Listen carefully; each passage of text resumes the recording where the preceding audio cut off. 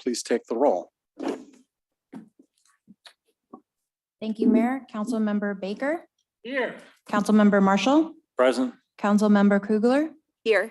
Councilmember Shrubnik, Here. Mayor Herbig, Here. Deputy Mayor O'Kane, Present. Councilmember File. Present. All present. Would you all please stand and join me in the flag salute?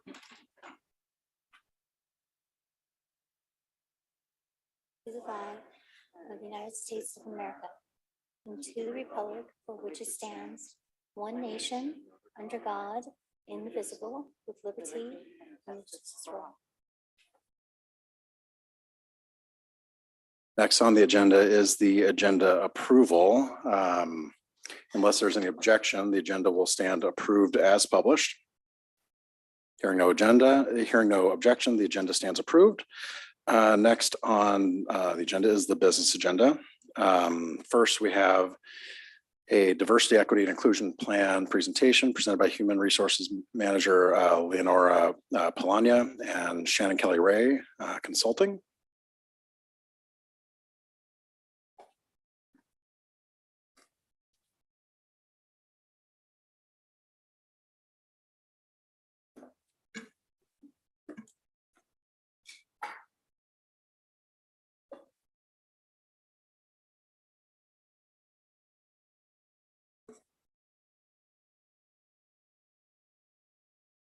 Good evening, Mayor Herbig, Deputy Mayor O'Kane, and council members. Thank you for your edits, your suggestions and recommendations to the diversity, equity, inclusion, and accessibility policy. So we've submitted to you the draft of the policy with your edits, combined with the edits of the DEI task force. And this draft policy with the edits has been shared with the leadership team for review. Their recommendations and edits are being incorporated into the final policy that will be shared and adopted this upcoming November. No action is requested. Any questions? Questions, comments?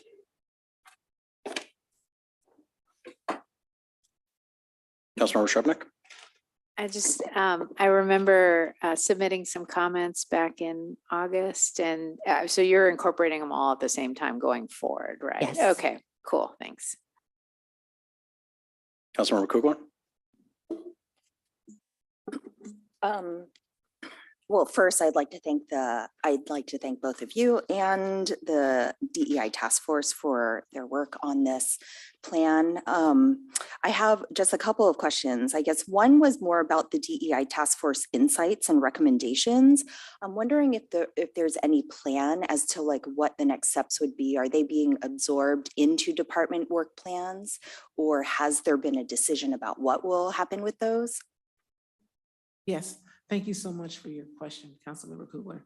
Right now, we're in the process of creating the framework for the DEI 5-year strategic plan for the city of Kenmore. And so right now we're doing an inventory of current DEI actions to create as the base for that foundational plan. And from there, we'll be incorporating insights from the recommendations from both the assessment process as well as the task force's recommendations. And so what we'll need to do is reconcile what is possible and what is deliverable as in terms of action as the plan cascades from year 1 through 5.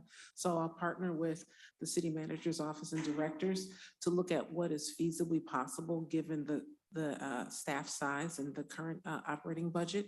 And then they will look at priorities and determine if there are other strategies that they are not resourced to be able to operationalize. So they'll look at high level recommendations as well as priorities of the city manager's office to identify those things that are neither resourced with regard to staff or budget so that they can make considerations for future council actions or asks. Councilmember File? I just wanted to thank you for all this fine work. It's been a great vision of mine to see us come to this day, and I couldn't be more grateful to the task force for all their hard work and efforts, your hard work and efforts, and really working together with our community and our council on this. I'm looking forward to seeing what those every 2-year surveys look like, and what that process will be for that 5-year review period. I'm assuming that you take that 4th year and you consolidate that and you start putting together work on that analysis for the 5th year presentation. Is that about right? It should be, so that would be the recommendation, but all of that will rest with the city manager's office. So the recommendation is that with the 5-year plan that you begin at least 1.5 years before the expiration of that plan to do an analysis and review, to look at current state and then figure out based on the resource of both staff and budget, what you're able to carry forward, what is working, because all of the strategic initiatives incorporated in that plan will have DEI metrics associated so that Mr. Carlinzi will be able to tell about what the progress looks like year over year with regard to those initiatives. So those, things that work well, you carry over. You always seek to improve and grow. Those plans are fluid, so there's always room and opportunity for growth. But you find those areas where the community may shift and change, the desires or priorities may change, and you meet. Okay, one more question.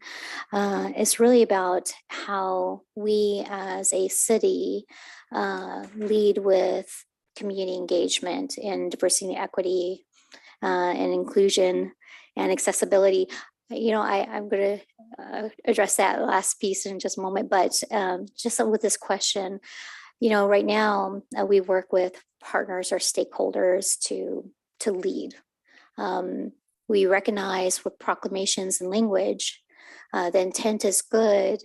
And I believe the intent to support others, bringing the diversity and equity issues to participate with our community and culture and engagement are there. However, it seems passive. What are your thoughts on that?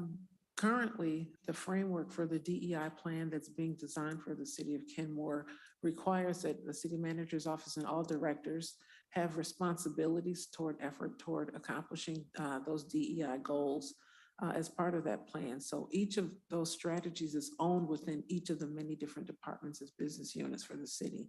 So it doesn't require for any one office, for example, to say, oh, well, this is Ms. Polani's responsibility solely.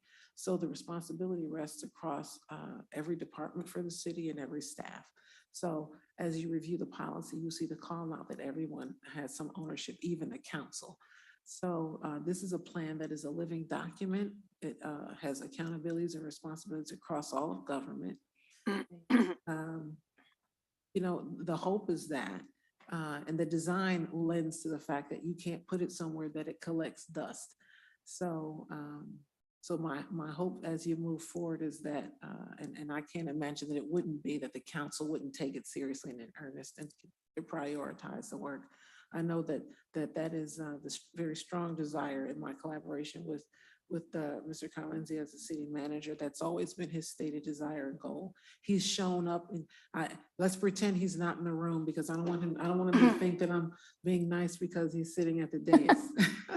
But I'm exceptionally proud of the fact that as city manager, he's made himself always available. He's there when he needs to show up. And he makes sure that we have the staff and the resources and time with his office and leaders and staff to make sure that we can put together the work to deliver a superior experience and collaborative process for the community and for staff together. And, my concern is always making sure that you create a circumstance that you center the work and you make sure that it remains a priority. And so right now we've been able to work and even in the early development of the DEI policy, make sure that we're structuring it in a way that it'll remain a priority. Okay, and the last question is about the title itself.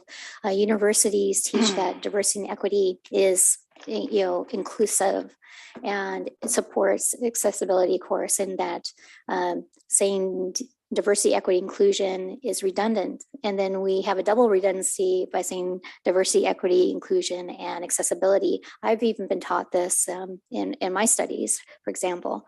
So are we doing it for mindfulness reasons or out of habit, or There is always a language within any discipline that's usual and customary, that you create a foundation or base of language so that when you discuss a concept, that it's easily recognizable for people that know the field or people that are new to that space or work. And so you always try to use a language that when we're talking about this space, people know exactly what it is that we mean that we're talking about. Thank So- you. Deputy Mayor?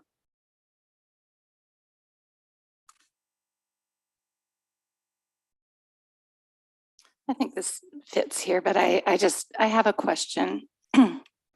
As I'm reading through this and our goals for equity, diversity, and inclusion, one of the ways that I understand to be very important towards achieving equity, diversity, and inclusion is through zoning, for example. Is that something that is addressed here in any way, shape, or form, or that the city should be considering?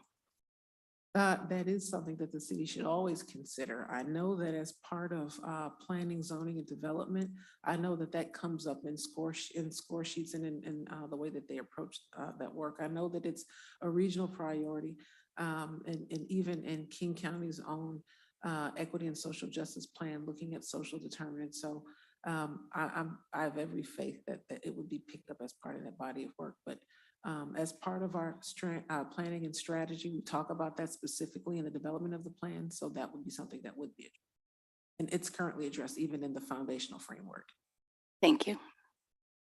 Councilmember Marshall?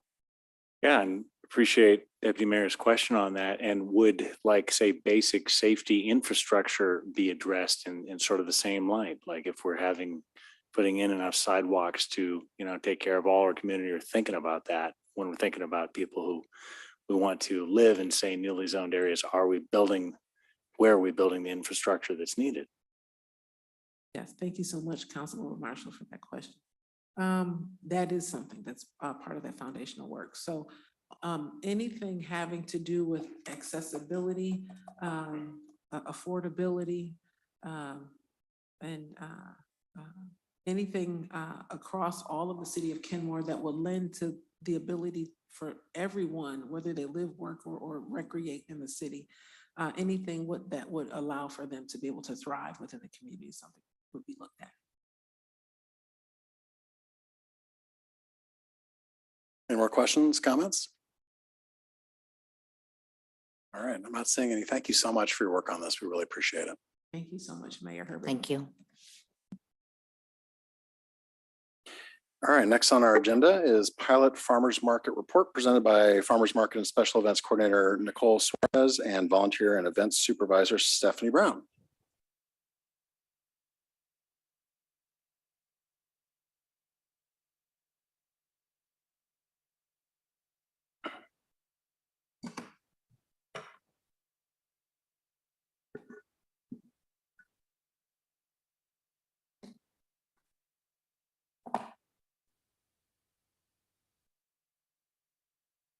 Good evening, Mayor and Council members. Thank you for your time and attention for this presentation. My name is Nicole Suarez, Farmers Market and Special Events Coordinator with the city.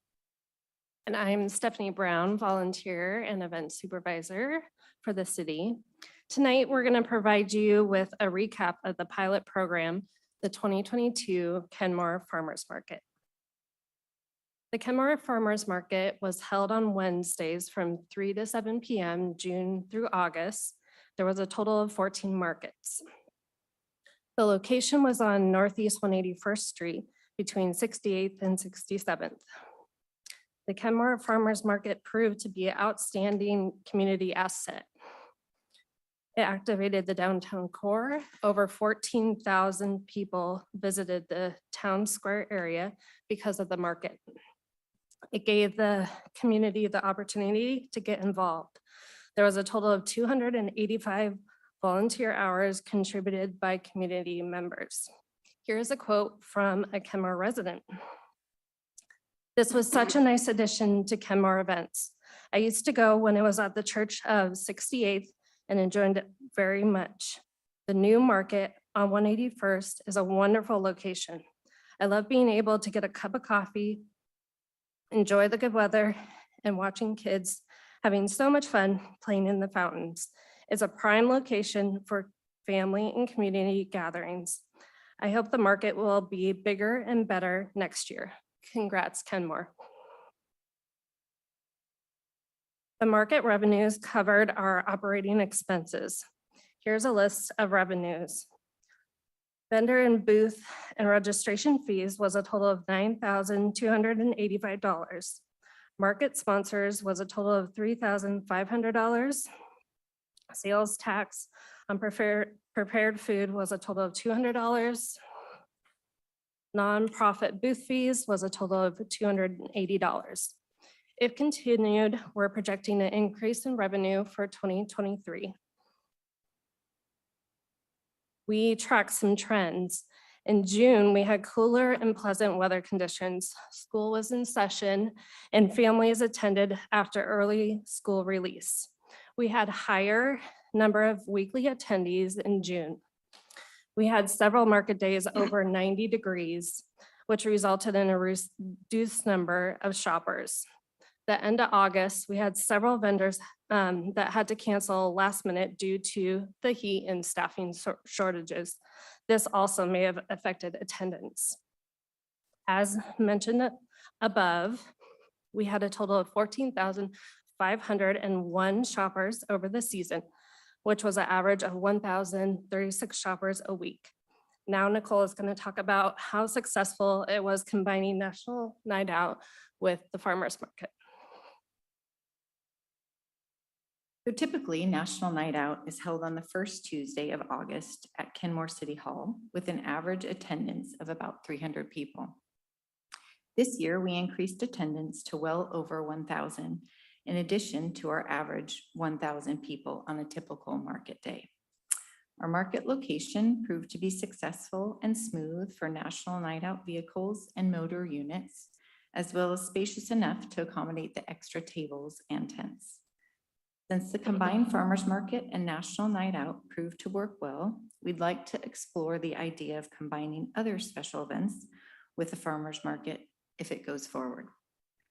Some ideas to consider include a movie night at the square on a Wednesday night directly following the farmers market, bringing in a music on the screen feature where community members can come out and perform each week, and even possibly adding Juneteenth festivities or educational programming around the Juneteenth holiday.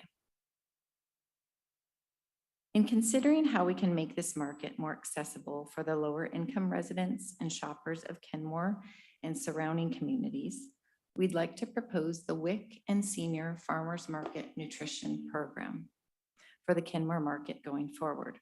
WIC, Women, Infant, Children Program, and Senior Farmers Market Nutrition Program participants can use their issued checks to buy fresh fruits, fresh vegetables, and fresh cut herbs at farmers markets. Only Senior Farmers Market Program participants can use their checks to buy honey at the markets. The goals of the Farmers Market Nutrition Program are to provide fresh, nutritious, unprocessed, locally grown fruits, vegetables, and cut herbs to WIC participants and low-income seniors, expand awareness, use, and sales at farmers markets and authorized farm stores, provide nutrition information to WIC and senior participants, such as the importance of fruits and vegetables in their diet and how to store and prepare them. The market manager would be responsible for applying for the Farmers Market Nutrition Program, recruiting and rostering at least 5 vendors who are growers who receive and accept the Farmers Market Nutrition Program checks, and for displaying Farmers Market Nutrition Program signage at the market. We hope to be able to continue the market and bring in this beneficial and helpful program. In regards to EBT, electronic benefits transfer and SNAP benefits at the Kenmore market, we have been advised to hold off on bringing in this program due to administrative and accounting demands. Plus, we have heard that at some point down the line, vendors will be able to accept EBT payment directly at their stalls. Then at that time, we'd look into bringing in EBT and SNAP benefits program. Various markets in the community either bring in this program or not. For instance, the Edmonds Farmers Market, a very large market, does not offer EBT at that market due to these same administrative and accounting concerns. One of our biggest metrics for market success for the pilot program pertains to feedback from the community. We conducted both an in-person survey during 3 market days and an online community survey for 10 days directly after the market. Out of the 327 in-person participants and 85 online participants, 97% of the combined participants are in favor of continuing the market. And 52% of the online participants ranked community gathering as one of their main reasons for attending. In combining the online and in-person surveys, 73% of the attendees were Kenmore residents, so this program serves our community well. Another success metric was vendor feedback. Of the 11 survey participants, 100% would return as a vendor for next year, and all provided excellent feedback on market location, logistics, community atmosphere, and sales on market day. As you can see from our comments shown here, this pilot program was indeed well received within the community. Check out this local mom's experience of the market this summer. We love the farmers market so much. 3 kids and mom come almost every Wednesday. Sometimes dad comes to join us and we get dinner at Stoop. We get a treat, Big Chair Bakery or Seattle Pops, take home some pão de queijo, and get our produce for the week. We almost always see people we know, and it feels like we are members of a real community. Even the local kids love this market.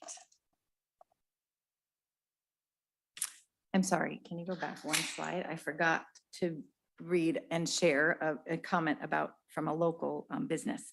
This market also proved to be great for local businesses in Kenmore, 5 of whom were regular vendors at the market. Elise with Big Chair Bakery, who's a Kenmore resident and a Kenmore business owner, shared this with us. Incredible market. 90% of the customers I met lived in Kenmore. So as a new Kenmore small business, I was able to meet my community. I had a significant number of repeat customers who came to 90 to 100% of the markets. My customers also expressed how much they love having a market and their excitement at supporting small local businesses. This market gave me such an intense sense of community, and I'm lucky to now call some of my customers my friends. My business would not have grown the way it has without this farmers market. So as we saw, even the local kids love this market. We'd like to close this presentation with a summative video of our market season. This video was made by our summer communications intern, Nathan Dills. Enjoy and thank you for your time.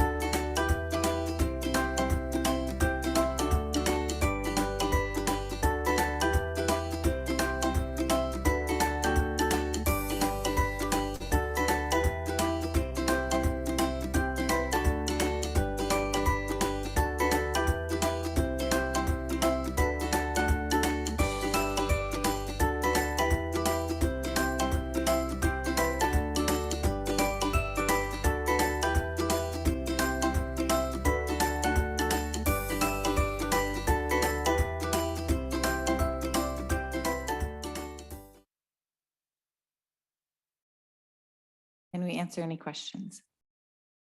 Questions? Councilmember File?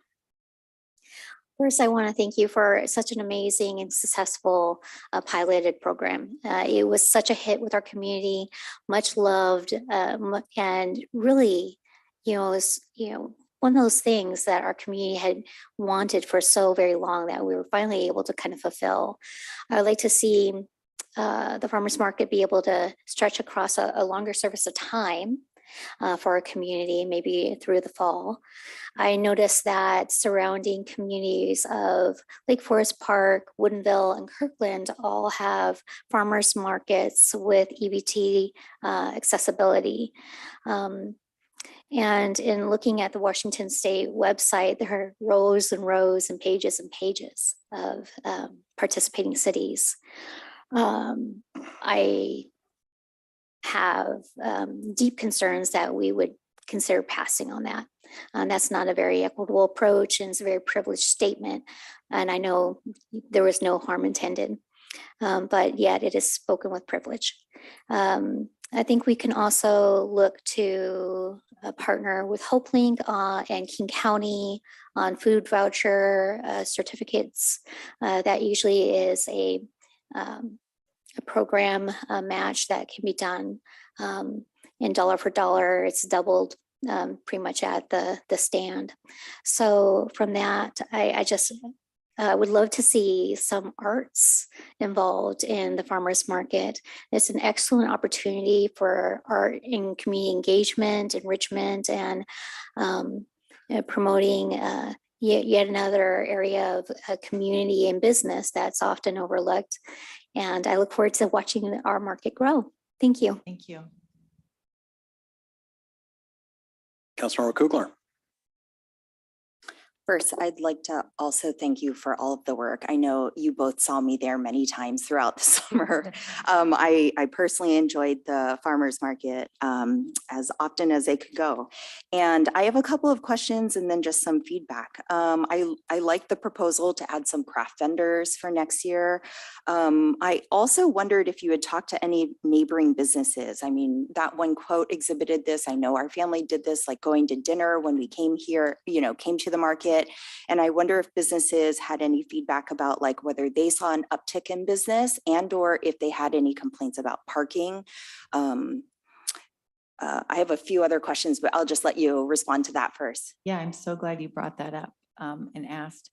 We heard back some great response from Stoop because we would always look over there and wish that we could be over there patronizing the restaurant as well because it was so packed on Wednesdays.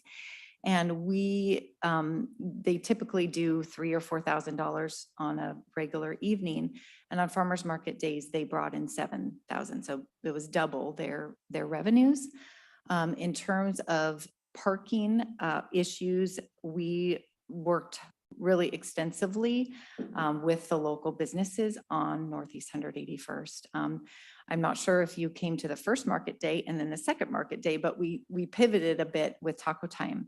We heard some feedback from them about the driveway closure on Northeast 181st and that affecting revenue. So ran numbers and everything, and it was a very significant amount that it would affect with what they bring in on a Wednesday evening. It was actually surprising for us to learn how many cars go in there and through the drive-through, but it's a significant amount. So we were able to make a change and move back our entry to the market to accommodate their needs. And then, yeah, we have several examples, and we worked with the vacant building, the old, Prime Pacific Bank there.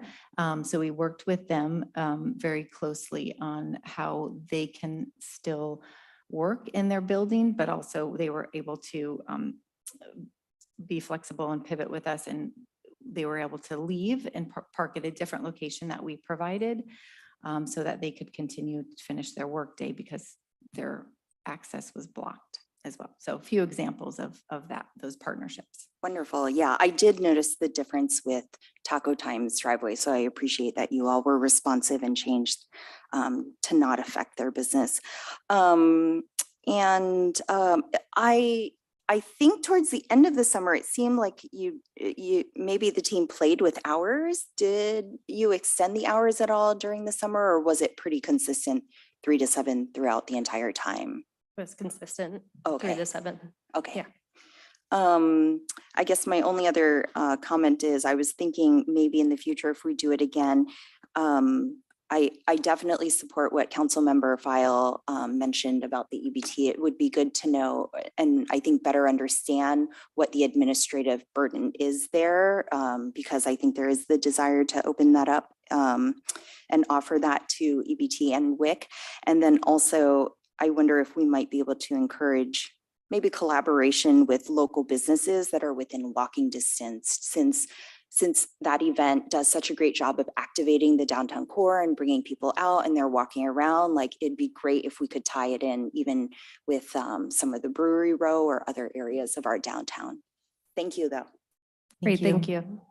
And we did explore with the finance department a little bit about EBT, and so we'll continue to explore that with that department. Thank you. Councilmember Marshall? Yeah, thank you for the information. And I know everybody here on the council is very excited about having our farmers market. It's an amazing thing to see. I echo council members File and Kugler on exploring ways to see if we can get WIC and EBT.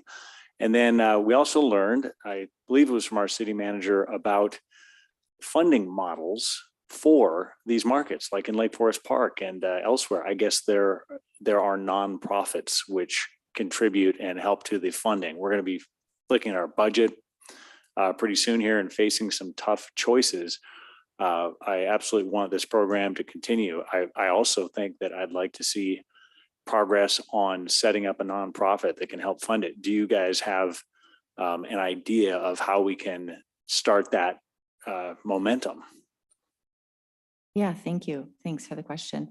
We've definitely explored options and looked into options such as grants, Washington State grants that help to offset costs, because it is a program that gets local healthy foods to residents. So that's one avenue.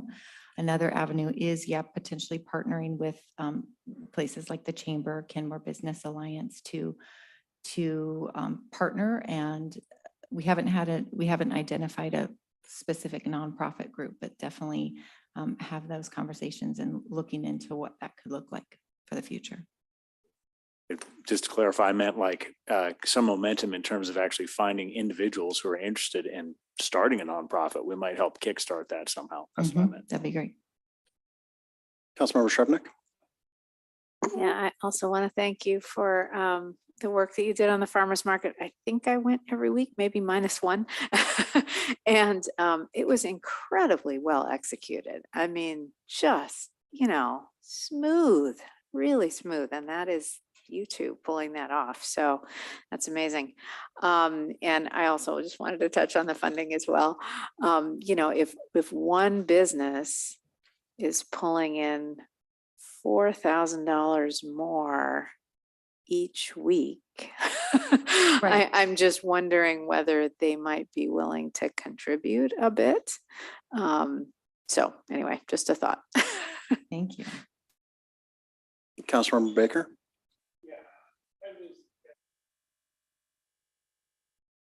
Councilmember Baker, please use your microphone.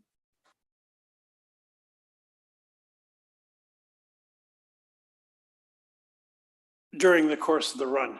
And I was impressed.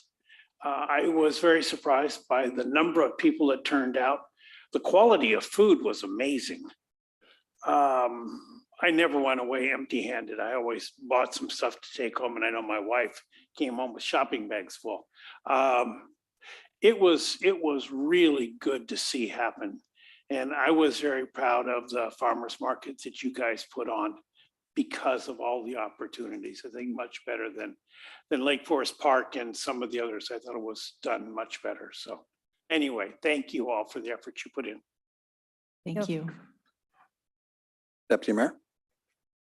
I want to echo the rest of the council and commend you for the outstanding work for our community. One of my favorite things about the farmers market was the color and life that was in our town. People really came together and celebrated, and such wonderful food. And it was a wonderful thing for our community. So I really want to see this continue. And I like the ideas that you've added about adding, consideration for next year, like adding craft vendors and music and tying it together with other events. I want to echo with our council members too about the benefits of working with other local businesses and making sure they're involved. I had a slightly different take on Lake Forest Park, but than Councilmember Baker. But what I was thinking about was in Seattle, you know, they've got like the Seattle area farmers markets, and there's a network of markets that they work together. So maybe there are some local community markets that we could work together with and build on, so that can help us expand. Because I see room for growth of our market too next year. And by networking with other markets, we might be able to bring some of that together too. So that was just a thought that I had. Genuine, heartfelt thanks. I'm a long-term farmers market shopper and really thankful that we have this in our community now. Thanks, Thank Deputy you. Mayor. Yeah, I want to echo what all my colleagues here have said. Right after, I think, the first or second week of the market, I was invited to, I can't remember what the group was exactly, but it was a group of, I think it might have been East Side leaders or something like that. And I was on a panel with other mayors talking about, one of the questions was, you know, how do you bring people together in these politically fraught times or something? And I actually use the example of the farmers market as an example of actually building community and bringing people together. And because that was my first thought when I walked in there the first time, was just seeing so many people like out walking around, interacting, not just buying things, but, you know, meeting their neighbors and having conversations like that, and then helping local businesses is it's just really great. It was also the easiest way for me to get my allotment of cherries every week. So I really appreciated that. And yeah, I really am looking forward to this continuing. And I really appreciate all the work that you've both put into this. Your Honor, can I just add one thing? Of course. This is an example of our coworkers taking initiative. So a year plus ago, we just sent out a request to all the employees saying, give us some ideas. And Nicole said, farmers market. And I said, okay, let's explore that. And she explored it and put together a proposal, brought it to you, and voila. So thank you. That was part of her job title. Well done. Yeah. Created the position you wanted. Yeah. Any further questions or comments? Councilmember File? Just one other comment. I could imagine if we were looking to expand the market, say next year or future years, that there's probably no reason why we couldn't expand into the green park space in front of Kenmore City Hall. It's done elsewhere and good examples of that. So if there are opportunities to reach out and see what other cities have learned from, doing that, that'd be great. And hot weather days. There were some communications about hot weather days. There are misting hoses that are really fine mists that, you can just, that can be purchased from Home Depot and brought above the tent line. That's enough to reduce the heat for the community market goers, as well as the entrepreneurs themselves, to be able to have a more successful day and a fun experience without getting overheated. It's a great idea. Thank you so much. All right, I'm not seeing any more hands up. So thank you so much for all your work. We really appreciate it. Okay. Well, Thank you. And now council is going to take a break until 7 o'clock when we'll start the rest of the meeting.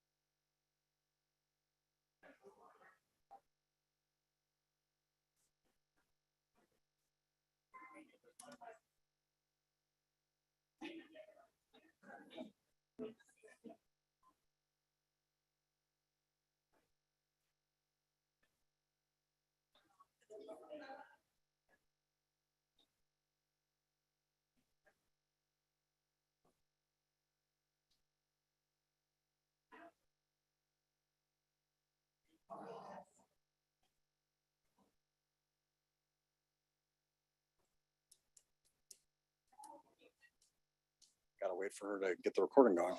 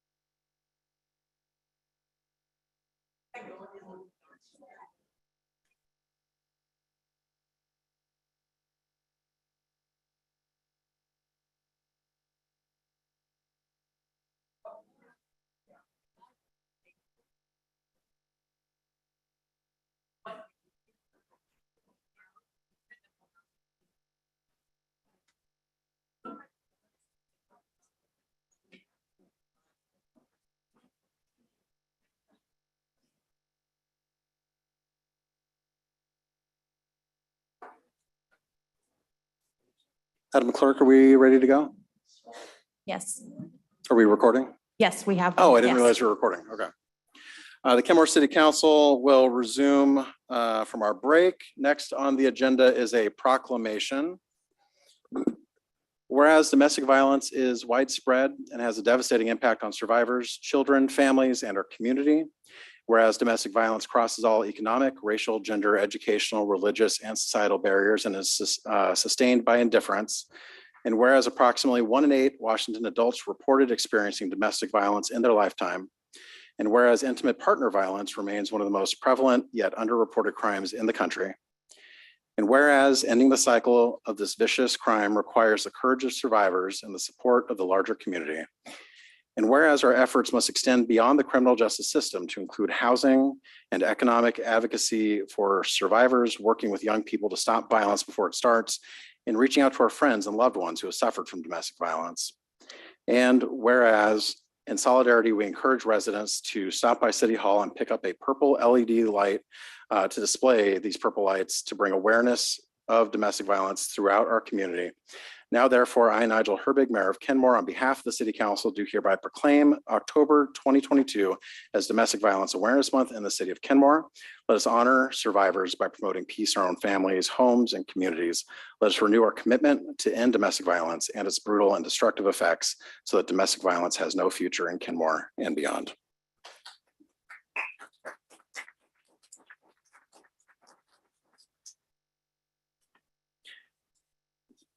And next, we have a presentation recognizing the Farmers Market Volunteer Committee presented by Farmers Market and Special Events Coordinator Nicole Suarez and Volunteer and Events Supervisor Stephanie Brown.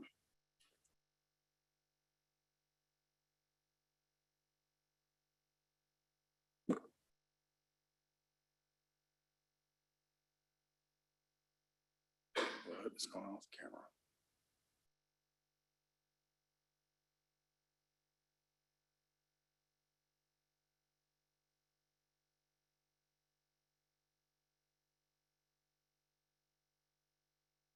At the beginning stages of the pilot Kenmore Farmers Market program, it was clear the city event team would need help pulling off this huge undertaking. The event team formed the Kenmore Farmers Market Volunteer Committee and created key lead roles to cover different areas of the farmers market operations. We were extremely lucky to have 5 strong and capable leaders within the community step up and help with the farmers market. Tonight, we'd like to recognize, honor, and thank them for this time, the time, service, and talents they've dedicated to the pilot Kenmore Farmers Market program this summer. I'm going to read off a little blurb about each of our wonderful volunteers we have here, and then we'll invite them up to get some certificates of appreciation, and we'll do a group photo with the council and the volunteers. So first off is Sherry Baker. Sherry served as the volunteer lead. In this role, she reached out to community members who expressed interest in helping with the market. She created schedules, volunteer hour tracking systems, organized our amazing team of day of volunteers, reported pertinent information to the market manager. Thank you, Sherry. I know you're there. You are.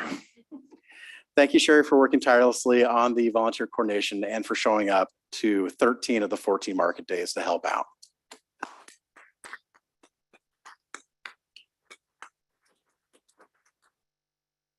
Suzanne Greathouse. Suzanne served as the community liaison. In this role, she connected with nonprofit groups that applied to be part of the market. Suzanne ran independently with this position, handling all coordination with the local nonprofit groups. She maintained and communicated highly professional, organized, and detailed information to the groups, even providing them with best practices and tips for garnishing more community engagement at their booths. Thank you, Suzanne.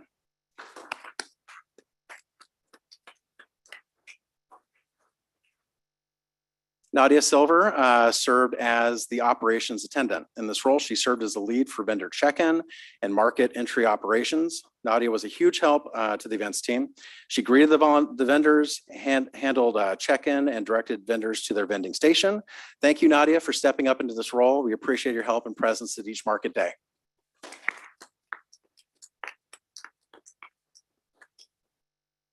Nayantara Vyas served as the market ambassador for the Day of Volunteer at special farmers market days. As the market ambassador, they help spread the word around the city and surrounding cities to promote our pilot farmers market program.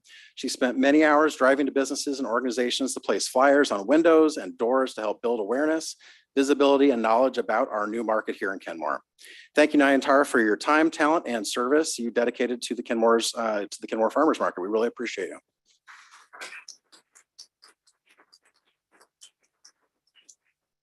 And last but not least, we have Morgan Doherty. Morgan served as a market ambassador.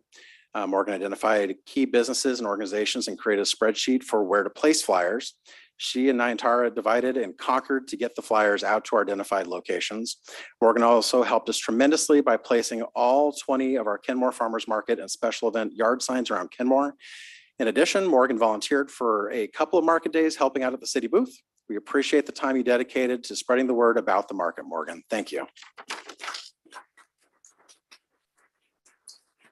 And now I'd like to invite Sherry, Suzanne, Nadia, and Nayantara. I don't believe Morgan was able to be here today, to come on up and get your certificates, and we'll take a group photo.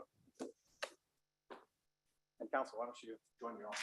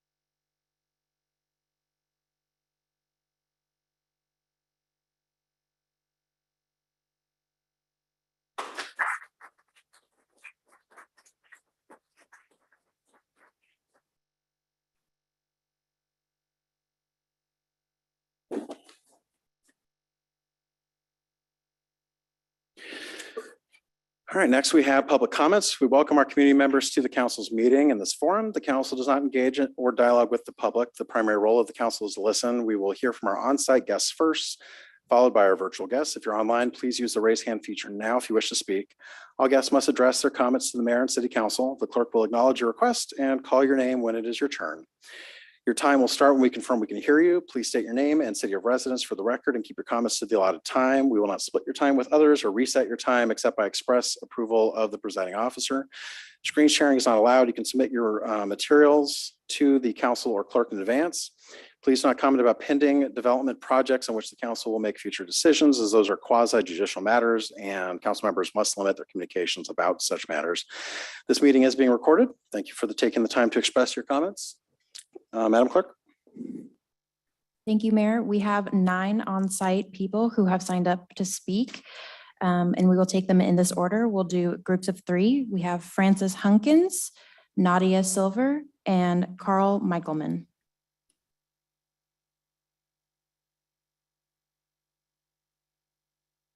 Go ahead and, Mr. Hunkins, go ahead and step to the podium. All right.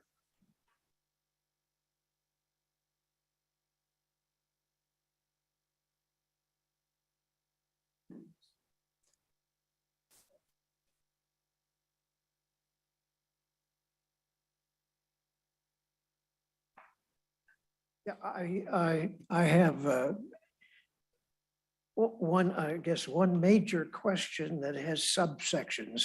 So key, and I know that part of the answer is in the document, but why the move for this effort to have these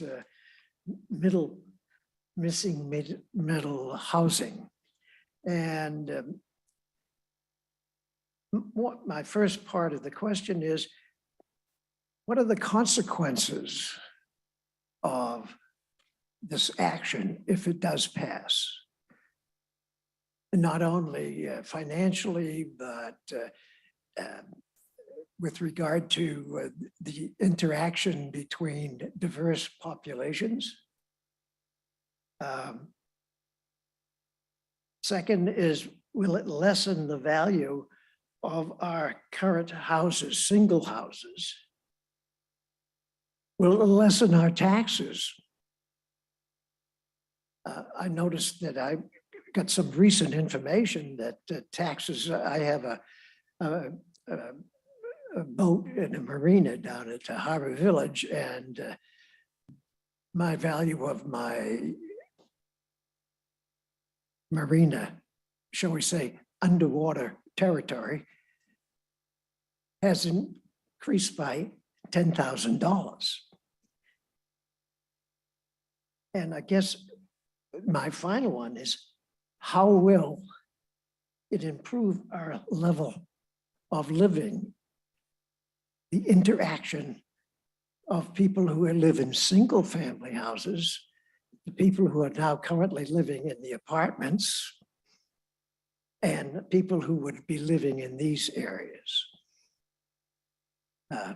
I don't have answers, but I do have those questions. Thank you. Can we get, we need your name and city of residence for the record? My name is Francis. It's Dr. Francis, Francis, P. Hunkins, Hunkins.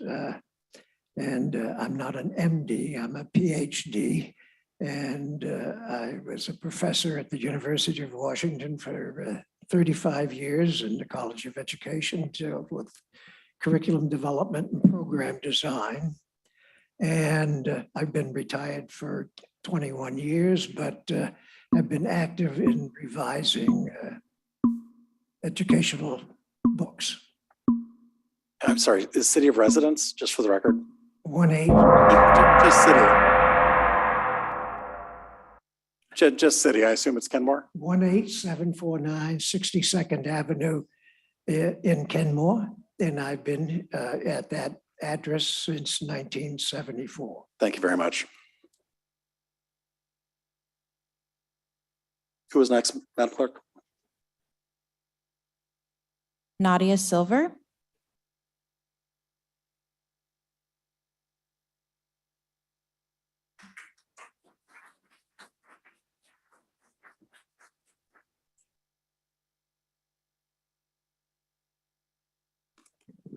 My name is Nadia Reyna Silver. I live here in Kenmore.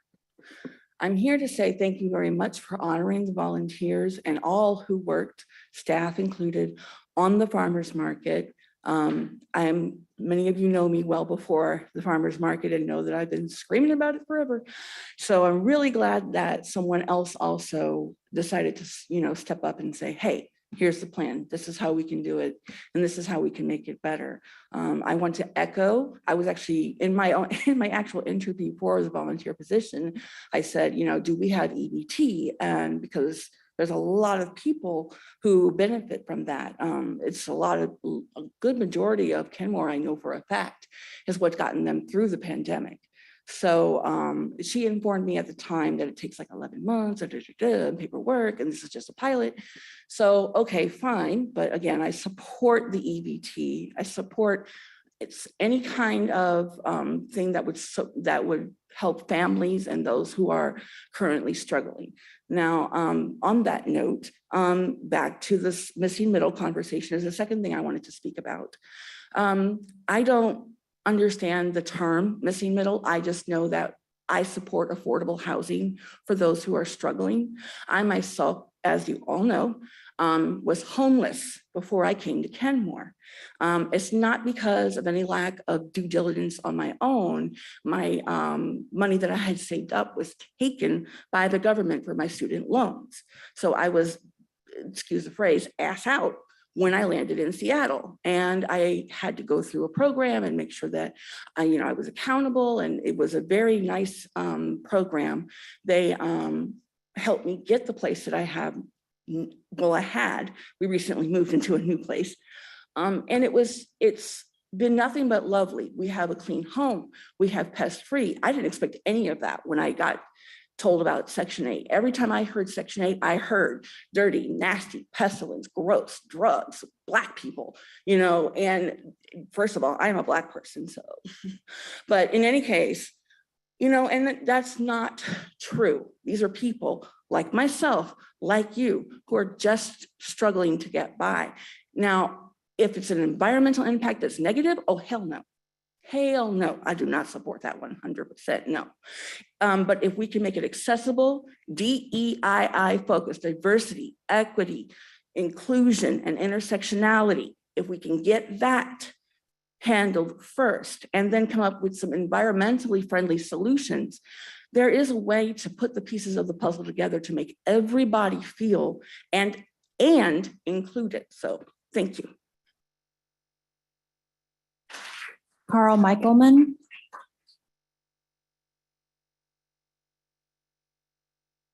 Followed by John King, Colleen Anderson, and Elizabeth Mooney.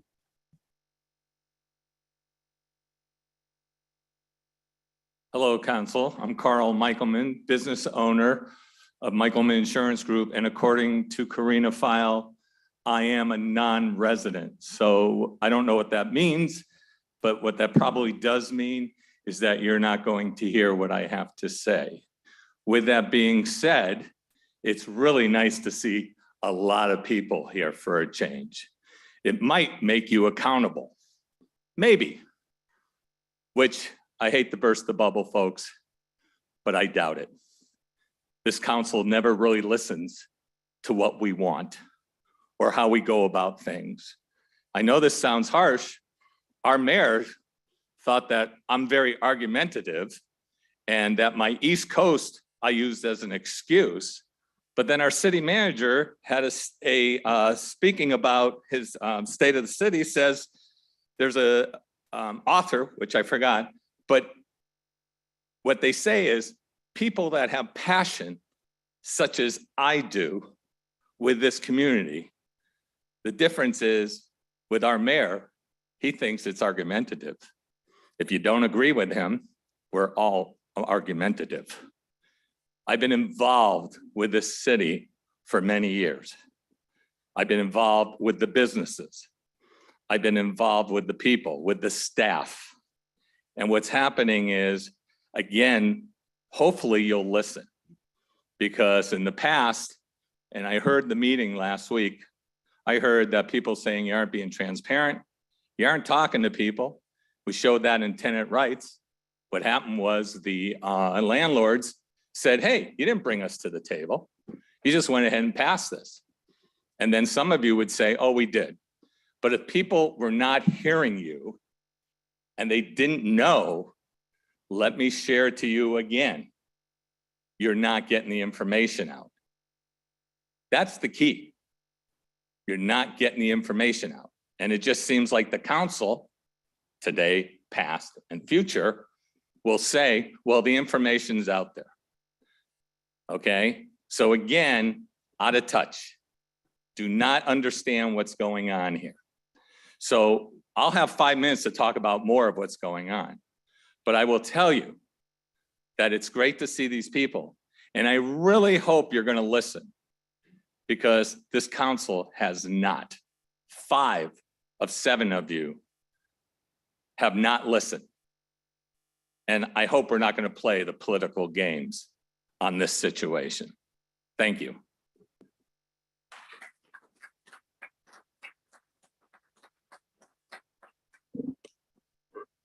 John King of Kenmore. Just wanted to thank council members. Thank you for motioning to have another open hearing today. It was very refreshing to hear that from last week. And I know I had some phone calls from people thanking a couple of the council members to do that also. There's many people online, and many people that were online last week I actually showed up today. So I'm looking forward to hearing what they're have to say. Just wanted to repeat what is going on. I want to make sure that you guys hear me again, that rezoning in a blanket sense is unacceptable, and we need to have just a good public debate about that. I hear a lot of people nowadays talking about arguing, and we live in a great country. We're allowed to debate. We have people that go to law school to debate, and that's what we're doing here today. And I hope to hear great things. And so just wanted to state again, I hope that this can be pushed back into a committee where we can have public input and continuing on today. Thank you very much for listening, and I look forward to a good night.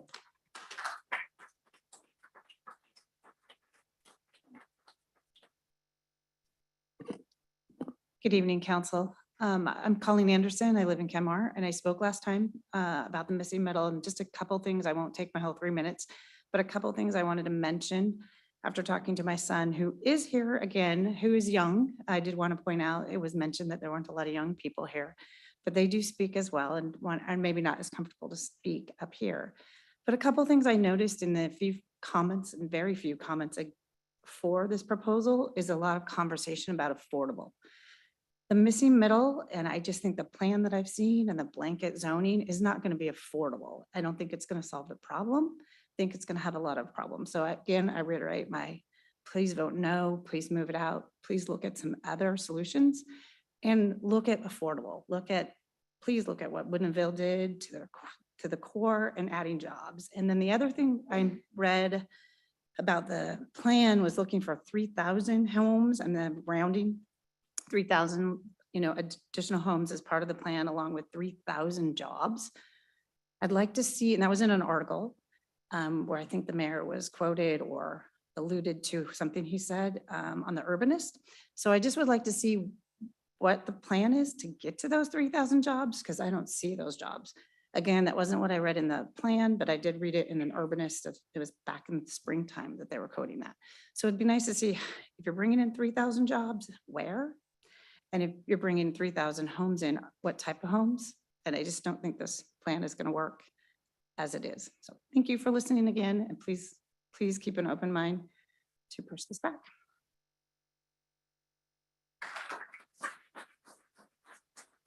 Elizabeth Mooney, James Smith, Chris Olson, and John Hendrickson.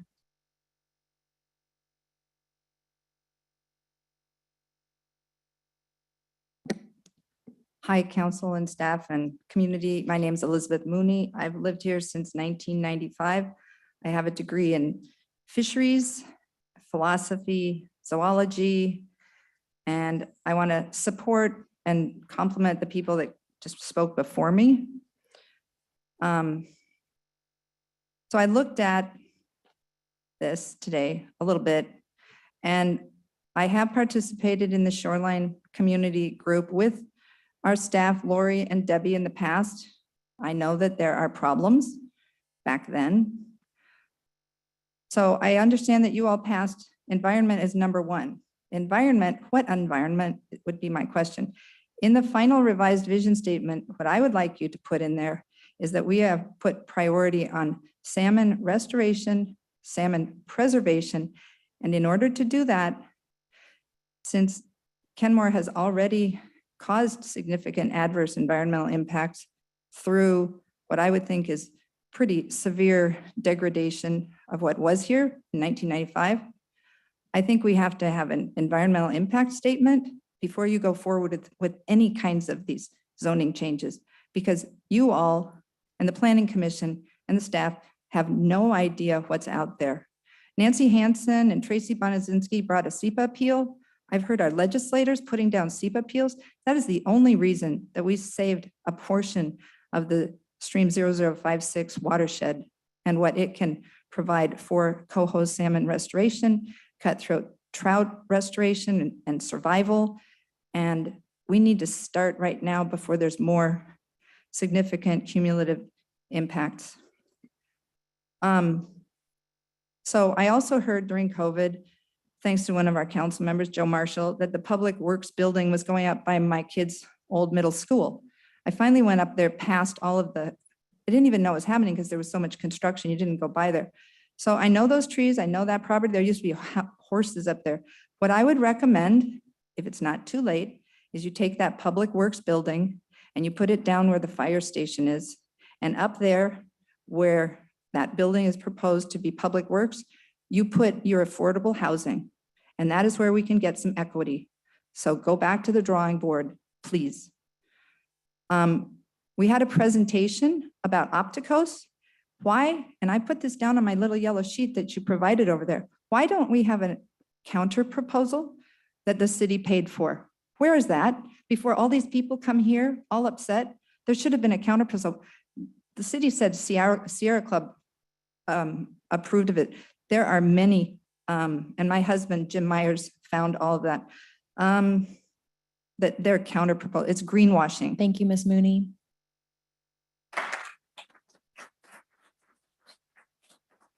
James Smith.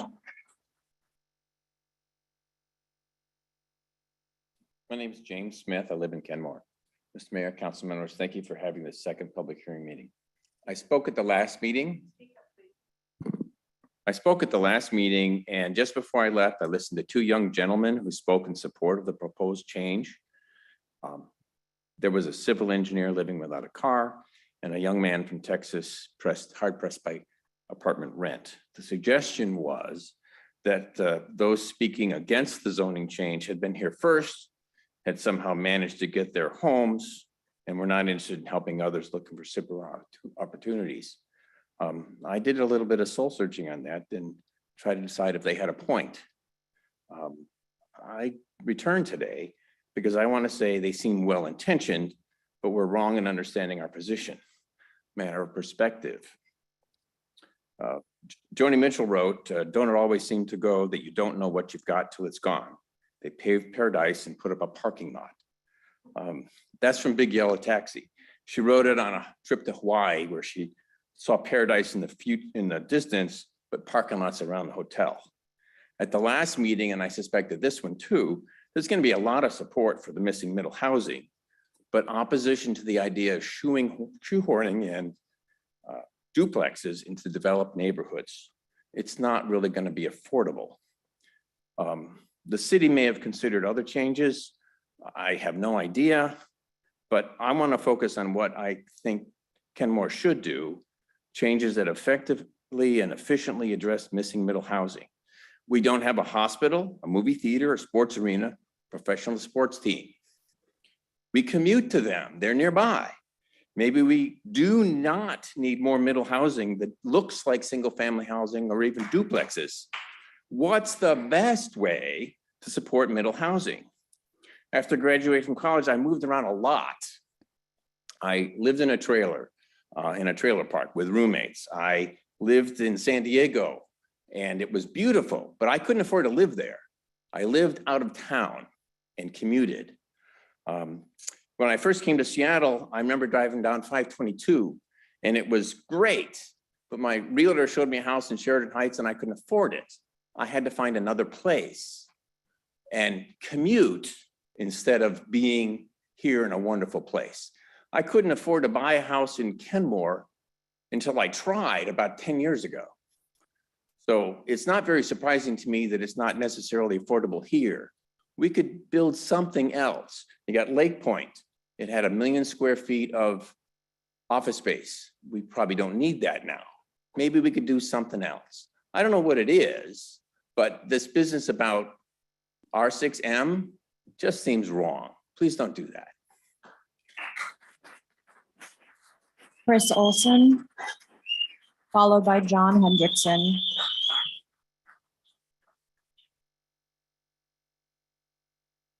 Chris Olson.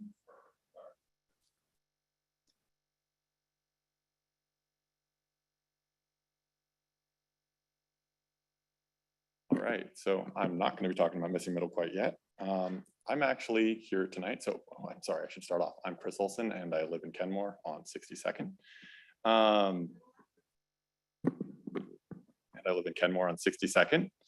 And I was hoping that you guys could look into potentially getting smaller street sweepers, other forms of cleaning equipment to help allow for street infrastructure that can be maintained, like protected bike lanes and the like. My understanding from some of the city engineers is that maintenance can be difficult on those regions if there is a buffer that forces them to be separate from the lane. This ends up widening the lane, which makes it feel more comfortable for cars to go faster, and that results in death. I would like for us to, try and be a little bit more proactive and preemptive on these things, as opposed to waiting for someone to die to upgrade an intersection. I would also like to throw my support behind the number of people from Kenmore that came up to speak about, I believe it was 80th over by Inglemore and the elementary school over in that area, trying to get a sidewalk. I think that's really important, and I would like to see more money going towards those types of improvements. Yeah, I think for now, that's all I have to talk about. I just wanted to mention those two items. I'm hoping to start getting a group of people together to look at a vision plan for some parts of Kenmore, specifically the 61st alignment. I think there's some things that could be done in coordination with WashDOT to try and improve that area to not be so awkward. We've got 4 lanes that shift down to 2, and I don't quite understand why we have all 4 if there isn't a place for those cars to necessarily go. And that corridor has a lot of housing around it that would be better served by potentially daylighting the creek or newer, healthier trees with more space that had been considered and pushing them further away from utilities, et cetera. Regardless, I'm going to yield the rest of my time. Thank you. John Hendrickson.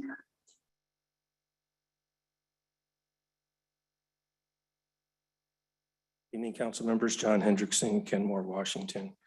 I'd like to address the issues here of ethics and policy making. I think council and staff has a long history of policy making that is self-indulgent, self-serving, intellectually dishonest, and violates the council's duty and core responsibilities to the public, for which we entrust you with our tax dollars. Core responsibilities are really police, which is public safety, roads, which is public safety, surface water management, which is health and public safety, and land use, which is public safety. And then you're supposed to save as much money as we can to make capital improvements for public safety and recreation. You don't do fire, you don't do water and sewer, you don't do the library. That's it. But instead of focusing on that, you choose to take our tax dollars and use them to engage in social activism and public indoctrination in the process, which supports your personal social policies. Example could be affordable housing. You lead people, you want them to drink the Kool-Aid that you can provide affordable housing to people. I've given you, there's a report from the lumber industry. I got it from Plywood Supply. I've given it to you before. The cost of lumber for a 2,700 square foot house is $16,000. The roof trusses are $10,000, $26,000. Look at anything you want to buy to build a house. How much does it cost? And people are getting paid how much just to pour coffee? How much can you buy? So any people that immigrate to this country have always been astonished at how people complain here. They just can't believe it. And I can't believe you people. So the whole ADU thing, again, there's a lot of indoctrination in here that you are going to provide affordable housing.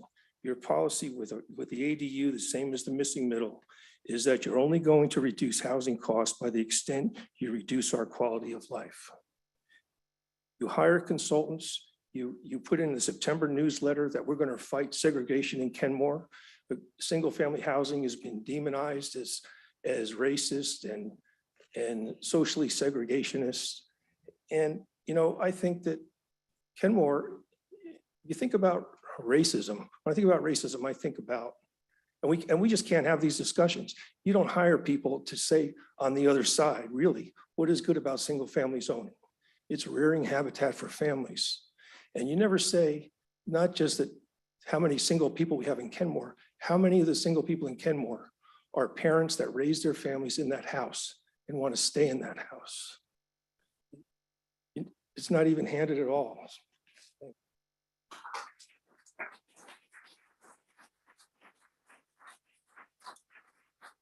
Mayor, there are no more individuals signed up for on-site public comment. Can we move on to virtual public comment? Of course. Perfect. If you would like to give public comment and you are virtual, please raise your hand. At this time, we have the following individuals in this order: John Peoples, Phyllis Finley, Stacy Valenzuela, and Dr. K. Mr. Peoples, go ahead. Yes, John Peoples, Kenmore. Thank you very much for hearing me this evening. First up, the farmers market. Well done. I thoroughly enjoyed my visit this year, and I'm looking forward to an even bigger and better farmers market next year. So I'd say for the volunteers, the city staff, and the council, A+, solid for a first-time effort. On the other hand, DIEA, F-, little good can come out of the DIE effort. First, it's hypocritical. I read through the materials, and there are several items in the report and the recommendations that are directly contradicted by the racist propaganda piece called the Pyramid of White Supremacy. It's just not working. If you cannot even take a simple request and act on it. I noticed in all of the recommendations, there's no empowering people by helping them with personal finance. It's just all about what the city can do and serve people, rather patronizing. Also, the name keeps changing. It was DEI, then it was DIE, then it is DEIA. And the whole point is to keep people off balance and keep changing the name over and over and over again, change the vocabulary, change the meaning of the vocabulary words. It's all meant to be confusing so that they hoodwink you. And I don't believe it's a very good use of our tax dollars. I will make every effort to participate so that I have the opportunity to express myself freely to the commission or the advisory committee. And Lord willing, the day will come when the DEI Advisory Council simply ceases to exist. It will be discontinued and our tax dollars will no longer be wasted on it.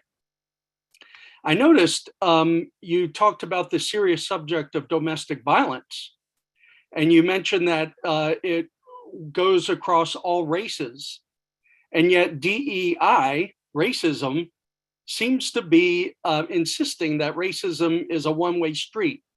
But like domestic violence, racism is not a one-way street. It's omnidirectional. And lastly, I'll say English is a beautiful language, and I look forward to the opportunity to help those who don't speak English as a first language to learn it. Thank you.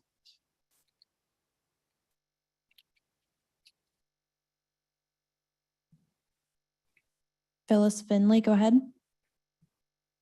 I'm Phyllis Finley, Kenmore. These comments are about the city's communications in general, their style and method. Although I'm going to use the term missing middle in these comments, the term is used only as an example and are not addressing the issue of missing middle housing, which I will address during the public hearing.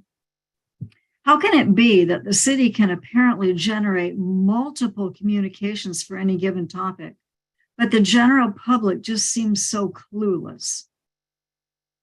The answer came to me in the Kenmore Top 4 as published on Friday, September 30th. I was heartened to see that the city chose the continued public hearing as a #1 issue of the week. What dismayed me was that nowhere in that blurb was the word rezoning used. That is precisely the word that makes residents take notice, read more, speak up. Why was that descriptive word left off? I did a bit of investigating about headlines and copy editors, and this is what Google tells me. Quote, a headline's purpose is to quickly and briefly draw attention to the story. Again, as an example of the #1 issue of Kenmore's Top 4 on Friday, the real story, the essence of that story that's generating concern and interest is the rezoning. That's precisely the word that is nowhere in your blurb. I'm asking that for all the time and effort and money that the city spends communicating, please be sure that you are thoroughly communicating the most important part of each story. Thank you. Stacy Valenzuela. Stacy Valenzuela, Kenmore. Can you hear me? Yes, go ahead. Thank you. People love Kenmore because of the open spaces, natural habitat, trees, and wildlife.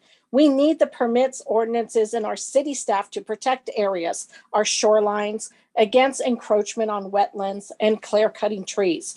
We need all the task force and committees to include community that's passionate for the cause. We need presentations to include both sides of an issue. To be fair, clear pros and cons should be included in each presentation to show what may be the consequence of that big change, like rezoning, adding street barriers, redirecting a stream if adopted by our city. We need to stop cementing of natural habitat in parks, increasing greenhouse gases by 30%, adding 8% of global warming heat, as well as being the third largest source of pollution. Our natural resources should be protected over recreational activities and development. I'm going to go against the grain. How is it that a farmer's market is a good thing that the city spends $80,000 costs to run with only a revenue of $13,000 when the businesses earned $173,000? This return is a huge loss. I'm sorry, but just think of what the city could do if the $80,000 was spent on the little shacks that the city of Bothell put up for their businesses and collected rent on those. Those pop-up shops make a lot of money and they're cost effective. We were told that public services by outside contractors were now being performed by public work hires. Seemed only the name change from contracting out to enhanced services, but the work is still being contracted out at high cost for sweepers, snow plows, sidewalk patches. We need workforce houses of 45 to 60% medium income level to keep our workers and businesses in Kenmore, or we will lose more businesses. We need affordable housing at 40% and below, or more will be living in tents. Clearly seen is time after time the staff supports opposite criteria of the council or residents. We see that with efforts of just a few staff, affordable housing development can and is happening in Kenmore. Imagine what can happen if more staff was supporting the top priorities of our council, affordable housing and environment, and following their direction and that of the resident concerns. The will of the people is what we should be following, not some side agenda that changes the criteria of our needs. Thank you very much. Dr. K, followed by Corey. Please provide your full name for the record. Hello, my name is Lena King and I reside in Kenmore. I'm a mom. I'm speaking right now so I can put my kids to bed. Thank you for listening to us here online. I want to say that I oppose this rezoning because I feel like we need a lot more clarification on this, and that seems to be the consensus I'm hearing. I'm concerned about the increase in traffic of all the cars that will be parked on the streets, that we don't have the infrastructure for this widespread sweep of 70% of Kenmore to be rezoned. I live in a walkable neighborhood right now with no sidewalks. We walk on the street, but we don't have cars parked up and down the street so we can walk comfortably without fear of getting hit. My kids can walk and bike on the street. I think we need a more targeted approach in selecting certain neighborhoods for building these duplexes and triplexes. I feel there will be a negative environmental impact. Several people brought that up today. I don't understand how destroying hundreds, if not thousands of homes that already have good bones to rebuild brand new homes is going to not be destructive to the environment. I don't understand how this would be affordable either. As someone brought up earlier, the cost of lumber and all the building costs that are rising higher every day.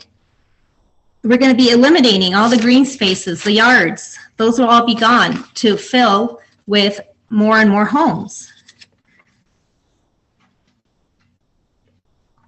I don't understand how you're going to tear down $1 million homes to build 2 or 3 homes and sell those at an affordable price. As other people are brought up, this missing middle is not what is going to be happening. How are these going to be affordable? That is a big question a lot of people want the answer to.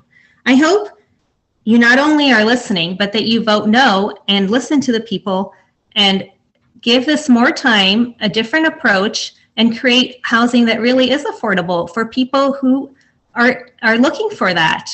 And these $1 million homes being torn down and building $2 or $3 million homes in their place is not an affordable thing. Thank you for listening. Good night. Corey, go ahead and please provide your full name for the record. My name is Corey Holder. I live here in Kenmore. I just wanted to chime in today because I've been listening to as many past city council meetings as possible, trying to get up to speed. I've only lived in Kenmore for about 3, maybe 4 years. But throughout the meetings, the main thing that I heard was from the citizens is somewhat of a lack of trust in trying to get what the community wants compared to what the city council wants. It's not a good thing, but I think the messaging could be better and give us both sides of the story rather than just this nice, shiny new thing that supposedly everybody wants, but nobody really does. I don't think we're getting enough information as the taxpayers here. That shop, that's incredibly expensive. I saw for the PowerPoint or the SharePoint presentation that it's going to be around $32 million. That is a lot of sidewalks and actual infrastructure that we need that could be put in place, especially down like in Morelands. I heard a few moms out there talking about how they're walking their kids to school without sidewalks. I mean, we're talking about all this growth and increasing density, but yet we don't really have the infrastructure to support it. And there's really not a need to have a $20 million shop that is eco-friendly or carbon neutral so people can have tours. I think it's just ridiculous, all considering where we're at right now. I really think that for the middle missing housing, I think that should be put up to a vote. It seems that it's going to affect the entire community, not just a quarter mile away from the transit, but the entire community. I think that should be left up to the community, not 7 people, with all due respect. So that's all I have.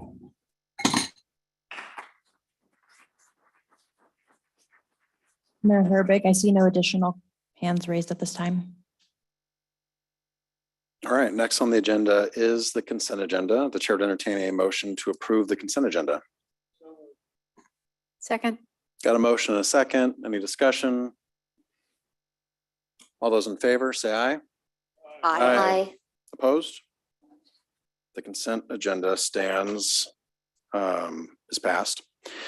Next on the agenda, we have 2 public hearings. The first public hearing will be a continuance of last week's public hearing on the comprehensive plan amendments, including middle housing.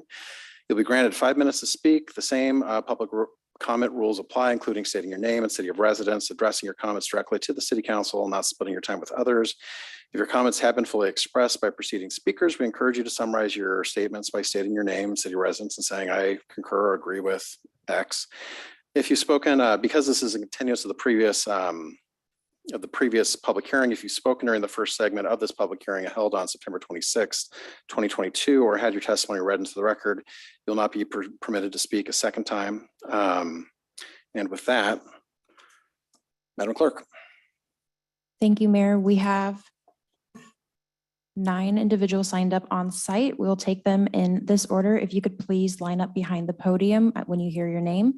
I have Aaron McDonald, Robin Hill, Jim Myers, and Josh. Last name starts with a K. I apologize.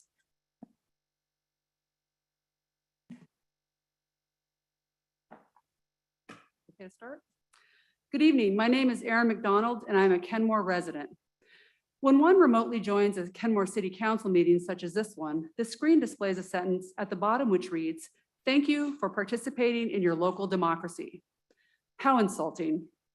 If the members of the City Council truly believe that, then they would heed the wishes of the overwhelming majority to end this utopian exercise of rezoning nearly the entirety of single-family homes in this small city.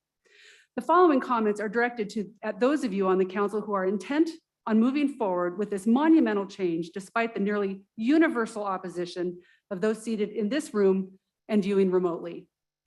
The people, in Greek, the demos, from which the word democracy is derived. For the others, those of you who are opposed to this wholesale change of our way of life in Kenmore, thank you for your resolve to prevent your power-hungry counterparts from acting as unchecked rulers. This missive is not directed at you. For those in favor of the proposed blanket rezone, your attitude and actions are those of rulers who are dismissive and contemptuous of the ruled. You are not acting like council members who are elected to represent your constituents or govern according to the will of the people, but rather as aristocrats or tyrannical despots. Do you wish for us to kneel and kiss your rings to have our grievance given consideration or a reasonable request granted? Nonsense. Be prepared to be ostracized from the community. Pariahs everywhere in this city except for your own home.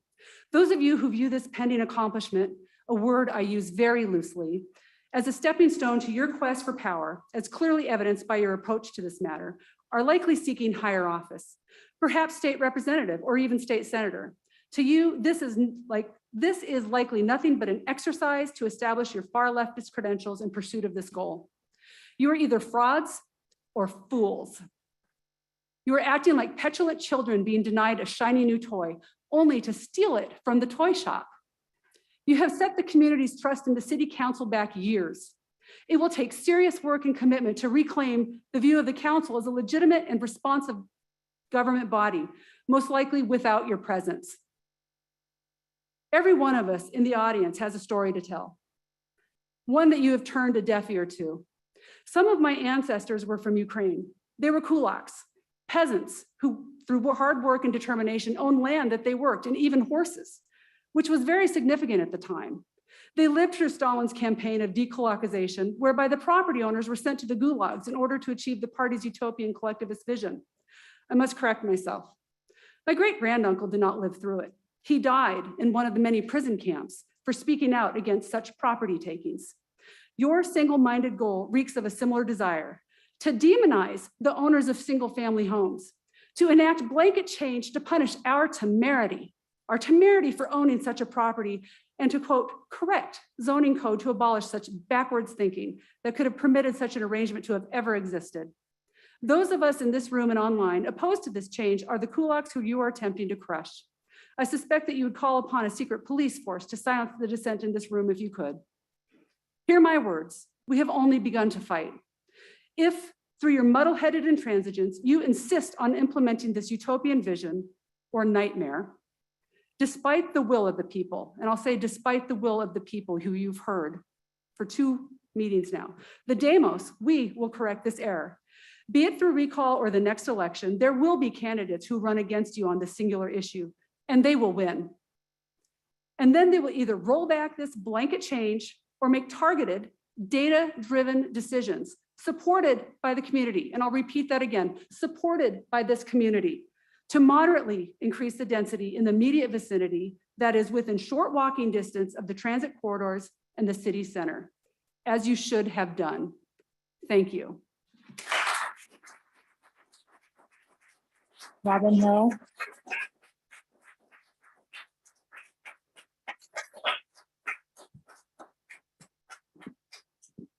Hello, council members. My name is Robin Hill, and I've been a Kenmore resident for about 12 years. I was on the call during the last meeting, and we were connected via Zoom and had difficulties, and I wasn't able to give my comments at that time. So I really appreciate you allowing us to come in and give a statement tonight. When my husband and I were first married, due to cost of living issues, we moved from our current state of residence in California to another state to be able to afford a home. We started our family there together, and we started out with a townhouse. We started out with a less expensive home, and when the time came for us to move to Washington, we lived in Kitsap County because the cost of living in Kitsap County is significantly less expensive than King County. When we came to King County, we purchased a condo. When we decided that we were ready for a home, we sought out Kenmore. We were very impressed with Kenmore because of the environmental aspect and the community and the historic homes. And we deliberately chose an older historic home in an older community for our house. I am against this missing middle project as it is being proposed currently. I don't think that a blanket rezoning is the answer. That will not enable the residents who want to live in Kenmore to be able to afford affordable homes. Those houses that are going to be going into our lots are going to be too expensive. I do applaud the projects that have gone into Woodinville and Totem Lake and Bothell, where there are live-work units. There are a variety of different style homes that bring in jobs as well as more affordable houses. I understand they're not still going to be affordable enough for some people, and those people may have to commute in from another county, but you know, eventually, hopefully they can live in their city of their choice. But most importantly, I ask you, please don't rush into this decision. This is too major of a decision to make in haste. You will not be able to undo some of the changes that will happen to this community. Ask yourselves, who do you represent? Do you represent the developers or the community? Please listen to your constituency and put this to a vote. Thank you. Jim Myers.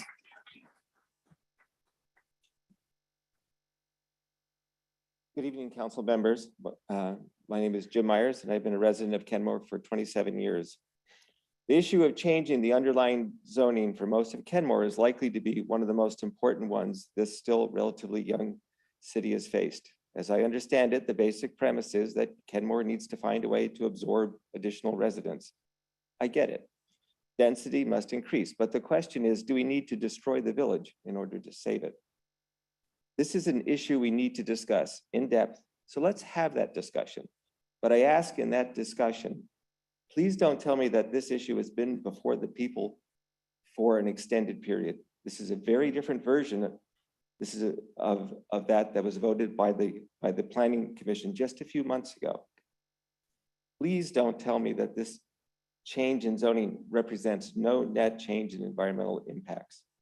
The presentation compared the impact of a single family with a duplex, a single family house that was 4,400 square feet. It's not my house, but it was split into a dwelling down to up to eight subunits. So where do people park all those cars? Anyone who travels in Seattle neighborhoods knows what it's like to drive down a single open lane with cars parked on both sides of the street. And remember, these people have access to perfect transit and they have sidewalks, which most Kenmorians don't. How can people give up their cars if there are no options? And I don't have time to go into the issues of moving all those cars down Kenmore's arterials. My involvement in a number of SEPA hearings to contain the environmental impact of the developments in this town has left me somewhat skeptical to the ability of the existing ordinance, critical areas ordinance, to live up to their intent. The issuance of variances, reasonable use exceptions, buffer modifications, offsite mitigations, cash for mitigation, or just lack of oversight and enforcement has resulted in the degradation of our green spaces since Kenmore came into existence. With the lure of new developments, I fear money will talk and our environment will lose.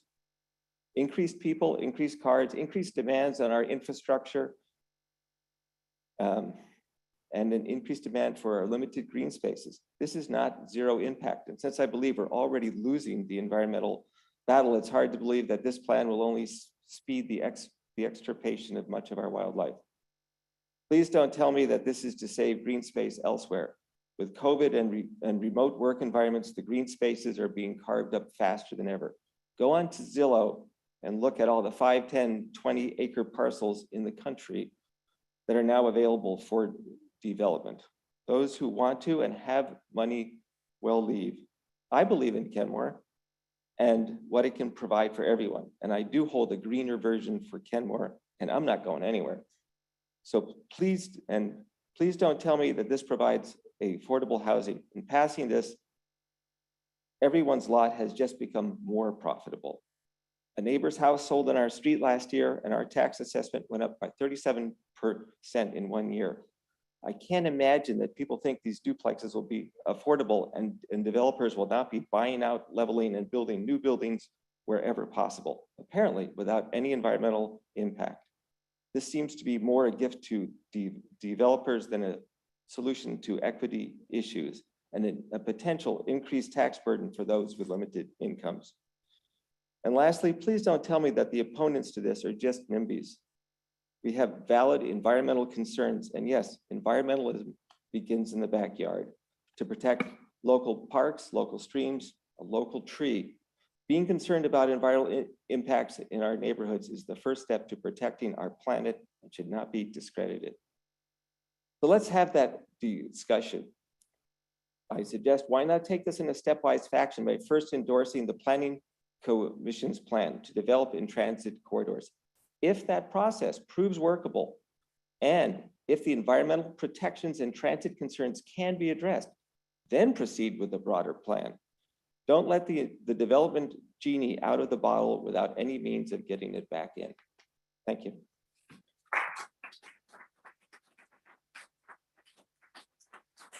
Josh Kay, you're up next, followed by the 5. Carl Michaelman. I apologize, I can't read your handwriting. Either Sean or Ben, last name starts with an R. Jane Lewis, Chris Olson, and Richard Lewis in that order. If you could please line up behind the podium. Thank you.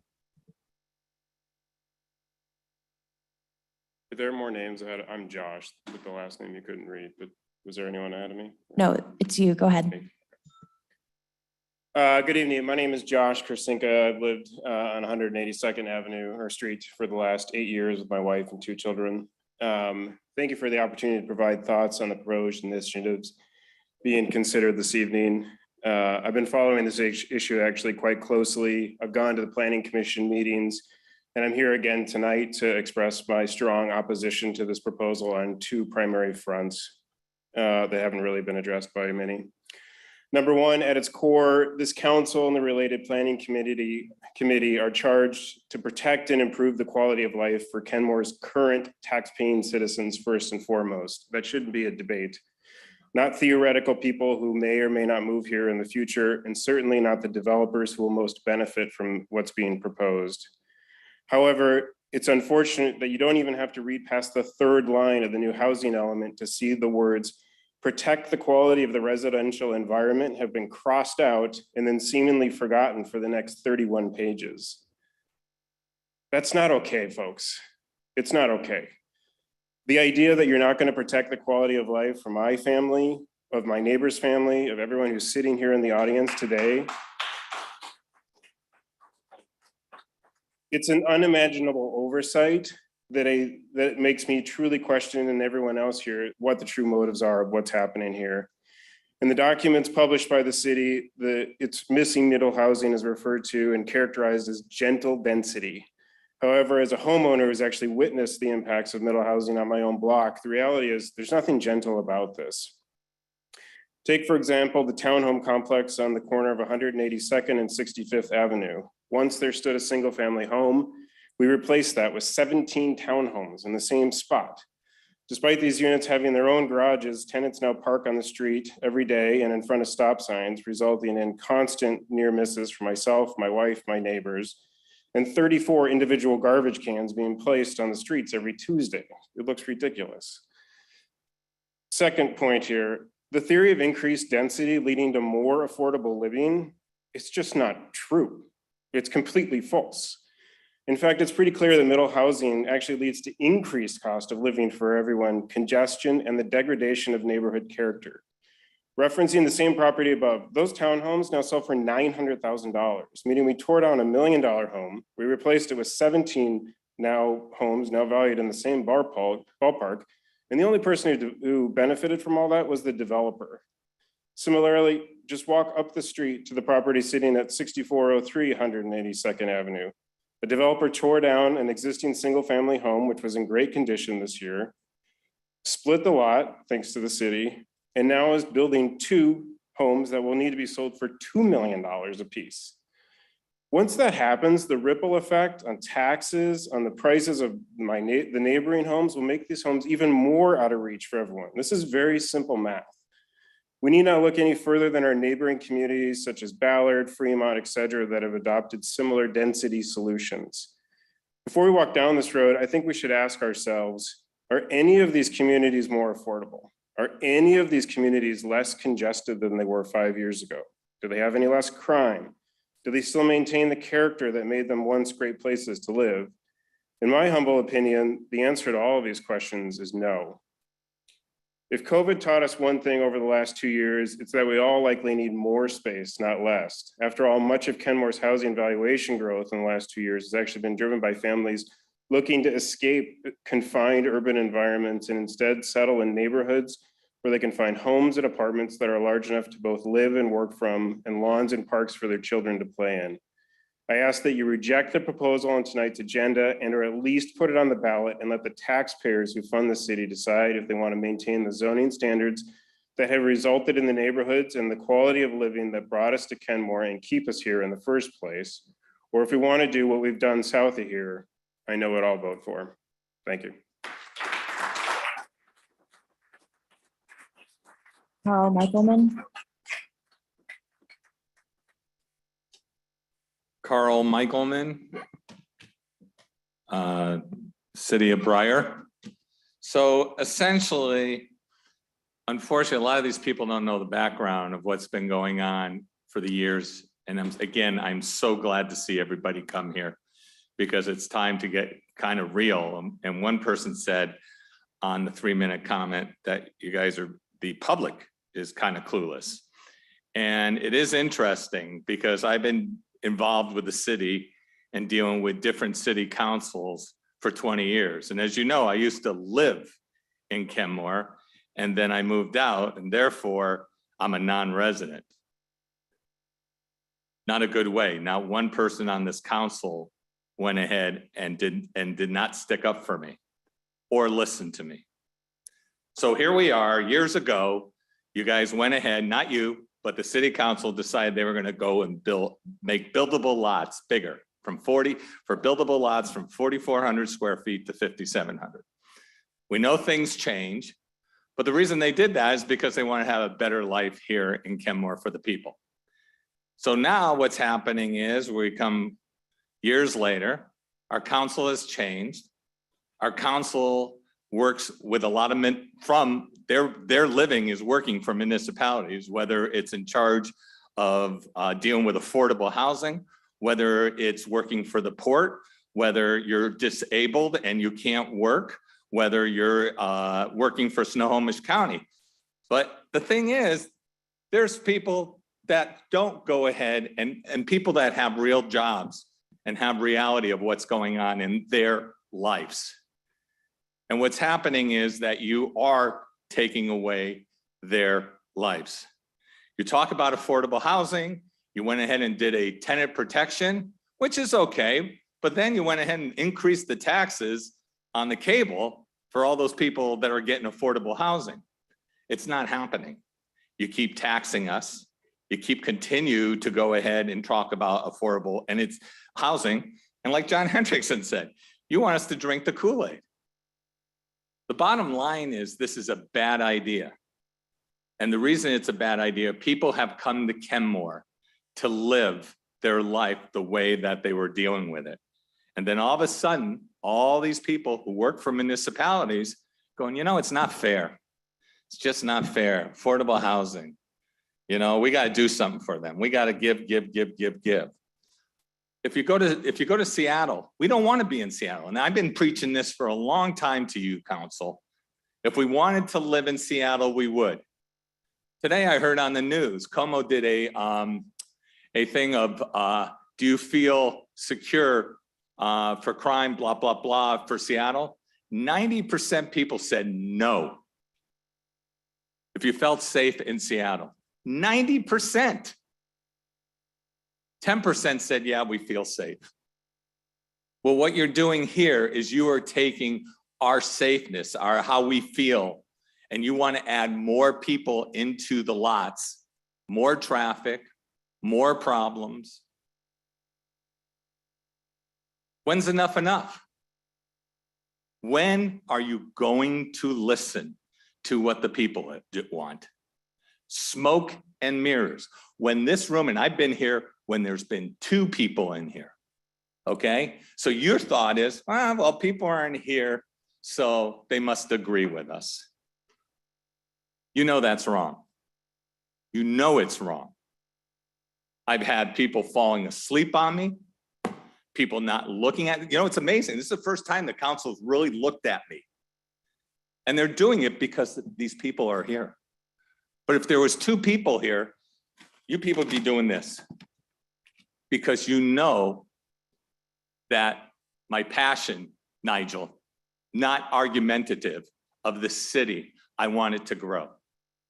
I've been involved since day one.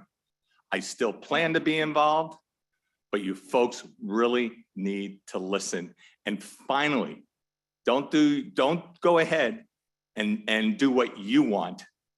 Finally, do what the people, the citizens of Kenmore want. Thank you.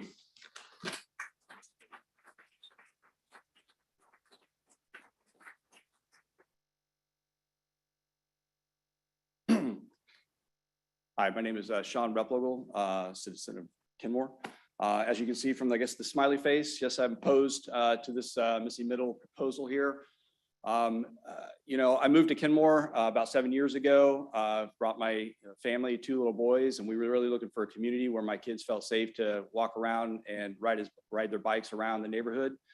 I think, you know, this plan here has the potential to drastically change and alter the communities that the reason why I moved here.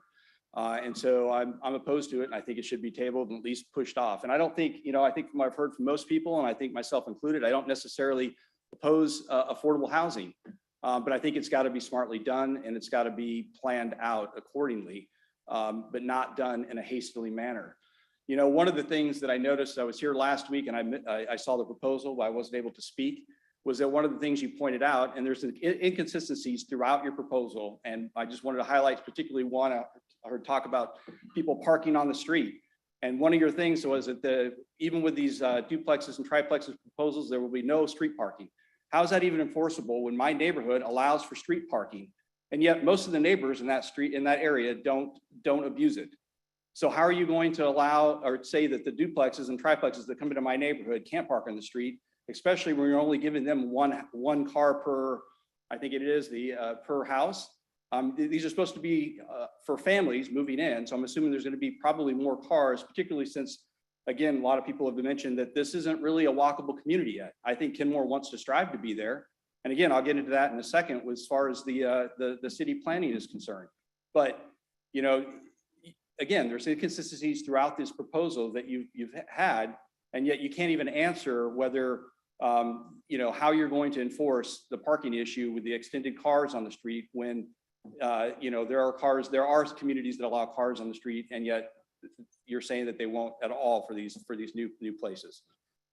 With that, I think, you know, one of your Q&As, I read through all of your literature. One of your Q&As there was talking about, you know, it's answering, you know, should we build housing first or should we plan first? And your answer was, well, it's kind of the chicken and egg thing. It's one or the other.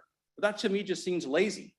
I mean, we need to have city planning for this. Why don't we have strict city planning and then talk about that with the community to ensure that this is the right thing for the citizens of Kenmore here and for the people that live here already. I mean, I drive to Seattle all the time on Lake City, Bothell Way here. And this section right through here is the busiest section all the way through. I can drive clean through on Lake City Way all the way down to I-5 and not have any problem past 145th. But right through here, the worst. Public transportation you haven't addressed to how that's going to increase, how we're going to increase public transportation for all these additional homes. You haven't, all the additional infrastructure.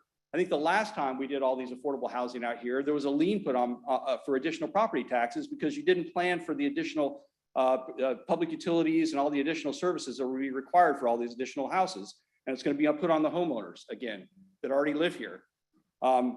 So, and just so you know, I mean, you know, I'm probably would be, I mean, everybody would disagree with me. I'd be happy for affordable housing. I'd be even happy if my houses went down because my property taxes are so, have doubled since I've moved here. Again, you talk about you know, the missing middle. Again, that again is kind of a misnomer. You put in all your plan that this is for affordable housing. And you've talked all your literature. People have talked about affordable housing. That missing middle term, going back to the person that coined that term, that is not for affordable housing. That is a type of houses that were built before World War II to try to increase that. Doesn't mean that it's going to be affordable. And I think a lot of people have already have explained here. People come in and build duplexes and triplexes are not going to make these affordable housing. There's still going to be $1 million homes that people that you claim that you want to build these homes for are going to be able to afford, and that's just not true.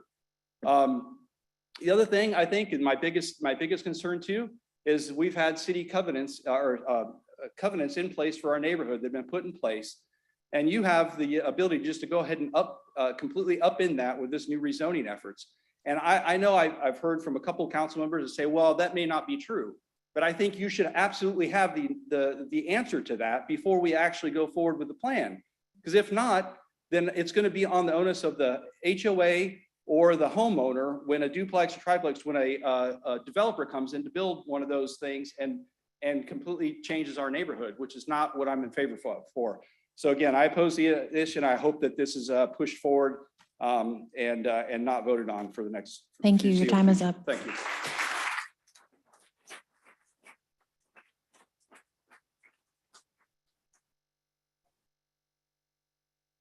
Mayor Herbig, City Council members. Thank you for hearing our concerns about rezoning the neighborhoods for missing middle housing. My name is Jane Lewis. I have lived in Kenmore for about 14 years. The proposed rezoning plan for our two neighborhoods for missing middle housing will affect many of the city residents' lives.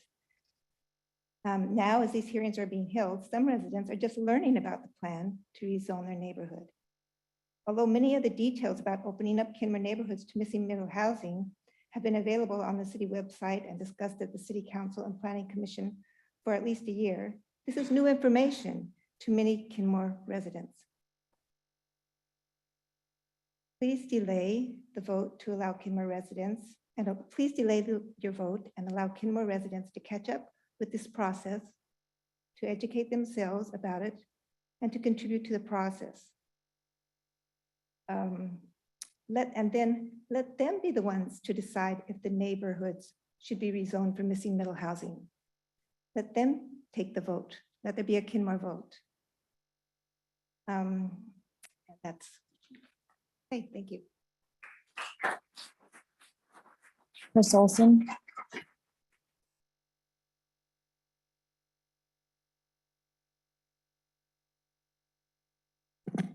Hello, I'm Chris Olson. I live on 62nd. I'm a resident of Kenmore, and I'm here to speak on missing middle. So I would just like to start off with a few misnomers that I've heard discussed that I would like to kind of address.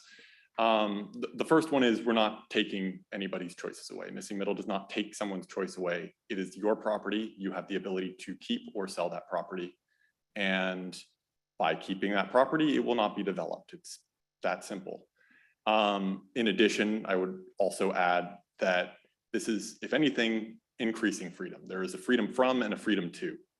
The freedom from being a slave and the freedom to own a slave, let's say, as an example.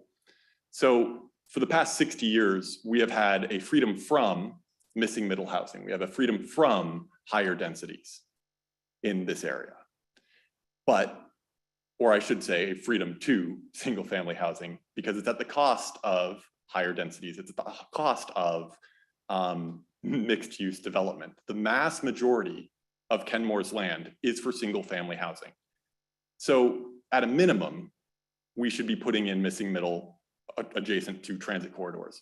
The issue I have with the quarter-mile transit corridor for missing middle, however, is that those areas really should be even higher density than missing middle. And the areas that should be missing middle in a good urban transect would be past that quarter mile, another quarter mile out, let's say. And most residents seem opposed to even missing middle within a quarter mile of transit. So if we're opposed to even missing middle, I do not understand how we would get higher densities. As a matter of fact, I know that the area I live was slated to be transit-oriented development, and that was removed due to community pushback. So that's kind of the issue I have with this. I'm hearing a lot of frustration from the community, but I also think that a lot of the people who we are hearing from are the people who have the time and the availability to do this. This was difficult for me to show up and do this, and I enjoy doing these things. I enjoy showing up and being involved in my community, and I was not able to show up last week. I just didn't have the time. I barely had the time today. The only reason I'm here is because my wife said, hey, I'll take the kid and put him to bed tonight. And normally I like to do that. I like to be with my kid on those days. So that's just something I wanted to start off with. In addition to the chicken and egg thing that I think a previous person spoke about, that's how this works. We have built in an inefficient manner that does not generate the tax revenues required to maintain the infrastructure we have, period. That's it. If we build in a single family manner, we need more storm pipe, more road, more sidewalk for the same number of people that we have now. If we increase density, even just a little bit, which is what missing middle is, it's trying to increase density without destroying the character of a single family neighborhood. It is the compromise. It is the thing that we are talking about.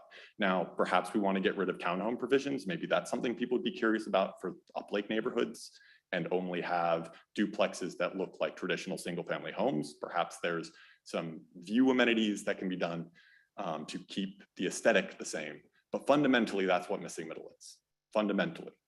So I just want to bring up that if we want sidewalks, if we want improved infrastructure, yeah, we're going to need a little bit more density. And as far as taxes go, taxes have been high and they will probably continue to increase, unfortunately. We have built out in a manner where we cannot afford to fix the infrastructure we already have. And if we're going to continue down the path that we have gone, that will only get worse. We will only have our infrastructure continuing to crumble without the funds to fix it. So increasing density is the logical option. It means less storm sewer, less roadway surface per person. And that means potentially the free budget to increase the rate at which we're adding sidewalks, the free budget to increase the rate at which we're putting in bike lanes, or to fix and improve utility lines along certain corridors as they increase in density. Obviously, we need city review to ensure that locations are not building past their means, but that's what I would like to see. And ideally, I'd like to see more density along transit corridors as well. Thank you. Have a good evening. I'm going to go home. Richard Lewis.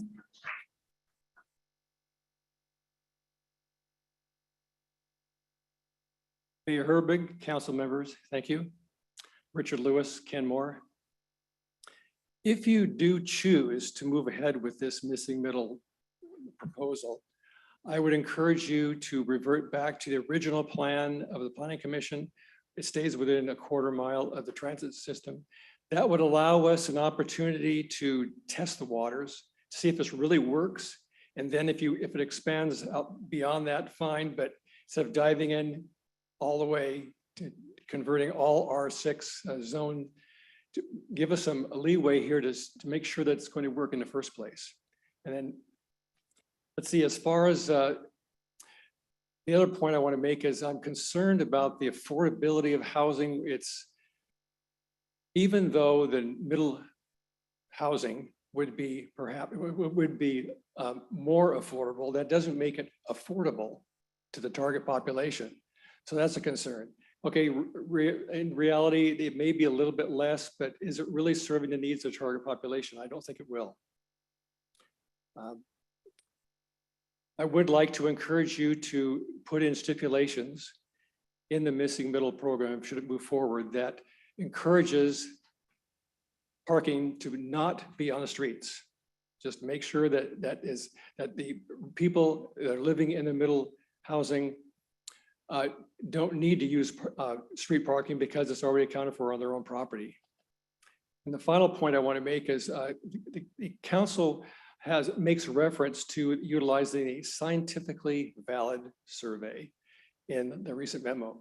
And typically the criteria that's used for a scientifically valid survey is reference to the population size or the sample size, and that makes it valid, but actually it doesn't. It's only just a small piece of it.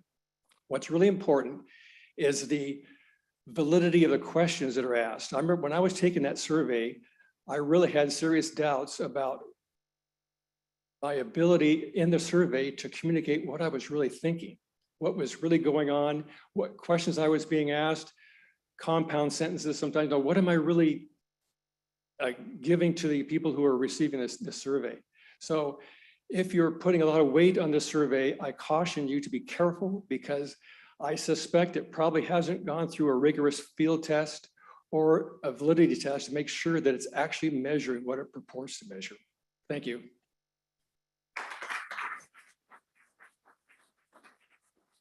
Mayor, there are no more new public hearing on-site speakers. Can we move on to virtual speakers at this time? Yes. If you would like to give public testimony for this public hearing and you have not already done so, please raise your hand. We currently have 3 individuals with their hands raised, and we'll go in this order. Phyllis Finley, Stephen S., please provide your full name during your testimony, and Heather Skeen. Phyllis. Phyllis Finley, Kenmore. I'm requesting that the council not adopt the drastic rezoning plan for missing middle housing. This needs to be put to a vote of Kenmore residents. Are you opposed to that idea? If so, why? You continually reference the city's comprehensive plan, King County development policies, and the Growth Management Act. Why are you not telling the whole story to the public that the GMA actually requires preserving existing single-family neighborhoods? While there are positive outcomes to missing middle housing, there are also some drawbacks as well as negative unintended consequences. The sweeping and drastic zoning change as proposed tips the scale in the wrong direction. I found it interesting that the formal presentation focused solely on the positives. It would have been more credible had some of the drawbacks been given a mention. I appreciated that the presenter did make it clear that missing middle housing could still likely be unaffordable. By calling something more affordable does not equate with being affordable at all. A $20 million house is more affordable than a $15 million house, but well, you get the point. A brand new duplex is not more affordable than an existing small, older single-family house. The entirety of our city is not prepared for the traffic, both vehicle and foot, that will be generated by citywide multifamily housing. It's unrealistic to assume that cars will still not be necessary in the foreseeable future, even with the token corner grocery store. A reminder that the corner store that was once in the current guest house location went out of business. It was novel to walk there for a popsicle, but for variety and reasonable prices, it made more sense to just go on to the QFC. The business could not sustain itself in the neighborhood. In my fantasy world, there would be no cars at all. In my real world, they're still necessary, and they need a place to park. Do you have a list of errands to accomplish on the way home from work? I thought so. You going to do those errands on the bus? Did all 7 of you carpool here tonight, or did you walk? It's convenient to say that no one needs a car because of the availability of Uber. Where do you think the Uber driver parks? Your plan supposedly provides opportunities for residents and future residents to live anywhere in the city. This opportunity comes at the expense of existing homeowners who have chosen a single-family neighborhood. Missing middlers will not have to move to Arlington, leave the city to find their priced right housing, but current or prospective homeowners who prefer a single-family neighborhood will be forced to live further and further away to enjoy that lifestyle. The 29-year-old engineer public commenter last week noted that those who are opposed to your plan were demonstrating an I was here first mentality. But isn't that exactly how one chooses the location of a major investment? What will I be living near? What will I be living among? If he chose his home because of an adjacent greenbelt, and then the local government changed the status to allow high density housing there, I think he might feel inclined to say, well, I was here first. Those who choose a single family neighborhood are not selfish any more than missing middlers are interlopers or disruptors. Let's respect the variety and lifestyle choice of all and provide opportunities for both. I had an interesting conversation once with the King County's assessor's office, and it went something like this. Me, if a homeowner chooses to keep trees rather than clearing them for a view corridor, why is that parcel considered view property? The answer, because it has the potential for a view. Let's apply that reasoning to the citywide multifamily zoning. I see it as a cash cow for the county and for the city of Kenmore. All properties will have the potential for multifamily housing. It's hard not to make the leap that valuations and property taxes will increase to reflect that upzoning. I'm asking that you not adopt the drastic proposed zoning plan for missing middle housing. The Planning Commission studied it for 2 years. Can you inform the public, please, as to what you know that they apparently missed? And one final question. What is the interest of the majority of those who support your plan? Would they be developers by any chance? Thank you. Stephen S.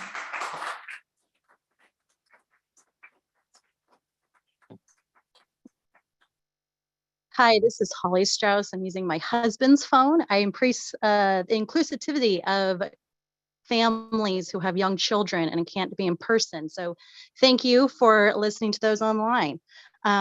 So I've lived in Kenmore for over 6 years. We chose Kenmore because we lived in Green Lake.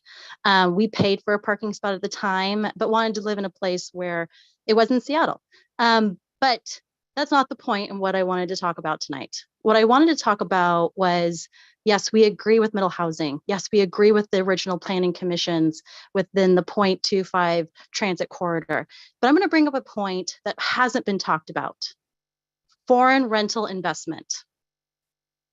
When I talk about foreign rental investment, what I mean is about a decade ago, Vancouver, BC made the decision that they would do an excise tax of over 20% if you had a rental property that you weren't currently living in for a current period of time. That is something that other cities in the state of Washington have also used, Leavenworth and other tourist cities. What would not be to say that someone could come in and purchase an entire triplex property, an entire duplex property, and then rent it out? Isn't the whole point of middle housing to get people into housing, to own their own property?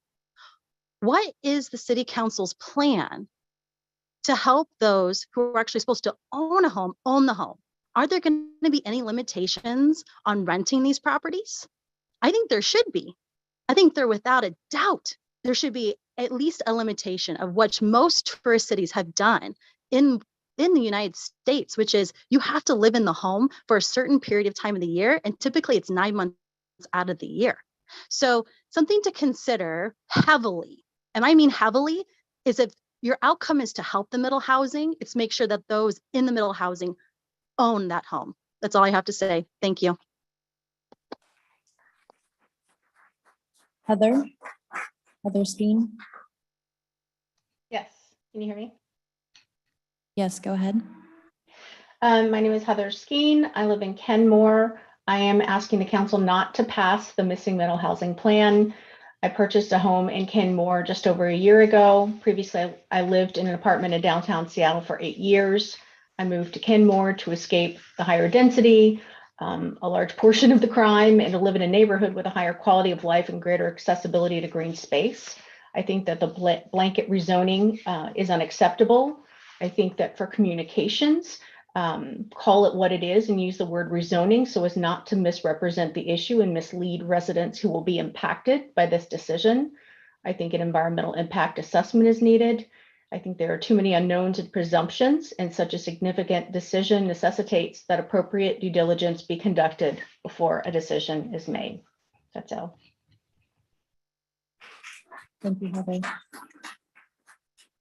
Mayor, at this time, there are no more new public hearing virtual speakers. I do have one public testimony that was sent to me in advance requesting to be read into the record this evening. Go ahead.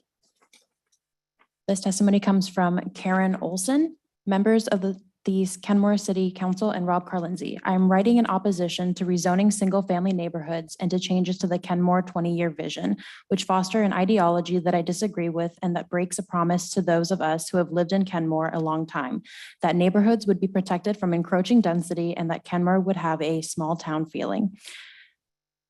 I listened to the 2 Zoom presentations on the missing middle. It sounds utopian. Undoubtedly, it will have unintended consequences, as do many urban planning ideas. Allowing duplexes and triplexes in single-family neighborhoods will change the character of the neighborhoods and will be a wedge to further density in the future. This type of housing tends to attract more transients and is not as well maintained as single-family households. An example is the cul-de-sac on 65th off of 68th Avenue. In contrast, in my neighborhood, most of our neighbors have lived here a long time, creating stability and true community. I do not oppose all construction of duplexes and triplexes, but I agree with the Planning Commission that they should be confined to areas with easy access to buses. The housing that is not being considered or constructed is ramblers. That is what many of our friends are looking for as they age and no longer have children at home. They are not looking for 2-level duplexes or triplexes because of mobility issues. I disagree with the planners and council members' focus on promoting biking and walking at the expense of adequate parking. Fossil-fueled cars and trucks have been among the greatest inventions in modernizing a large part of the world. They are not evil. They are a necessity for all, but those who live and work in inner cities. Cars are safer than bikes and more efficient in moving people quickly to where they need to go and want to go. Only physically able people can ride bikes. Few older or disabled adults can do so. The short winter daylight hours and winter weather make bikes a poor choice even for younger people. My husband and I will never ride bikes, and he will never walk to Kenmore shops because of disability. We need a car. Without a car, we would not be able to live fulfilling lives here. Kenmore would not be a fun city for us. I can walk to the Kenmore Town Center, but to shop, I need a car. This is true for most people. If Kenmore stores do not have adequate parking, I will drive farther to Snohomish County where there is adequate parking. We will not ride buses because they won't take us to the places we want and need to go. And if they did, they would take far too much time and to get to and from our destinations. Besides, buses are germy, uncomfortable, and sometimes unsafe. When builders do not provide adequate on-site parking, people park on the streets, which in many areas obstructs visibility. An example is not being able to see oncoming traffic when exiting the Evergreen Health Clinic parking lot, which is often full. The city allows street parking too close to the exit. The idea of cornerstone stores in neighborhoods with single-family homes is ridiculous. Mom and pop stores or convenience stores in these areas would not be financially sustainable. We can't go back to the past. Neighborhoods wouldn't provide enough shoppers. The stores wouldn't have all the things we need and now buy at Safeway or other large stores outside Kenmore. In conclusion, I urge the City Council to focus on the core functions of government. 1, public safety. 2, public services such as water, utilities, and roads. 3, public recreation such as parks. 4, clean civic environments, not climate action. It should not be your job. The policies you now promote exclude certain demographics, such as older adults and people with disabilities. Please do not make lifestyle decisions for us and do not tax us out of our homes. Sincerely, Karen Olson.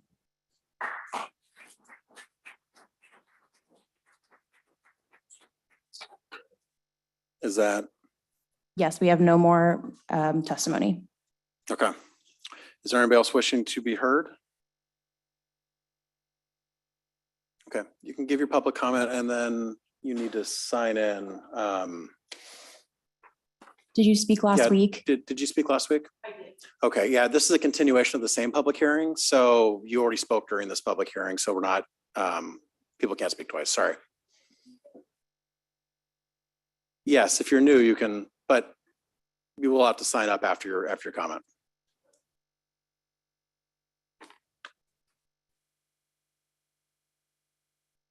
Hi, my name is Melissa Van Meers. I'm from Kenmore.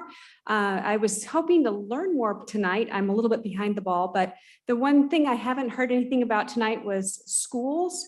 As far as if indeed this were enacted and there were all of a sudden a lot of new people that moved into the area, would they have enough capacity in the schools, or would they have locations where new schools could be built?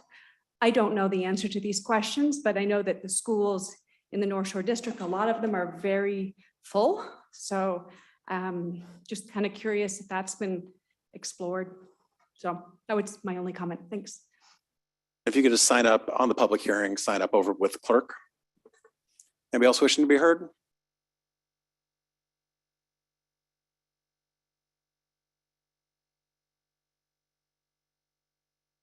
My name is Pim van Meurs. I'm also a resident in Kenmore. And while I'm definitely a proponent of affordable housing, and I see a lot of good things being worked on here, my question is, if you want to do urban planning, why do a zoning that goes without any planning? It goes to as broad as it is proposed right now. I'd rather see a plan that really focuses on where the right places for affordable housing can be made, rather than just say, well, put it in place wherever the developer or the owner of a property is willing to sell. That's all. Thank you. If you could just please sign in over for public comment. Anybody else wishing to be heard? Mayor, I do have one person who would like me to read their testimony. Okay. This comes from Matt Sato. Please give me a moment.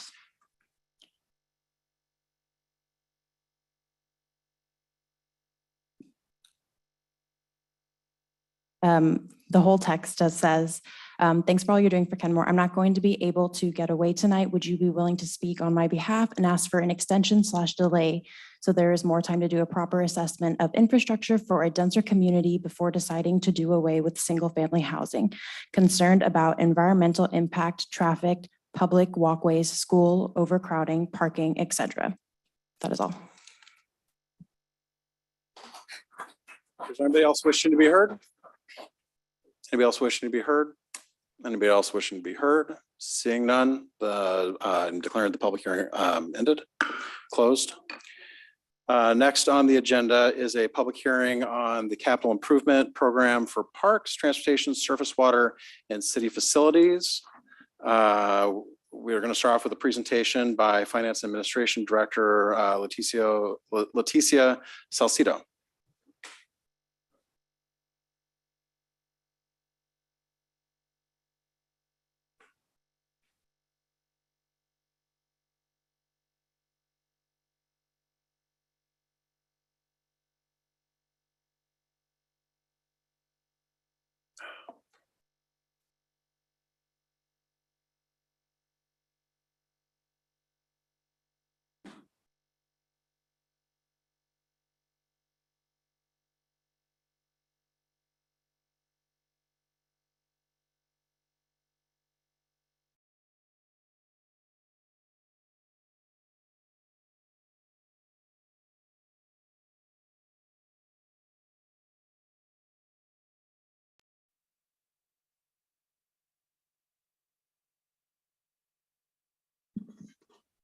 Good evening, Honorable Mayor and council members.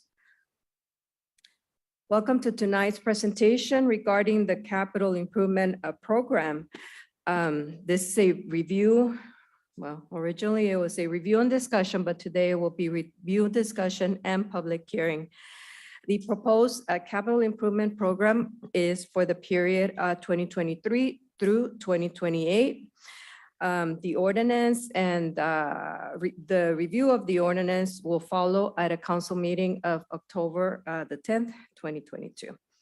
It should be noted that the major part of this CIP program, the major process was to obtain numbers that will be incorporated or have been incorporated at this point in time in the 2023-2024 biennium budget, which you will be getting this evening. There are four components to the CIP program. The total program is comprised of 25 projects totaling $86.2 million. The four categories are parks, transportation, surface water, and city facilities. Parks is comprised of 6 projects valued at $3.6 million. Transportation is 11 projects made up of $21.4 million. Surface water, it's comprised of 7 projects with a total of $11.5 million, and city facilities, which at this point in time is estimated a combined project and debt service at $49.5 million. It should be noted that the packet included with the CIP project has the project description sheets that gives all the details for each individual project, timeline, revenue sources, and then the breakdown per year. Now, with regards to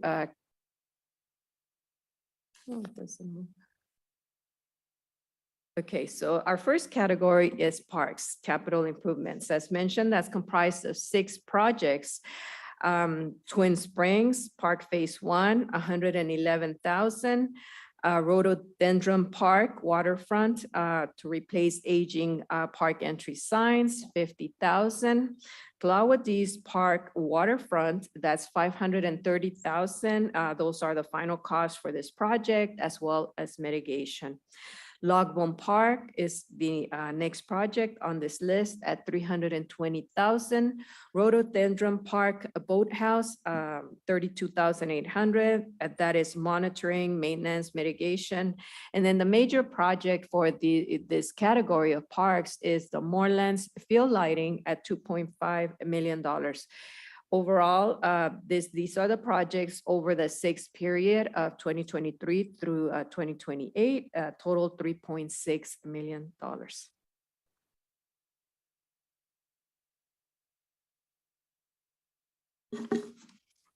This is the breakdown for the parks capital projects from 2023 through 2028.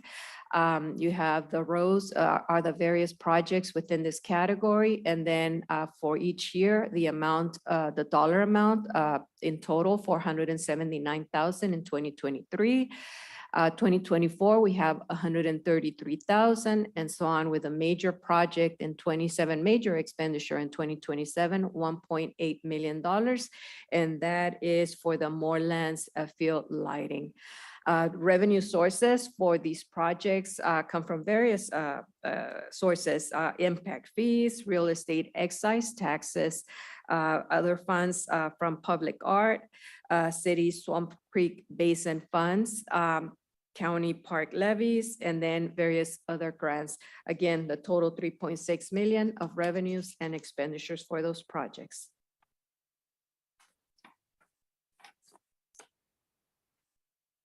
For the transportation category, we have 11 projects totaling $21.4 million.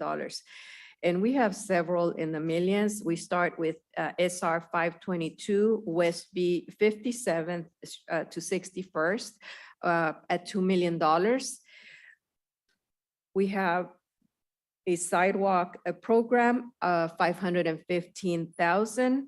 Pavement preservation, $4.9 million. The West Assam Bridge, final cost and mitigation of $1.6 million. We have the Lower Swamp Creek Bridge replacement, $3 million. Juanita pedestrian and bicycle safety, $687,000. We have the 68th Avenue pedestrian and bicycle safety, $305,000. A major project at $4.9 million is the 61st Avenue sidewalk replacement project. And the ADA I'll skip the other one, 42.5 and 255,000 of the Burke Gilman Trail, jumping to the ADA transition program with $3 million. Again, the detail sheets within the packet give additional information for these projects. Total $21.4 million. The breakdown of these projects over the 6-year period is as follows. The 23-24 incorporated into the budget, $4.6 million in 23 and $1.4 million in 2024. Major projects in these years, pavement preservation, Juanita, pedestrian and bicycle safety improvements, and the Sammamish Bridge project. Later on in the 6-year timeframe, the ADA project, ADA transition program has major expenditures in 26 and 28 at $1 million each. Funding sources for these projects, again, impact fees, transportation impact fees, real estate excise taxes for both the transportation and the Sammamish Bridge project. We have a surface water fund contribution for these projects. CAPE, which is a Kenmore automobile photo enforcement revenue.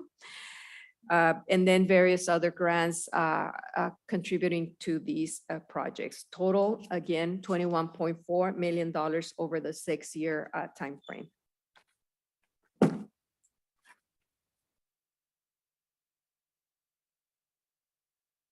The next category is surface water improvement projects, 7 projects in total, $11.6 million.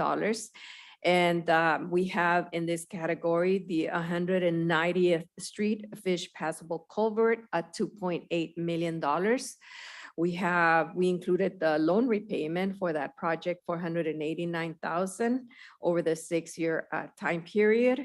We have Swamp Creek, Little Swamp Creek relocation. We have a phase 1 and phase 2, $1.6 million and $4.7 million for those projects.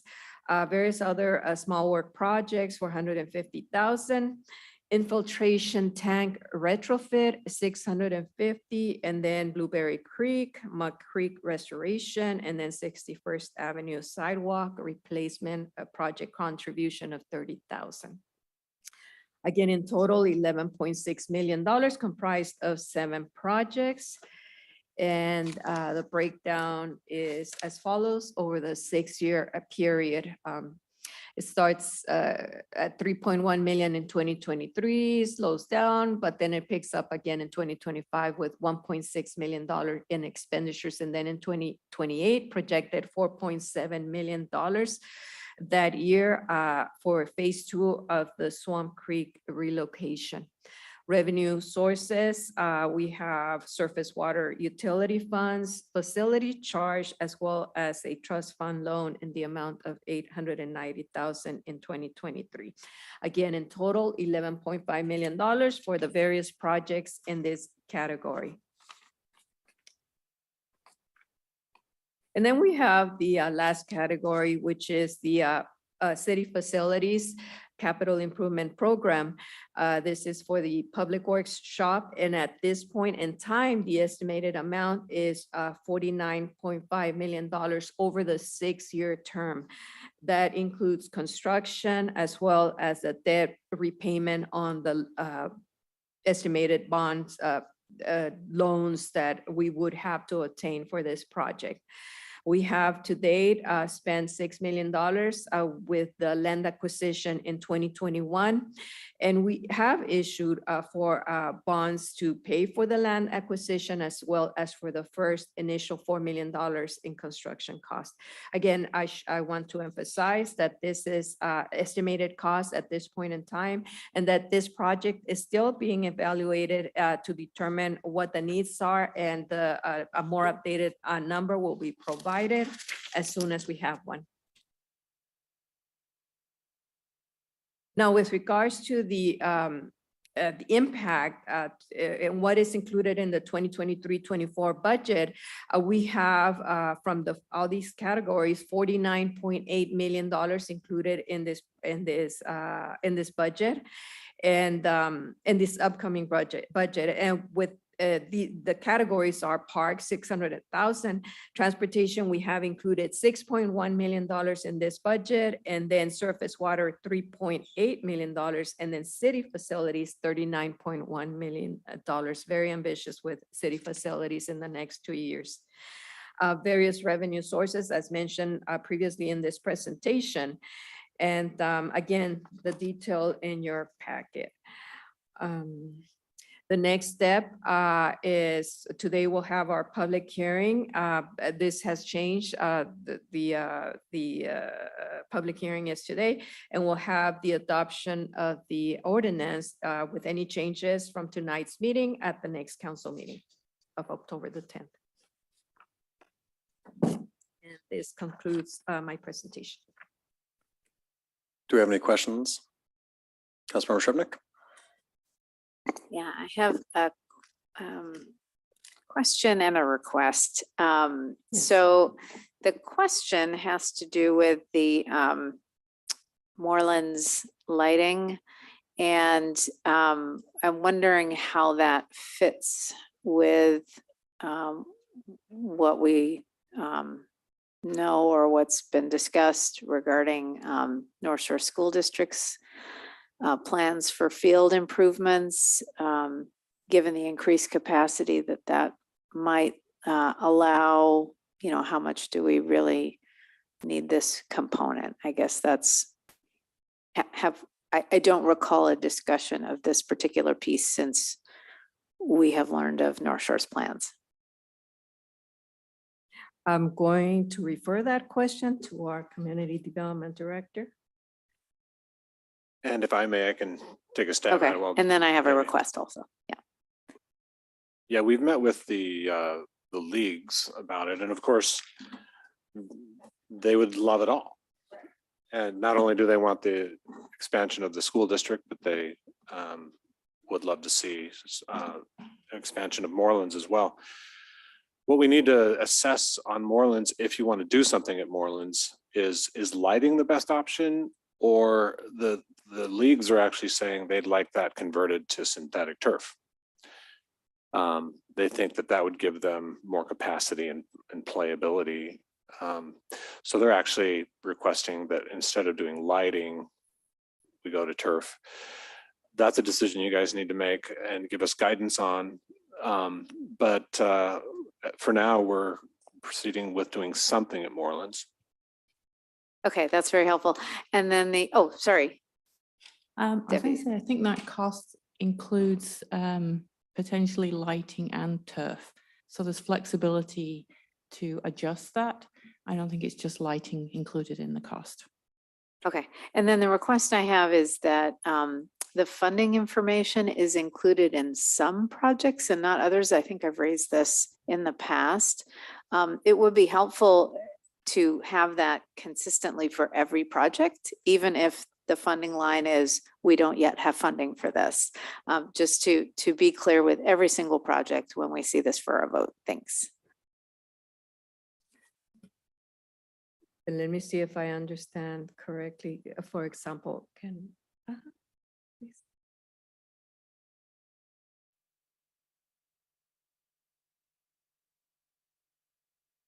So like the Morelands one was a good example in the description. So the Word doc that is not the spreadsheet, the one that, you know, describes it. Some of the projects talk about fund source and some do not. And then some say we have funding, some say we don't have funding, some are just blank. So that's the document that I'm talking about, Okay. Yeah. I was a little confused because I thought this presentation had the individual funding for each one, but maybe not.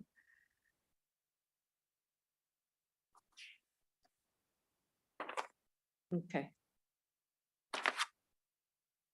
Noted. Any other questions? Councilmember Marshall. Yes, thank you for a very thorough presentation. I've got a question about, or let you finish on that, sorry. No, that's okay. We have the assumed income from King County levies and real estate excise tax. Do we have a sense at all of what effect the economy, whichever way it goes, might have on that? I know it's a you don't have a crystal ball. I definitely know that, but any sense of what we're going to be relying on, I guess, or assuming? In your budgets, so in preparation for the CIP, one of the first things that I did was look at all these revenue sources and determine, and you're gonna see that there is a recession factor in a lot of these revenue sources. And that has been taken into consideration when budgeting for these projects. So we want to make sure that we have enough for what we're planning to spend. Great. Sorry, and I was going to ask you any general sense, and I don't mean to put you on the spot. You don't have to have the exact answer, but what does that recession factor look like? It varies. For example, with sales tax, I believe we did oh my gosh, late in the night. I think it's a 2-3% decline in revenues. The same thing with development fees, and everyone is different. What I did is I looked at past trends and how our revenues were affected in the last recession. So we took everything into consideration in trying to project what our revenues would be for the next 2 years. Welcome. Councilmember Kugler. Thank you so much for this presentation and for all of the detail. I have a couple of questions. One is kind of along the lines of what Councilmember Shrepnick brought up, which is when there is a line that says other grants, are those grants already identified, or are they just like hopeful that we're going to seek those out? It's a combination.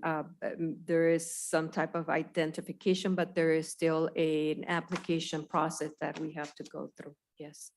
Okay, but we have an idea of what grants we're going to seek. Okay, great.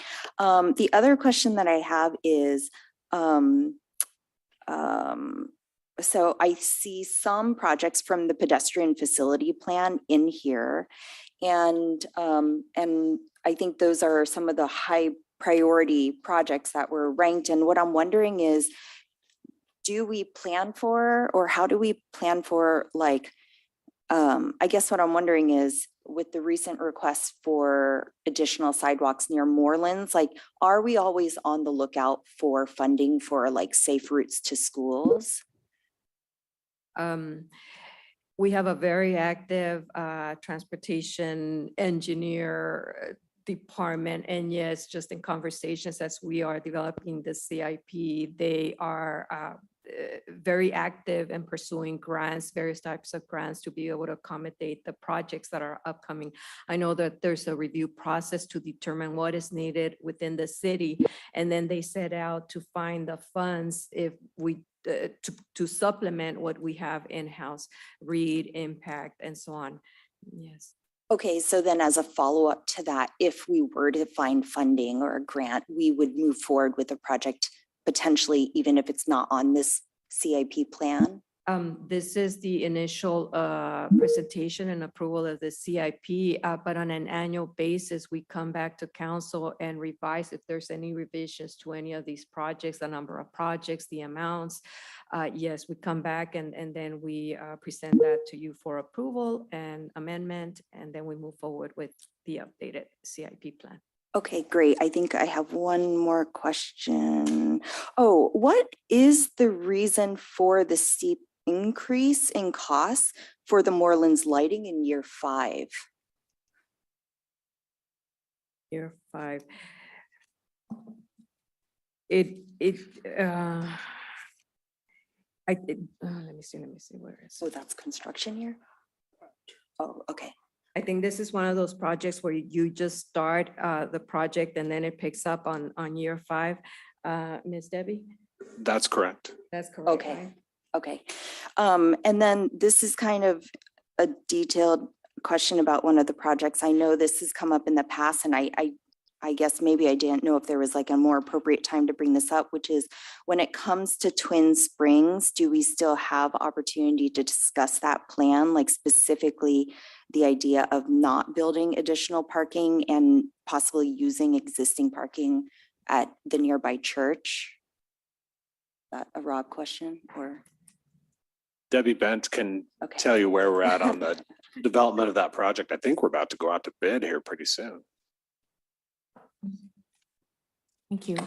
That project is in for permit review. We're addressing SEPA comments and we're hoping to get permits issued and then go out for bid, probably construction next year. It is a minimal small parking area that is being added. It's not a big parking area. So it'll be the opportunity to use the existing parking that's there right now, sort of close to 192nd. And then there'll be a few stalls on the other entrance as well, which will also be helpful for maintenance and allow sort of dual access to the park from both access points. So it is a little late in the game, I'm afraid, right now. Okay, thank you. Any other questions or comments before we open up the public hearing? Councilmember Fowl. Thank you. So I'm looking at one of the issues with the pavilion for the boathouse, for example. We have a boathouse that's not quite paid off. I just can't see prioritizing throwing more money at it to expand it, our infrastructure around it at this point. Definitely I could see reprioritizing that towards other needs. I am concerned about the Morelands neighborhood areas and sidewalks. I'm concerned that it's quite a ways down the priority list, and that's been a big issue amongst the district and for surrounding families, at that school, as well as safety reasons. What would it take to move that project up?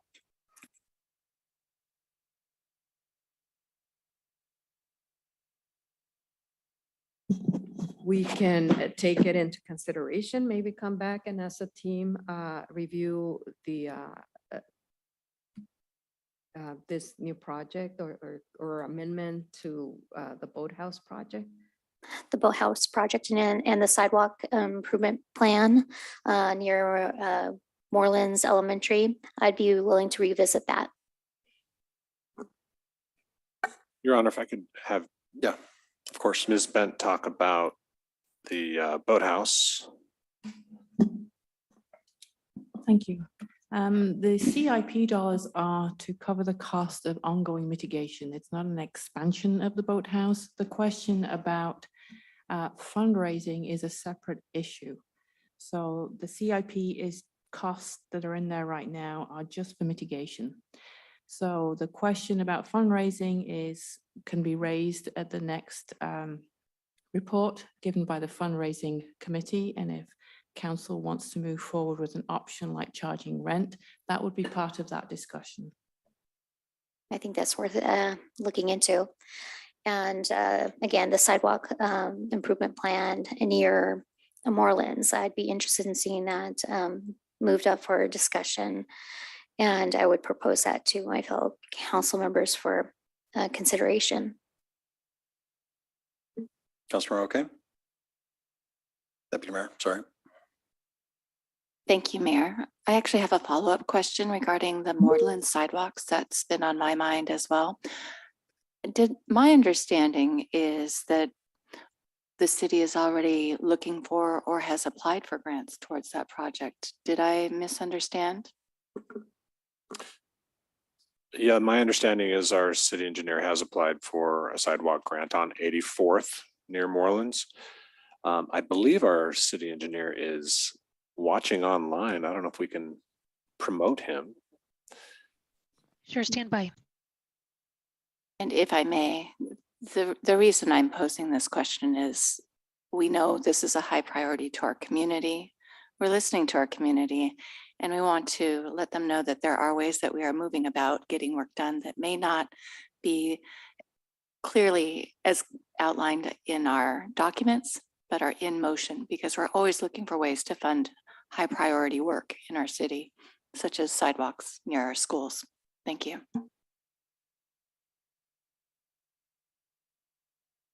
We're promoting Mr. Vicente. Anastasia, did you do that? I don't see him anymore. Yeah, we did, but I don't know, somewhere between promoting him and getting into the room, we kind of lost him. So Okay. I see him now. perfect, just a lag. John, can you hear us? Yes, I apologize. I'm having some bad internet tonight, naturally. Regarding the sidewalk projects, if council remembers, last spring, I brought to you the pedestrian facilities plan. Within that plan, we established a criteria and how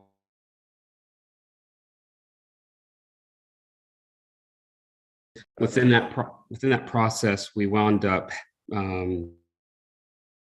placing certain areas on the list in certain order. The only way to change the order, there were 3 ways you can change it. One would be, of course, council direction, asking us to prioritize a project over the priority list. A second way would be to change prioritization criteria. And the third way would be if there were available grant funds for a particular project that may not be high on the list. A project specifically is 84th Avenue. We have applied for grant funds to 155th.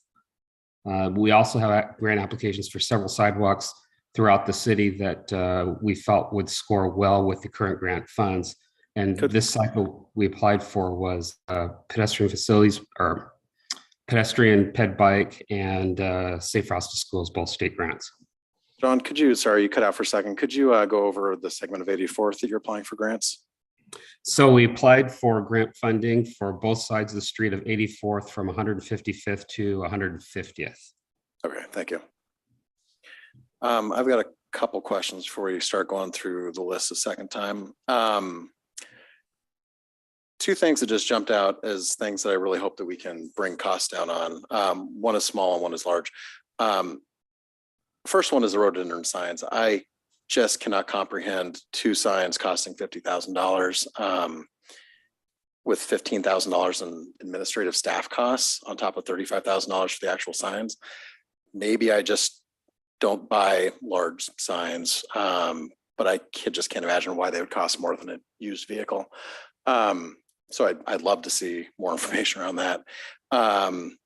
The second is, and this has come up before, and I've said this in previous meetings, I really do want to see work done to cut down the costs on that public works facility. I think it's an important thing.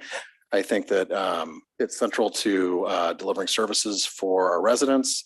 I also think that it is getting too costly, and I think we need to get creative around how we bring down that cost. I know that staff is doing that, but I just need to say that.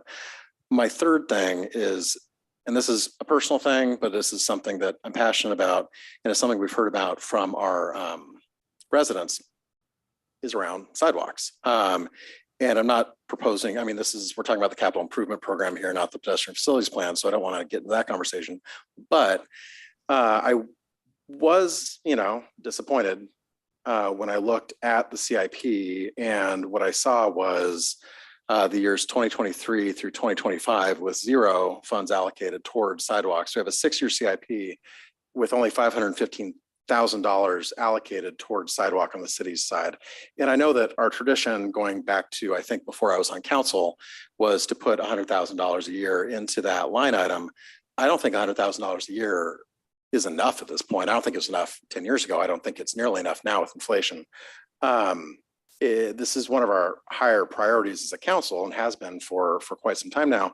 But we're not funding it like a priority. We are going after other people's funding, which is always nice. I love other people's funding. But I really, it's hard. It's going to be very hard for me to support a CIP where we're not making any direct investments of our own funds for 3 years into sidewalk. And B, if we're not actually making meaningful investments into sidewalks, $100,000 a year is not meaningful at this point. That's what, like a third of a block, probably less than that, probably 100 feet.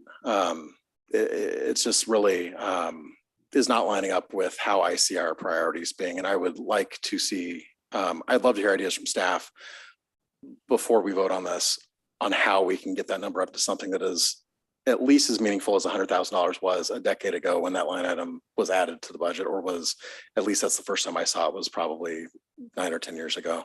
I really think we need to catch that up. And if that means other things need to slow down a little bit, I'm fine with that, because I still think we've heard from our community, our city needs to be more walkable, and $100,000 a year out of the budget that we're looking at is literally the money that we're finding in the sofa and underneath our car seats. And it's not, we're not funding it like the priority it should be.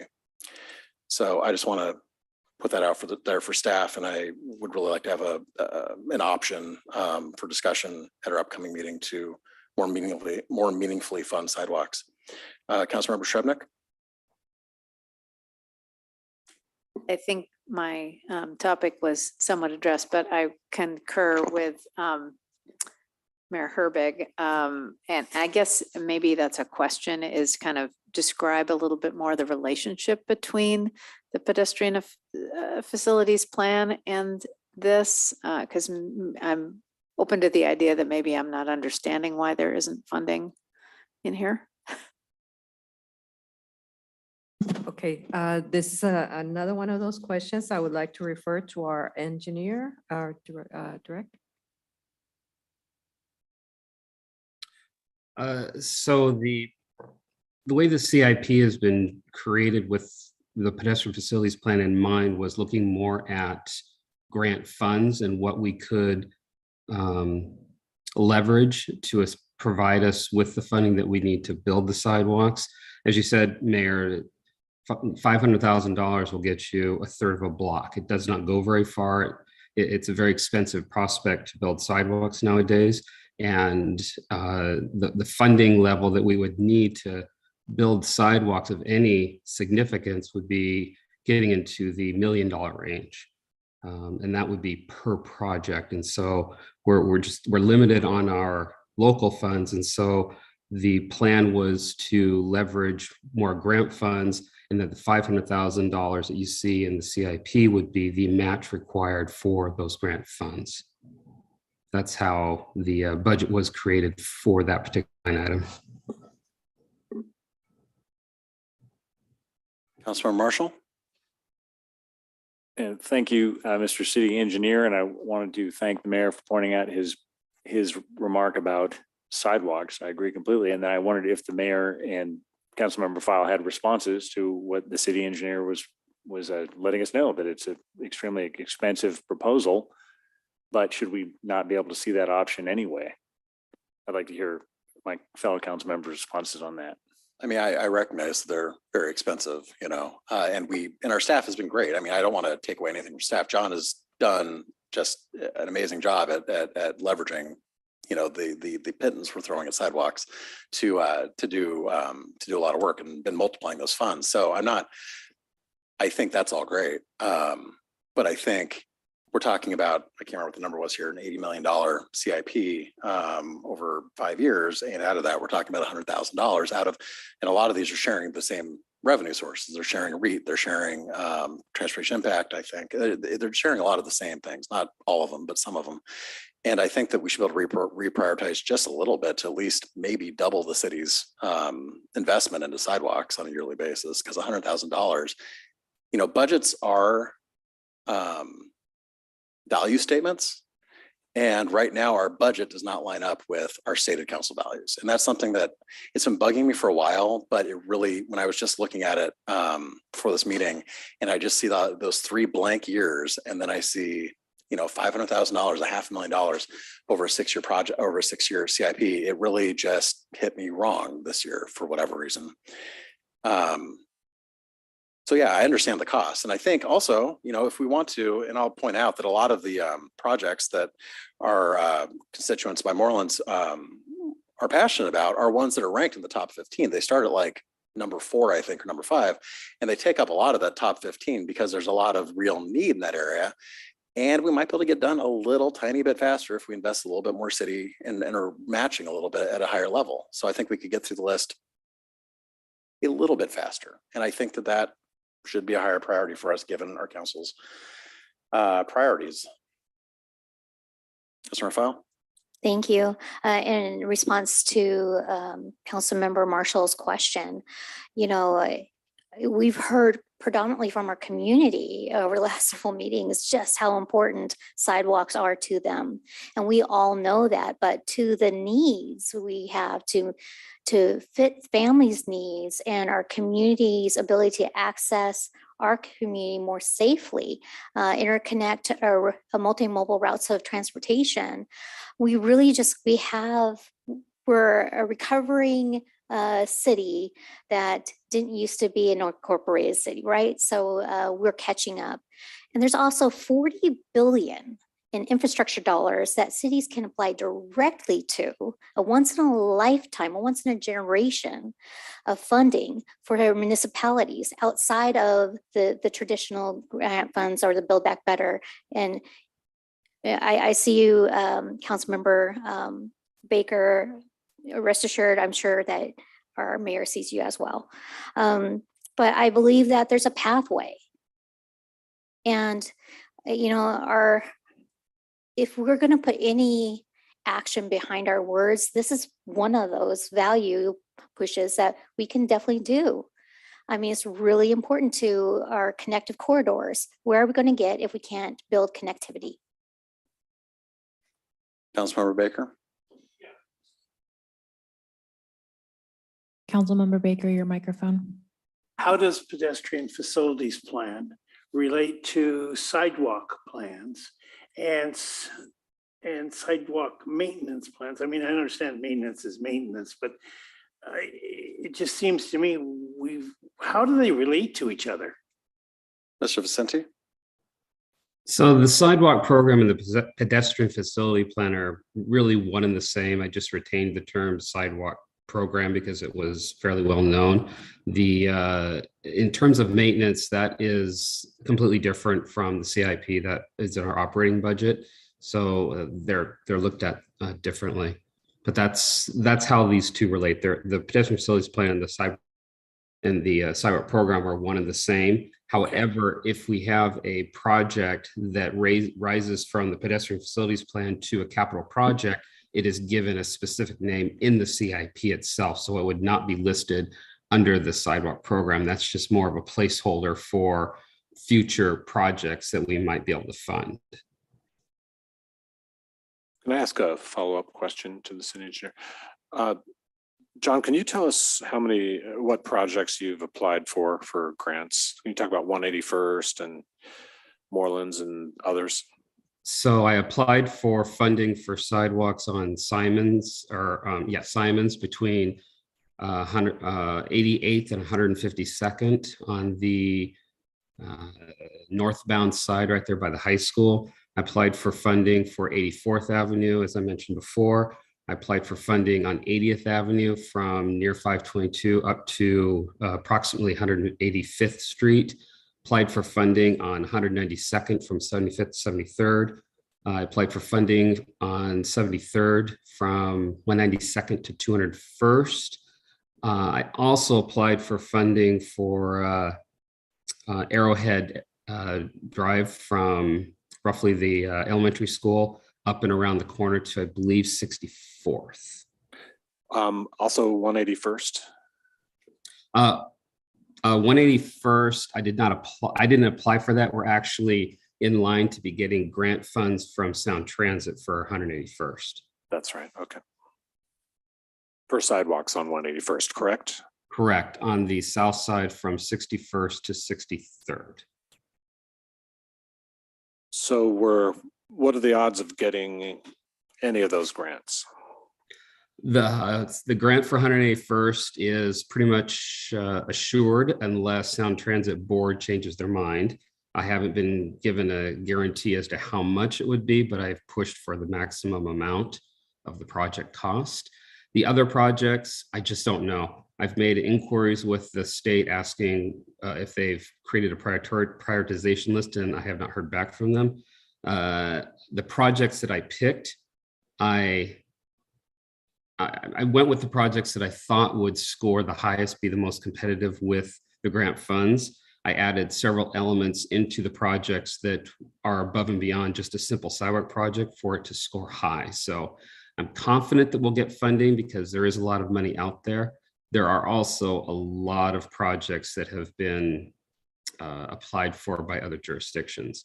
And unfortunately, if council remembers back when I was talking about funding for the pedestrian facilities plan, the infrastructure bill that came out, there is a lot of funding in there, but the funds that are available for sidewalks are limited. And we as a city of Kenmore are only able to apply for certain types of funding. So there isn't a whole lot out there that we either qualify for or that we would be competitive enough to actually be given consideration. So we're very limited on what we can apply for sidewalks. There's a lot of funding out there for bridges, for environmental compliance, for surface water restoration, for EV stations. There's a lot out there, but not a lot just to build sidewalks.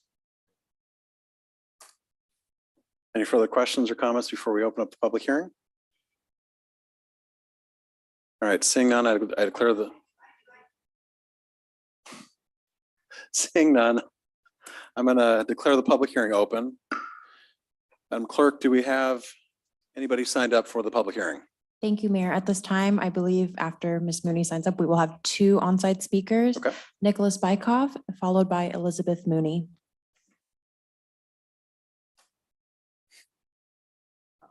Hello, my name is Nicholas Bykoff. Kenmore, that's like in that apartment, like within like walks distance. I kind of agree with the. I'm sorry, I couldn't hear that. Could you sorry, please repeat it? Yep. Yeah, sorry. But yeah, I agree with Mayor Hedberg's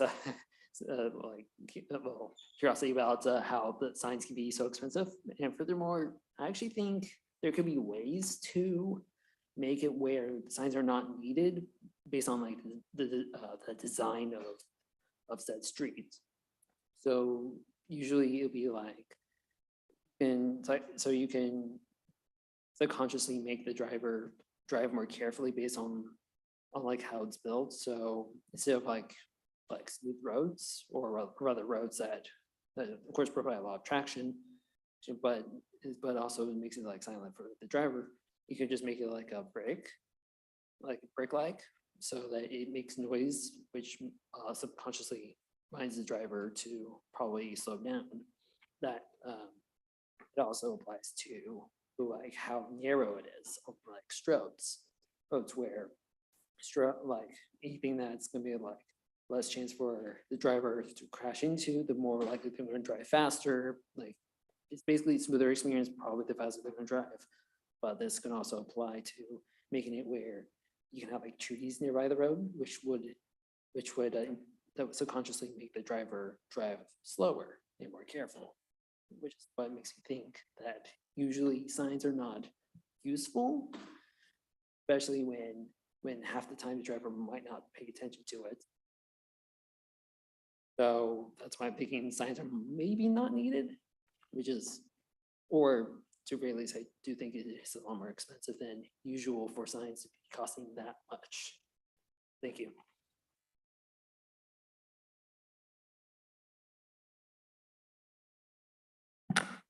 Thank you, Elizabeth Mooney, Kenmore. Thank you for this opportunity to learn about these big projects and to listen to your questions and to have a chance to comment. So just as a little bit of background, I want to say COVID and the lack of concrete, I think, interrupted a lot of our understanding what was going on in our community up near Kenmore Middle School for me. And despite having been given tips, hey, you know, something's happening up there in the watersheds of Swamp Creek, Blueberry Creek, and 61st Avenue goes up Chetchatel 0056. I didn't pay attention as soon as I wish I had, but I did finally go up there where my kids used to go to school and where the horses used to be. And I followed through talking to, this has to do with the Public Works building. I have great concern about spending that much money when we're talking about so many needs. It's a want. I did talk after looking at the sign that was up there, which nobody had even had a chance to take the notices out of, because you could not even drive that road for months. I don't even know how long. But when I finally went up there to see what the 202nd was all about, I was kind of horrified, because from my point of view, Public Works and all the things that are involved with that can be down here where there's a bunch of already destroyed land, pavement, places for oil to be contained. I mean, it's an industrial area. It's kind of the armpit of Kenmore down there. Keep it there. Don't take it up where there are nice trees. Sure, it's lovely. And I ended up talking to Jennifer Gordon and Richard Sawyer at length, and they fit me into their busy schedule, and I appreciated that. I have nothing but positive things to say about that. But I went to my friend Todd Bergman, who lives on Swamp Creek. It's his brother that lives across the street from the piece of property. There are sensitive areas there. Put the culvert in, daylight, help the fish passage. But I have a great concern about spending that money on a Public Works building that is right next to our school. At first I thought, well, if you've got a school there, then maybe turn that property into something that is really special. It has to do with the other needs that we have in this community, whether that's maybe a model project for cottage housing. I mean, something creative, but keep your big old trucks and your oil down there. And I know other citizens have brought this up to our city staff over and over about the fire building, the old fire building next to Mary's. Yes, there's herons over there, but it's on a street. It has access to 73rd. And again, I think a lot of our citizens have great concern about our city spending that much money on a super special Public Works building. Doesn't even have a pool. It doesn't even have a theater. It doesn't have what Brightwater has. I certainly don't need it, but I do think we need a model project to explain what you think would be affordable or missing middle housing. Do something with that land that you already bought. And sidewalks, yes, sidewalks would be important. You need the sidewalks up there. You're gonna have to spend the money on that. If they're the kids from that school, at least when my kids went there, they run down the non-sidewalk path to go into Swamp Creek and back out. I don't really want to even take my bicycle up that street. It's too cramped, and to have more big trucks putting the sand and gravel and all the things we need, I just think it's a better use of our money someplace else. And I adore our staff, but they don't need the special building. This is great, but not for Public Works. Keep it down there at the fire station. Look into how much that would cost. And cork, if you're gonna put artificial turf up at Morelands, thank the staff for making sure it's not tires that causes cancer. Thanks. Mayor, at this time, we have no more individuals signed up for on-site public testimony. Can we move on to virtual? Yes. Hang on, it looks like we have one more person. All right, come on up.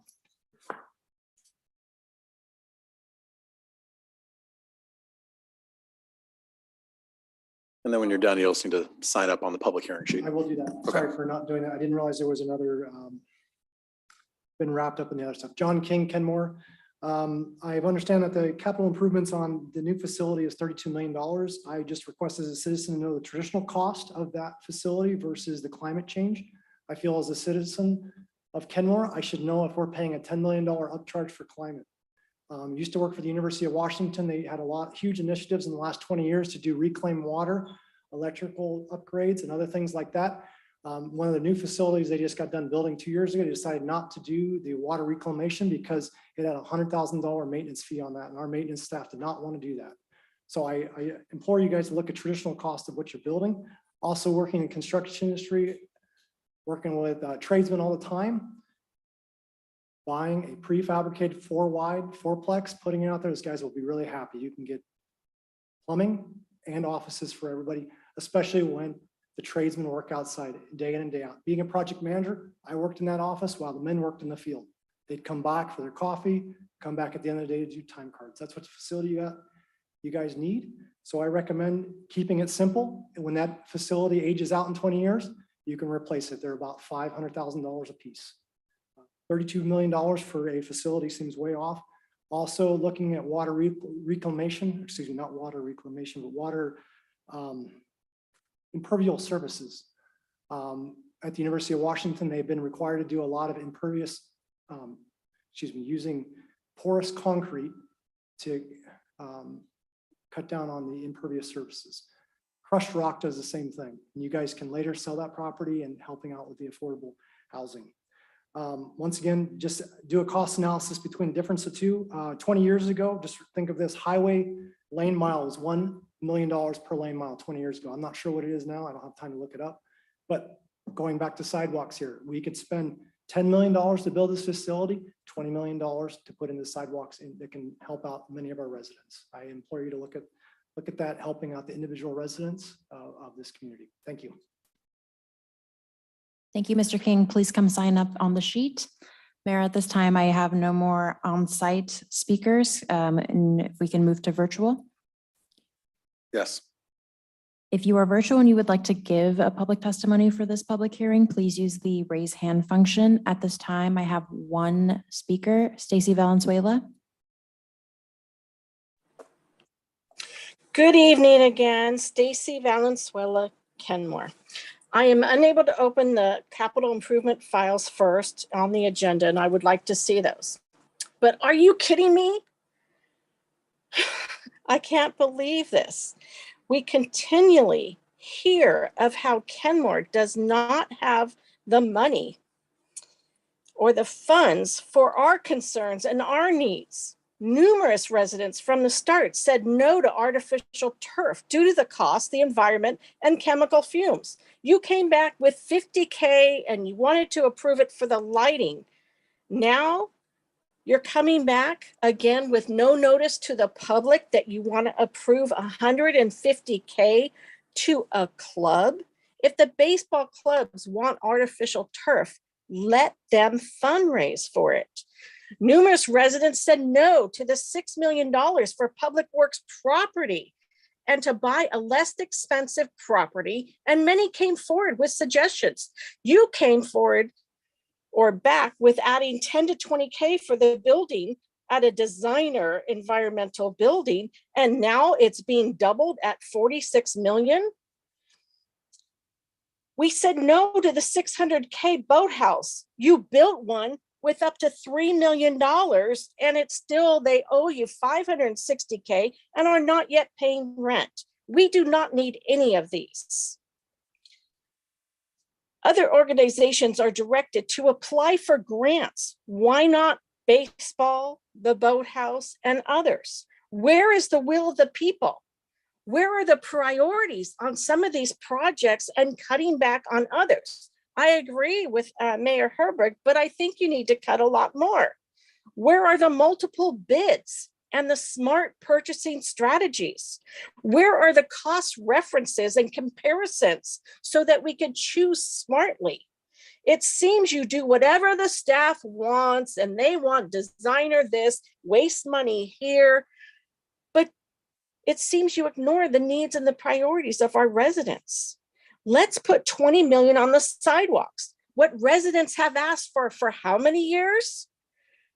Waterways and walkways was supposed to cover that. But oh, wait, the boathouse got in the way of that.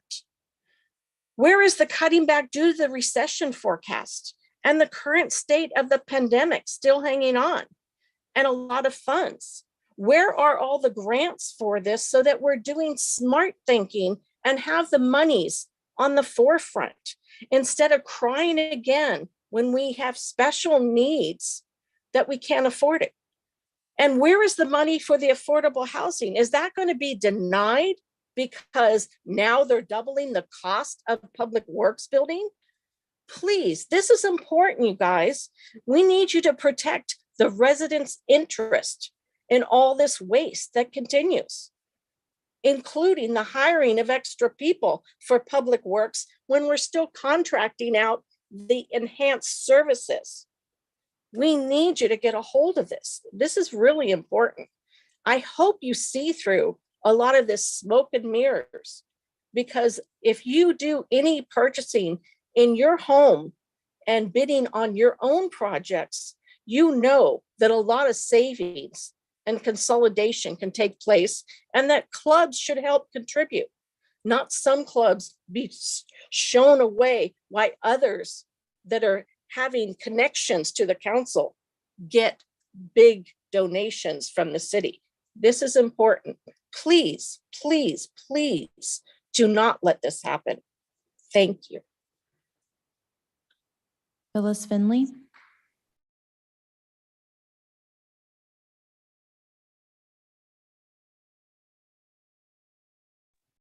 Sorry, lost myself there.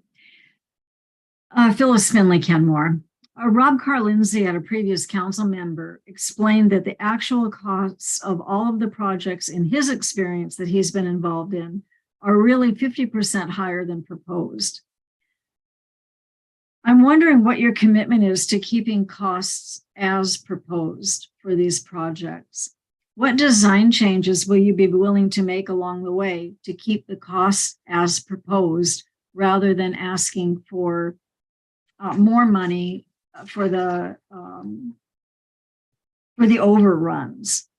I look at the siding of the hangar and I think that's probably the most expensive kind of siding that could have been chosen along the way on some of these projects. Are you willing to revise your design to keep costs as proposed rather than allowing them to skyrocket? I also want to make a comment about the Public Works building. And I think the Public Works staff is stellar. I had some interaction with them today on our road. They could not have been more professional to work with and effective. I think $32 million for a public works facility is out of line for the city of Kenmore, as are some of the projects that are funding special interests. Thank you. Thank you, Ms. Finley. Mayor Herbig, at this time, I see no additional hands raised. Is there anybody else wishing to be heard? Is there anybody else wishing to be heard? Is there anybody else wishing to be heard? All right, with that, I declare the public hearing closed.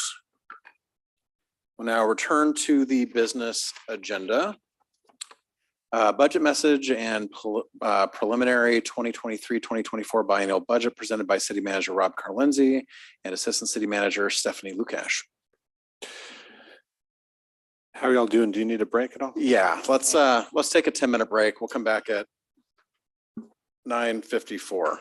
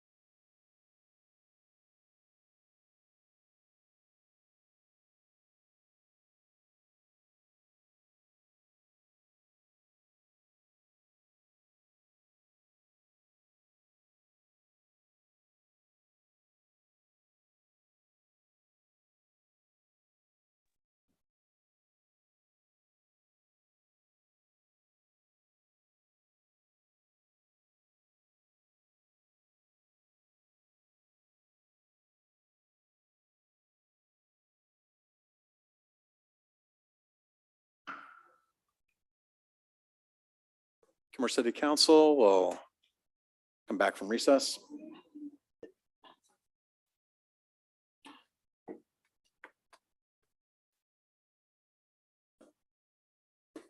Mr. City Manager.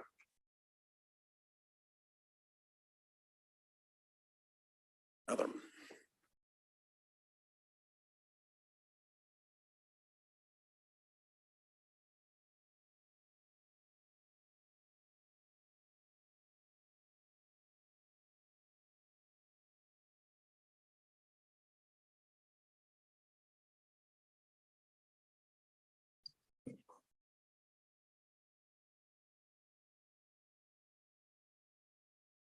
All right, thank you so much, Leticia. Thank you for producing this budget. This is the 2023-2024 proposed biennium budget that we just gave to you. And it represents a lot of work, especially on the part of Leticia Salcido, our finance director, but a lot of other of our coworkers put a lot of time and energy into this budget. So you won't be discussing the budget tonight. We're just handing it out and we'll be reading the budget letter to you. But the discussions on the budget will commence starting next week, and you'll have multiple meetings to discuss the budget and hear presentations from the departments. The hope is that tentatively we have the budget adoption scheduled for November 21st. That's the Monday right before Thanksgiving. By state law, you actually have until December 31st to adopt the budget.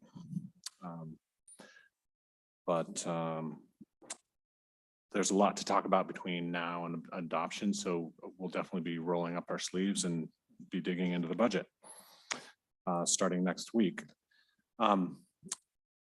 I've asked Stephanie Lukash to come up here and help me read the budget letter because she contributed a lot to this budget letter. She wrote major sections, and I thought it'd be good to have her help me read it. Plus, I might go hoarse if I don't rest my voice a little bit.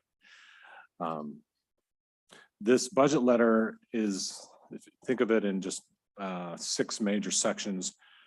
One is we'll talk about accomplishments from this current biennium. Then we'll talk about the budget picture coming out of this biennium, what our finances look like. Then we'll do a quick reminder of service level budgeting. And then the heart of this budget letter will dive into the highlights of the proposed budget. And then we'll look at the budget picture looking ahead to the end of the next biennium. And then we'll have a conclusion. So, and don't worry, we're not going to read all this word for word. We'll summarize sections, but we'll read a lot of it because it's important to convey what's in here, and we also want to make sure that we are capturing what you want for the city, what your hopes and dreams are, what your vision is for the city.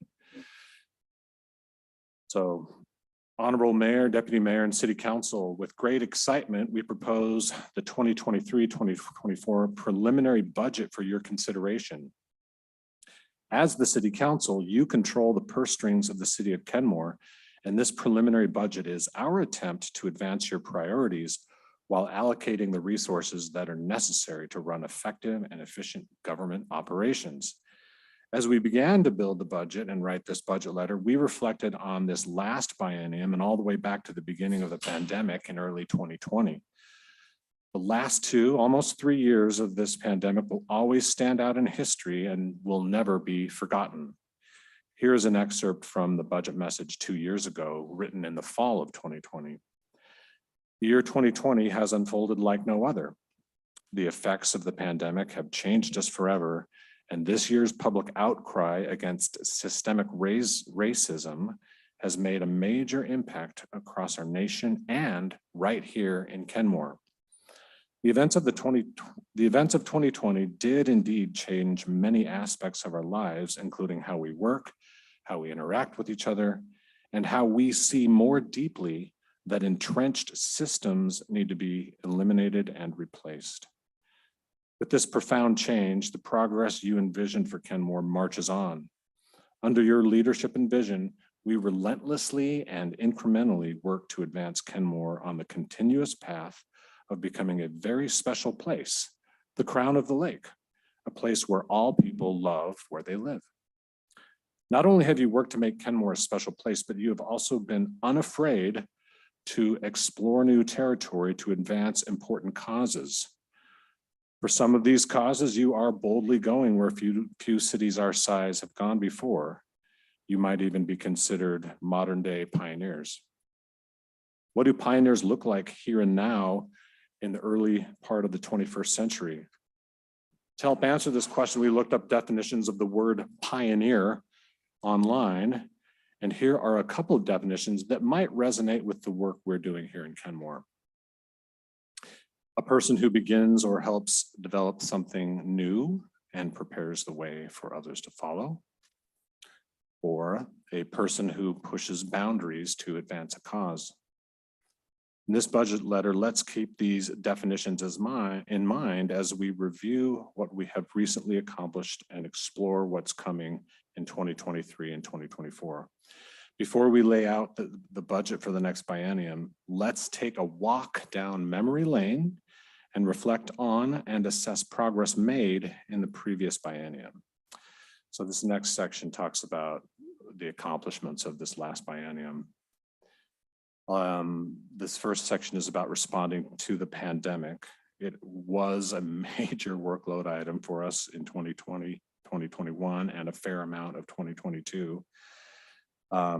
We continued to be nimble throughout the pandemic as we changed the way we worked and interacted. And like every city, we had to be pioneers in this uncharted territory. At the beginning of the pandemic, we created a plan of action with a purpose statement and objectives. The purpose statement was lead and support employees and the community through the social, mental, health, and economic impacts of the pandemic. And here you can see a list of the objectives that we had during the pandemic. I have to say our coworkers have been amazing through this pandemic. In 2020 and 2021, we were frequently responding and adjusting to changes in gubernatorial and health department directives. And we just couldn't be more pleased with how our team came together and worked collaboratively, creatively, compassionately to solve the problems of the pandemic. And technology has been our friend during the pandemic and has allowed us to stay productive while practicing physical distancing. In fact, the combination of physical distancing caused by the pandemic and the use of technology has permanently changed the way we work and interact. Many of our office workers are now on an ongoing work from home arrangement, and a significant percentage of our meetings are held online. Prior to the pandemic, we would have had to drive to various parts of the county for intergovernmental meetings and trainings. With remote online meetings, we save travel time and travel costs, not to mention the reduced impact on the planet. When we presented the budget to you in the fall of 2020, not a single city employee had tested positive for COVID-19. Back then, there was no vaccine available, and we were very cautious and strict about our interactions and the way we did business. Since then, the vaccine has become widely available, and most of us are fully vaccinated and boosted. Even with the vaccine, we would wager to guess that most of us have contracted and suffered through COVID-19.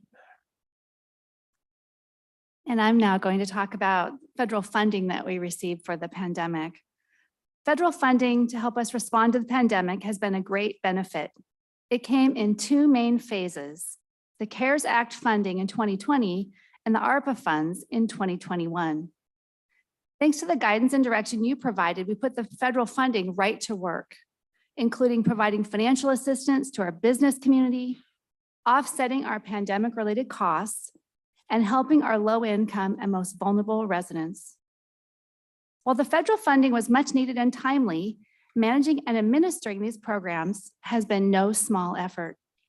We had to shift priorities and divert staff resources toward administering the grants. In July 2020, the city received the first of two tranches of its $6.4 million in American Rescue Plan Act, ARPA funds.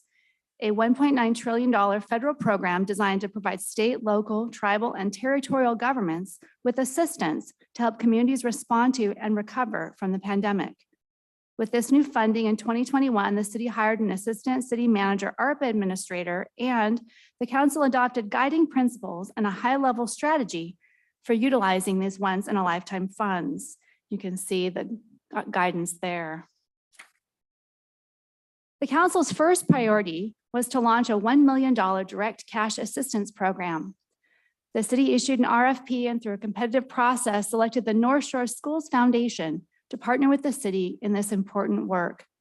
The program they created, called Kenmore Cares, provided direct cash assistance to Kenmore's lowest income households, and each eligible primary applicant received $2,000 with $250 allocated to each additional household member. The primary requirements for the program were an income at or below 50% area median income and Kenmore residency.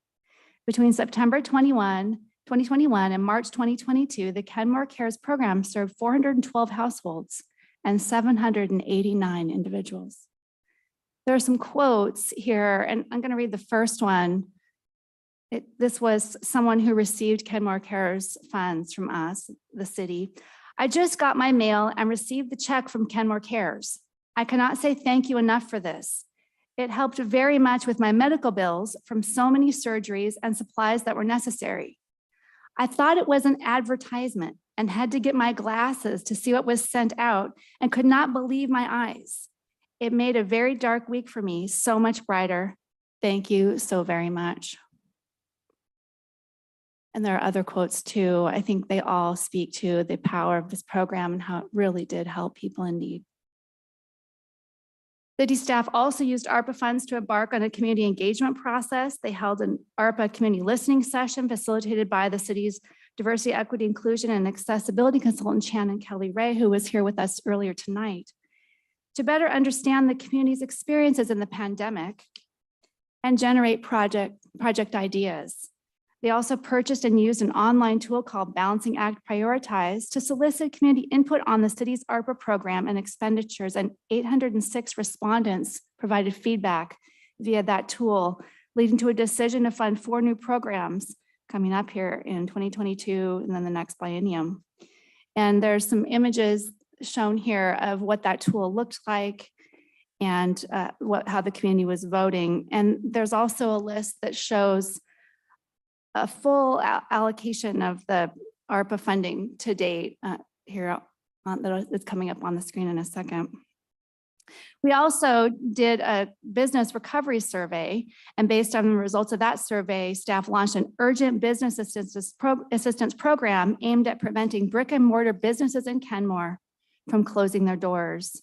And you also allocated half of our ARPA dollars to affordable housing. We're going to talk about that more in a moment. And then the picture on the screen shows the Municipal Excellence Award that the City of Kenmore received for our ARPA program. Finally, in anticipation of all the work ahead, the city's hired 2 new limited term positions to carry out the ARPA program through 2024, a management analyst and an assistant to the city manager. And so now I'm going to talk about systemic racism, racial equity, and our diversity, equity, inclusion, and accessibility efforts. 2022 was a year of progress in our diversity, equity, inclusion, and accessibility journey. Our consultant, Shannon Kelly Ray's work was quintessential as she guided us and the community through some important and sometimes difficult conversations. Ms. Kelly Ray and our Human Resources and DEIA Manager, Leonora Pilania, brought together a diverse task force of Kenmore residents, and with a lot of engagement and input from the community, advised us on a DEIA policy and made recommendations on how we can be more equitable and inclusive as a city and a community. Task Force's recommendations to DEIA policy will be presented for your consideration this month, followed by a DEIA implementation plan soon thereafter. And I'll read an excerpt from our proposed DEIA policy. The City of Kenmore honors its history while inspiring the future. This diversity, equity, inclusion, and accessibility policy is rooted in our core public service value for civil service, action, passion, and connection. These values will also guide the development and implementation of an aligned DEIA strategy initiative that presents an opportunity to improve systemic behaviors and actions that have not always been and may not currently be equitable and inclusive for every member of our community. The City of Kenmore must model best practices for the community so that local businesses, organizations, and individuals might enjoy increased access and improved outcomes for all. One of the most rewarding aspects of our DEIA journey has been observing how our employees have embraced this work, from supporting the task force to attending trainings to working internally on our processes. Kenmore employees have continually risen to the occasion. In the last few weeks, our employees have been completing a DEIA exercise to identify current services that are helping us achieve our goals and future opportunities to add or enhance services to reach our DEIA goals and improve our customer experience. And we have been heartened and impressed by the time and care employees took on these efforts. This work product will help us as we build toward the development of a DEIA implementation plan. The engagement and deep commitment of employees to these efforts will be essential to our long-term success. So let's shift gears and talk about what was accomplished towards the climate action plan this last biennium. You can see the United Nations quote there: "Climate change is the defining issue of our time, and we are at a defining moment." From shifting weather patterns that threaten food production to rising sea levels that increase the risk of catastrophic flooding, the impacts of climate change are global in scope and unprecedented in scale. Without drastic action today, adapting to these impacts in the future will be more difficult and costly. So in 2020, you set the vision and the plan for creating a climate action plan. We called it a plan for the plan, a plan for a plan back then. And we took that seriously. You funded that, and we engaged the community. You can see all the ways we engaged the community as we developed the climate action plan, those bullets right there on your screen. They were the opportunities to participate in these public engagement processes were widely advertised and printed in different languages. So after numerous outreach and public engagement efforts, on May 16th, 2022, you, the Kenmore City Council, unanimously voted to adopt the first City of Kenmore Climate Action Plan. The Climate Action Plan establishes actions the city and the community can take to reduce greenhouse gas emissions and reach carbon neutrality by 2050. We call it the CAP. The CAP also provides strategies to adapt to future climate impacts.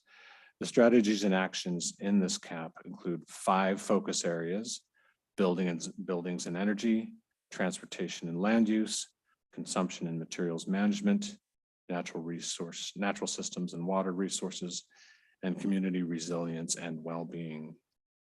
So the key goals in the Climate Action Plan are a 50% reduction in greenhouse gas emissions by 2030, 75% reduction by 2040, and carbon neutrality by 2050. Achieving these ambitious and urgent goals will require significant investment of time and resources beyond what can be accomplished with general fund dollars. We will say more about this later. Next, again, we're still walking down memory lane. Affordable housing. Affordable housing has been your top priority, and we have been advancing this priority with multiple tactics, all of which fall under 2 main categories. One is the policy side, and the other one is actually taking matters into our own hands and getting actual units built on the ground. On the policy side, we accomplished the following in 2021 and 2022.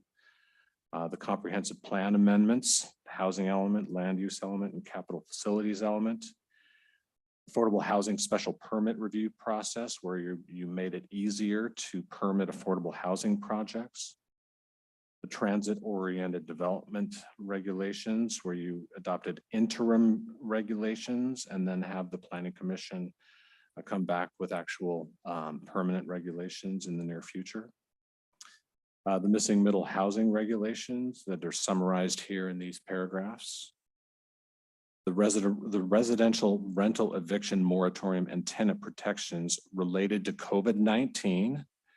And those are also summarized there in that paragraph. And then in addition, the ongoing residential tenant protections.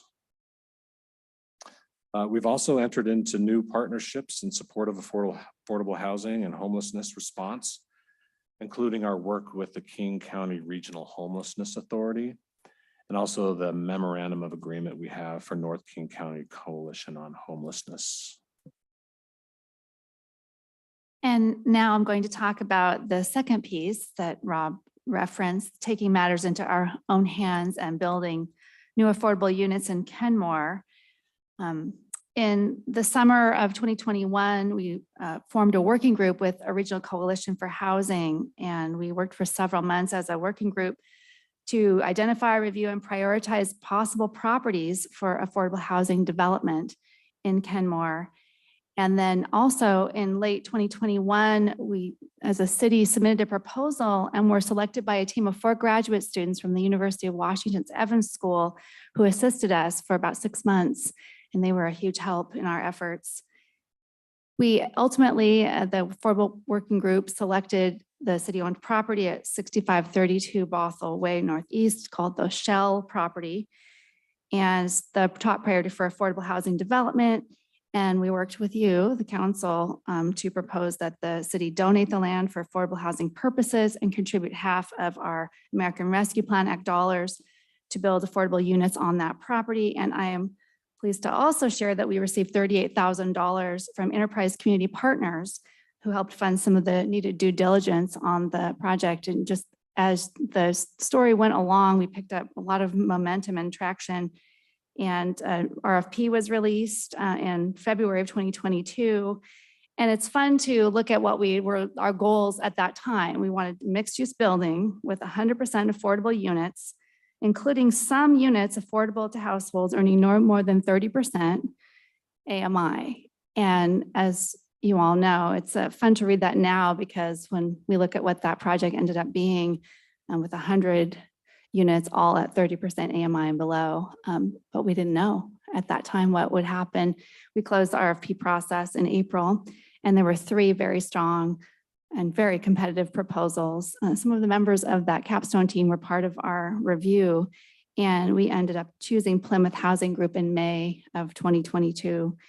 And it really did blow us away, their proposal, and that it's 100 new units, all at 30% of area median income and targeted for seniors, veterans, disabled individuals, and individuals who were formerly homeless.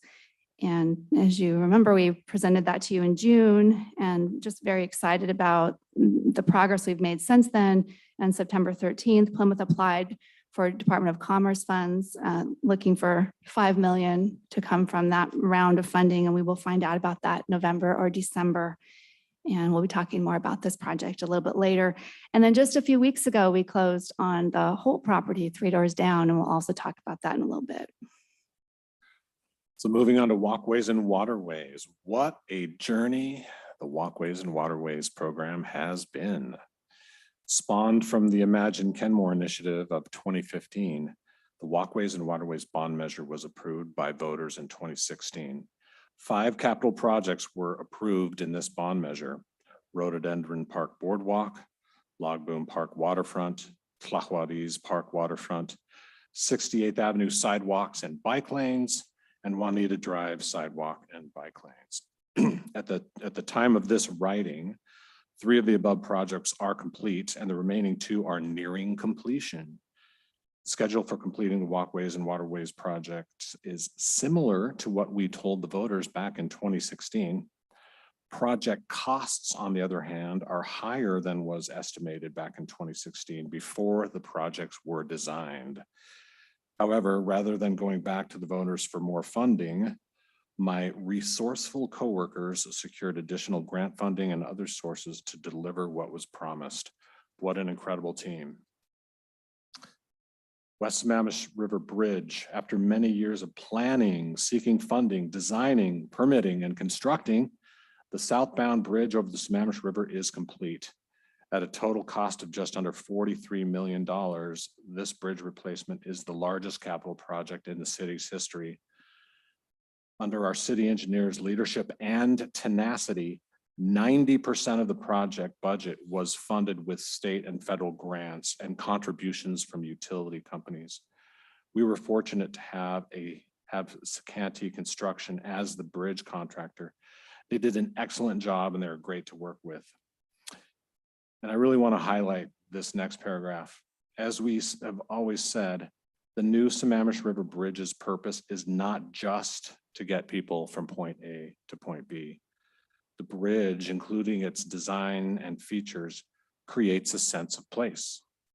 The promenade provides a comfortable and protected space for walkers and cyclists to cross, and the lookout point in the middle of the bridge provides a place to gather, reflect, and relax. And there's a picture of that lookout. Well done to my team. Really just so proud of the work they did.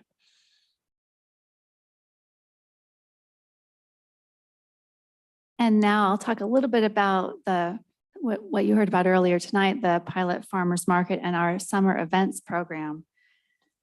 It was quite a journey because we were all virtual in the pandemic, and then we had just phased in a few events in 2021, and then we went with a splash to 27 events so far this year, and that includes the 14 farmers market days that were discussed earlier in this meeting. And not including the farmers market, over 9,000 people came out for our events, including more than 2,000 people at the bridge opening event, which you can see a picture of there on the screen on August 11th. And we had just over 1,000 shoppers on average at the farmers market each week. And this really was a fantastic summer. Moving on to the public works site acquisition. Last year, we achieved a key milestone on our path to developing a permanent home for our public works operations, which was site acquisition. The city purchased several adjacent parcels that will provide the much needed space for public works to store equipment and materials and provide a base for the crews to operate from. This year, we've been going through the process of zoning the property to public, semi-public, site define, and refining, or shall I say, getting down costs and the budget. Also, really proud of the work that John Vicente and his team did on both the ADA transition plan and the pedestrian facilities plan that you see there in those paragraphs.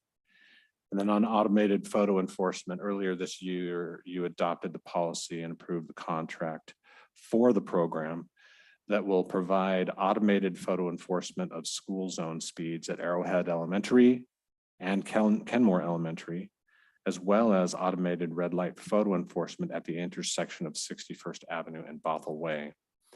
The cameras and associated technology have been installed, and we will soon begin the warning period. And then probably right after the first of the year, the actual program will begin. This program will improve safety and slow vehicle speeds, as well as generate revenue for the multimodal safety program and pavement preservation. All right, so now we're going to turn our attention to the adopted council priorities for 2023 and 2024. And with all of the accomplishments we've just mentioned as context, and there's so many that we couldn't even mention, we really want to talk about what you agreed at the retreat in June of this year were your priorities for the upcoming biennium. And there are 11 of them listed here, and I'll paraphrase them. So the first one is implement the adopted climate action plan and promote environmental stewardship. The second council priority is affordable housing. Third one is enhance multimodal transportation implementation, including pedestrian and bicycle safety.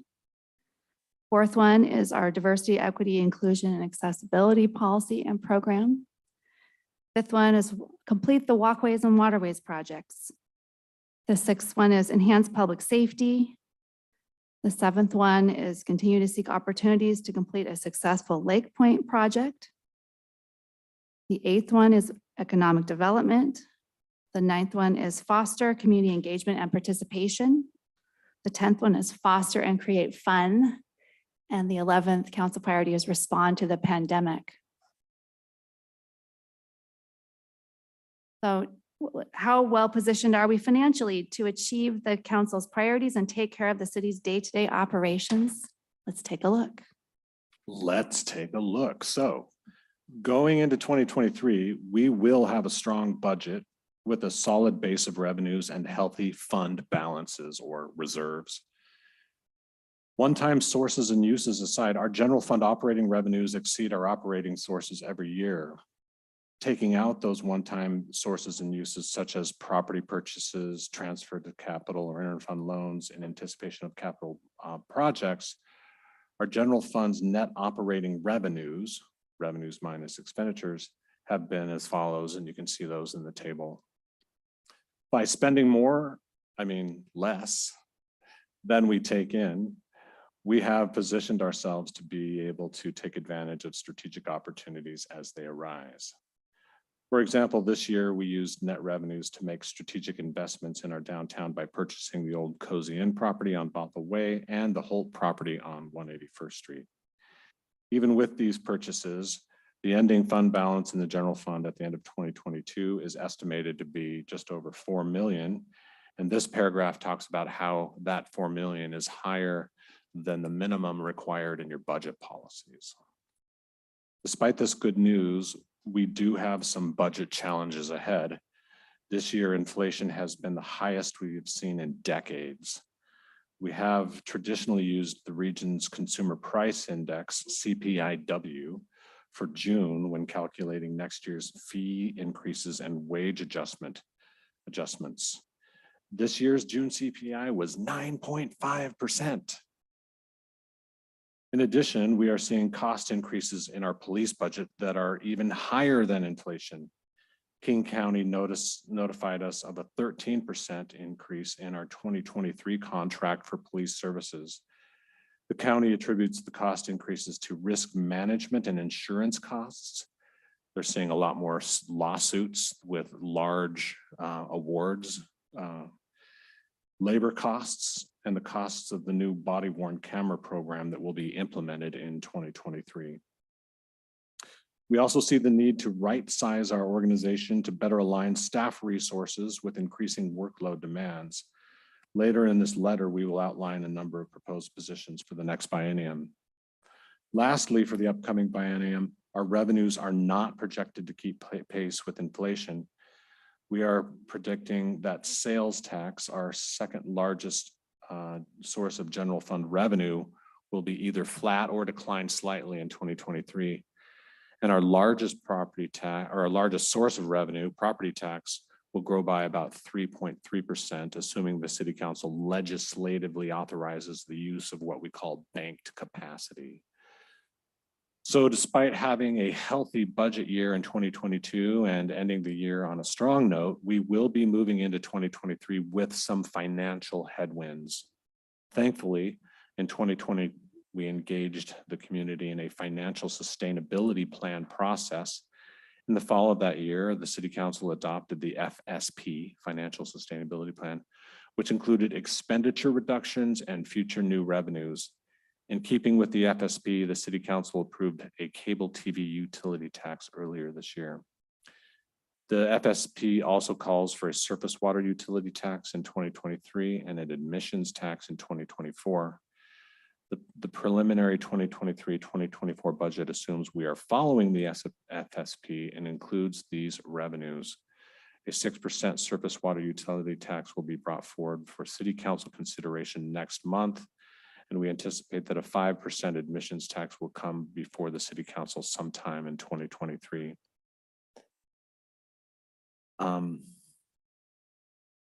So the FSP did not anticipate the high inflation, however, and it did not anticipate the large police contract increases or the need to bring on additional staff to meet increasing core and basic workloads. And so while the proposed budget is balanced, we need to keep a close eye on our finances, and we may actually need to revisit and adjust the FSP in the near future. This next section is on service level budgeting, and since we just recently had a workshop on that, I'll skip over that. So let's go into the punchline of this budget letter, which is the key components of and the highlights that we're proposing in the budget. So now that we know the budget picture, the city council's priorities, and a method to help us make budget decisions, let's dive into the key highlights of the preliminary 2023-24 biennial budget. Aligning resources with workload. Our first job is to run a good city and take care of our core and basic functions. As the city's population and infrastructure has grown, so has our workload and the corresponding need to provide resources to meet this growth. Service requests, permitting activity, facility needs, and overall expectations from our residents have gone up, especially in recent years. This growth in workload has impacted a number of our coworkers and their ability to do what they do best every day. As a result, we are proposing the following new positions in this budget. And the next several pages talks about those positions. And I really encourage you to read these. I'm not going to go into this. I'm not going to read these in detail right now, but please take some time to look at the justification for these positions. So that takes us to page 24, the bottom of page 24. And we're also making some organizational changes that involve reporting relationships and changes in titles and things.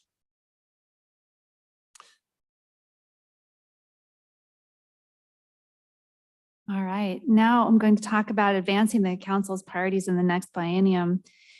In addition to taking care of our core and basic functions and right-sizing our organization, we must focus on advancing your top priorities. Let's start with the City Council's #1 priority, the Climate Action Plan and Environmental Stewardship.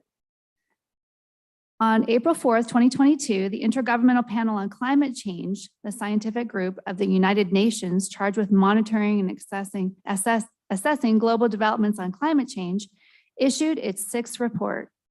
According to the latest assessment, greenhouse gas emissions continue to grow, and there is increased concern about our ability to limit global warming to 1.5 degrees Celsius above pre-industrial levels. According to the Climate Reality Project, once we arrive at that threshold, we start getting into scenarios that make most dystopian horror movies look like children's coloring books. The IPCC's findings are clear. Local governments like ours must join regional, state, and national governments to drive action that facilitates a rapid transition to a low carbon, climate resilient, and sustainable global community. Now, more than ever, cities like Kenmore have a critical role to play in addressing the climate change impacts already at our doorstep.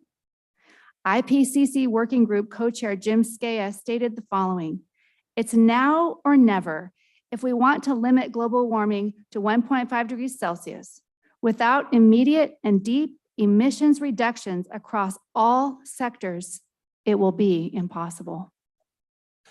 Kenmore's adopted climate action plan sets a goal to reduce our greenhouse gas emissions by 50% by 2030 and be net carbon neutral by 2050. The plan sets forth things the community can do, things the city can do, and things we can do together to meet this goal. Using the actions identified in the climate action plan, our environmental services team has developed the following table that outlines the actions and the costs of achieving a 50% reduction in greenhouse gas emissions by 2030. And you can see that kind of blinding table there. That's a lot of things, but they're taken straight from our climate action plan. They actually have dollar figures associated with them. And we'll go into this in a lot more detail on October 17th.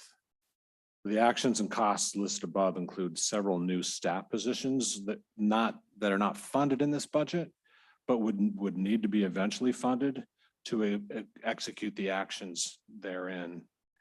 These positions would be as follows: a climate action plan and environmental stewardship manager, a climate action plan community engagement coordinator, an arborist, an administrative specialist. And again, these positions are not funded in this budget because this is such a large program, it needs its own funding source. And like I said, a more detailed description of the above positions, as well as additional information for all the climate actions listed above, will be presented and discussed at the October 17th council meeting. Note at the bottom of that table, you can see that the cost of this program is estimated to be about 1.5 to 1.9 million per year. While this is the cost of the actions staff believe need to be taken to achieve the emissions reduction goal, the city council may wish to adjust the list based on policy preferences and financial constraints. For example, several of the items on the list do not directly reduce greenhouse gas emissions and are solely resiliency measures, though resiliency measures were given high priority by the respondents during the development of the climate action plan. This next section talks about potential funding sources, and it lists a slew of sources. Mainly the first section there are revenue sources that the council can use under their authority, and the second one talks about revenue options that would require voter approval. Of everything on the list, only a levy lid lift would fully fund a climate action package. Everything else would need a combination of sources to fund it. If the city were to pursue a voter approved levy lid lift, there are different options, or what they call flavors of levy lid lifts, and you can see those there. In considering whether a new tax such as a voter approved levy lid lift would be appropriate or well received, one perspective is to consider the price of government theory. Price of government puts forth the idea that taxpayers have a range of tolerance for paying taxes. This tolerance is defined as the percent of household income being paid toward taxes. Taxes paid as a percentage of income is known as the price of government. While price of government is usually viewed across all levels of government, it can be helpful to focus on the price of Kenmore's local government. And you can see that graph there. So what that is, it's a percent of Kenmore taxes as a percent of household income. For the purpose of this graph, price of government includes taxes that Kenmore directly assesses on its residents and businesses, including property tax, utility taxes, and surface water management utility charges. The above graph does not include sales tax because both non-residents and residents pay sales tax in Kenmore, and conversely, Kenmore residents pay sales taxes outside of the city. Note how Kenmore's tax burden as a percentage of income has declined in recent years. The following graph looks at both Kenmore's tax burden, the price of government, and household income. So it overlays what household income does. Right there in the same graph is the price of government. Note that price of government is just one data point in considering new revenue sources. Equity, such as whether a potential new revenue source has an exemption for low-income households, also needs to be considered. As a part of this budget process, discussions around implementing the climate action plan, including how and when to fund it, will take place, including presentations scheduled for October 17th. Our upcoming presentation about possible future funding sources, we will also discuss other city council priority needs that might be included in a package, such as affordable housing and other things such as public safety. But in addition to a climate action plan, there are other key actions we can take in this next biennium to be stewards of the Earth's resources. Below are some environmental initiatives we are moving forward with. One of them is the tree regulations that you've directed us to work on. You've already adopted what we call the Tier 1 list, and we're bringing back the Tier 2 list of tree regulations to you in the near future, including an exceptional tree ordinance. And our environmental services department conducted a culverts analysis to see which culverts would have the most impact on fish passage if we were to replace them. And in 2023, we will take that analysis and explore ways to fund the replacement of those culverts. Habitat restoration, this has been driven by a lot of our residents. We have many Kenmore residents who are passionate about the environment and have shown their passion through their actions, including in their own initiated habitat restoration efforts along Kenmore streams. We want to continue to support those efforts and see if we can expand similar opportunities for other residents. And then, of course, industrial emissions and air quality. Included in the Strategic Opportunities Fund is continued funding in 2023 to continue to monitor and keep an eye on the Puget Sound Clean Air Agency's issuing of the permit for the asphalt plant. So in summary, the City Council's #1 goal for the 2023-2024 biennium is to implement the adopted Climate Action Plan and continue to promote stewardship of our natural resources. If we can take the leap to fund the Climate Action Plan, then we will truly be fearless pioneers, putting our words into action and creating a way forward for other cities to follow. In the meantime, we can continue and even magnify what we have already been doing to be good stewards of the environment. Now I'm going to talk about your second priority for the next biennium, affordable housing. The Puget Sound region is suffering from an acute housing affordability crisis. Over the last decade, home prices in King County have grown at a significantly higher rate than household income. Demand continues to outpace supply, and a recent study found that Washington ranks last in the nation for housing availability. There are countless people who would love to live in Kenmore and other close-in cities, but just can't afford it.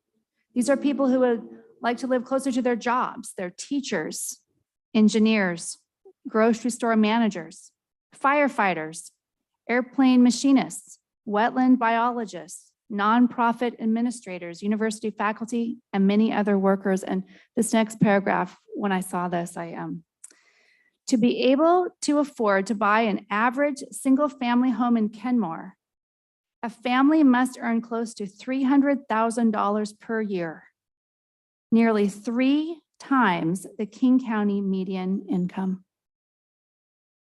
I want to sit with that for a second. That's really important when we think about what we're doing here. Lack of housing inventory in relation to jobs and population growth is the main cause of this crisis. So there are several more pieces of this that talk about how urgent our affordable housing crisis is and why you picked this as your second priority. I won't read them all, but in the next biennium, subject to your direction, we're anticipating moving forward with several regulatory policies, missing middle housing, which was obviously a big discussion tonight, proposed 2022 comprehensive plan amendments that also support implementing regulations for smaller lot sizes and smaller footprints. That's a potential 2023 land use regulation docket item that will come before you.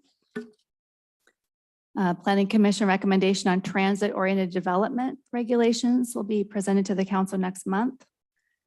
We'll be revisiting and updating the affordable housing strategy as a future docket item, potentially in 2024. And then if the appeals to the manufactured housing ordinance adopted in 2019 are resolved, then the council should consider a Planning Commission docket work item on the comprehensive plan and amendments on future upzoning outlined in that resolution mentioned there. All right. Thank you. If I could, I know Stephanie's trying to keep this moving, but if we could go back to page 31, there's something I want to point out here. If you look at the top of page 31, we also need to do things to help end homelessness. And a recent Department of Commerce study concluded that contrary to popular belief that drug addiction and mental illness are the primary causes of homelessness, lack of affordable housing is the main cause of homelessness. And you'll see the source there cited. Another study found that for every $100 increase in median rent, those living in poverty see a 14.5% increase in homelessness in metro areas in the US. And in Kenmore, we are in a metro area, we are seeing rent increases in the hundreds of dollars per month. And the work you did on tenant protections should help alleviate that. So, all right, so where were we? We're on page 34? We are. Thank you for that. Okay, all right, multimodal transportation, including pedestrian and cyclist safety. Okay. Our nation continues to see. Hold on a second. Yeah. 34? We did skip over, there was the on the ground opportunities. sorry. Yeah, that's okay.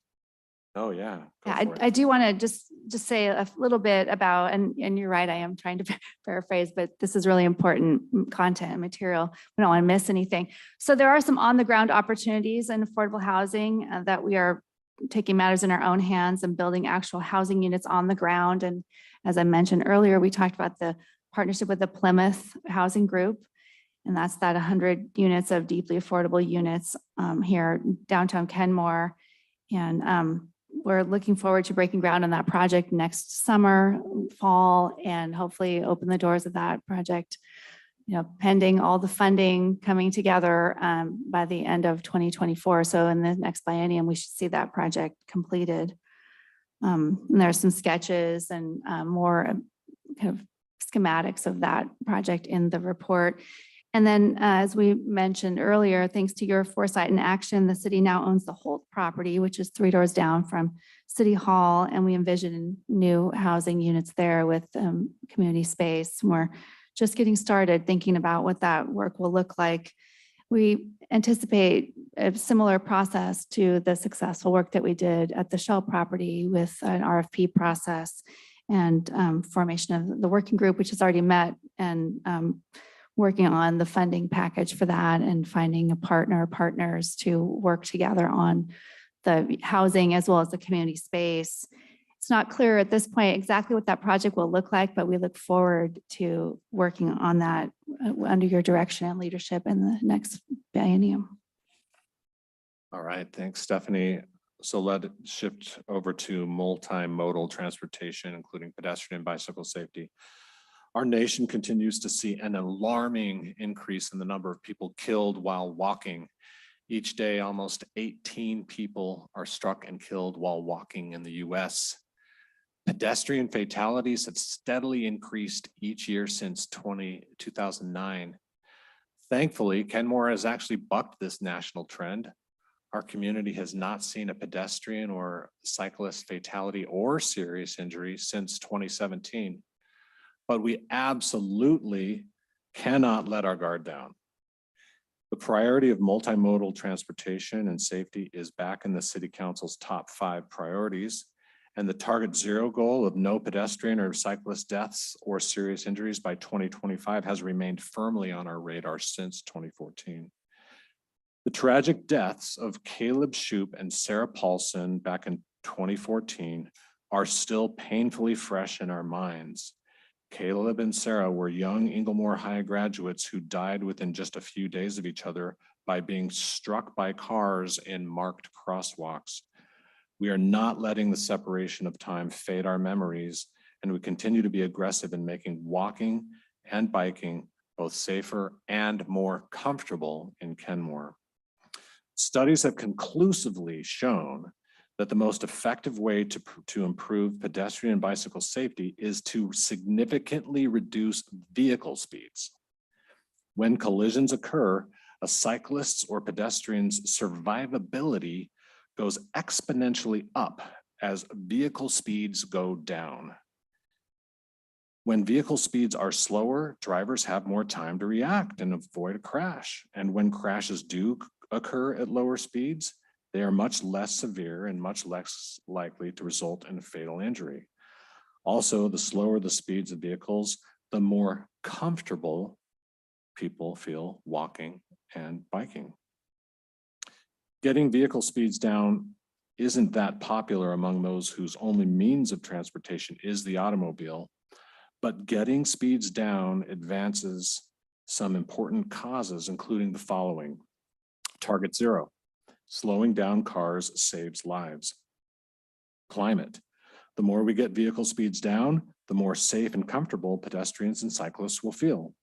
The more comfortable they feel, the more people will choose to walk and bike instead of driving cars. The less cars on the road, the less greenhouse gas emissions and toxic pollutants in the air. Equity and inclusion. The more we can facilitate less expensive and more healthy modes of transportation, the more equitable and accessible our community will be. Why should the cost to own and operate an automobile be a required entry fee to participate in society? And think about how regressive this entry fee is on lower income families. But economics is not the only equity issue when it comes to walking and biking. This illustration produced by the Smart Growth America shows how deadly it is to walk in the US by race. That is just a really troubling graph. So let's improve racial and social justice by promoting more safe and equitable ways of getting around and slowing down cars. The next benefit is freedom, which is a close cousin to equity, if not a twin here. Because of sprawl-oriented land use policies and auto-centric infrastructure, we have become prisoners to our cars. As author and former New York City Transportation Commissioner Jeanette Sadiq-Khan put it, for a lot of people, a car means freedom and social status. But if a city provides you no choice but to drive, a car isn't freedom, it's dependence. If you have no choice but to drive for every trip, it's not your fault. Your city has failed. Lastly, sense of place. Fast-moving cars create anti-place, not a sense of place. When it comes to our local streets and creating a safe and comfortable sense of place, urban planner and author Chuck Marone contrasts two priorities: throughput for automobiles and quality of place. If we put the priority on the latter, magic will happen. Kenmore eventually, over a long period of time, become like the special places that our ancestors built. Think of the best downtowns you know, and you'll know what I'm talking about. We believe we're in an awkward transition period in Kenmore where our city is becoming more urban with more and more people walking and rolling. Some of us are not happy about this transition. We want to continue to drive uninterrupted, take corners at off-ramp speeds, and bristle in rage over 20-second delays. But more than ever, we need to let our inner pioneers help us see and understand that our streets, especially where there's complexity and human habitat, must be built to human scale, not to highway scale. When it comes to transportation, we need to be fearless pioneers and start embracing some radical concepts, such as cars don't have to dominate the public space. People can walk to places by choice. People and quality of place can be prioritized over throughput of automobiles. It's okay for cars to go slow when they're in the thick of human habitat, especially in our downtown core and in around our local neighborhoods. We see a future in Kenmore where these concepts are no longer radical, a place where we feel free and comfortable to get out of our cars and use healthier, less polluting, and more equitable methods of getting around.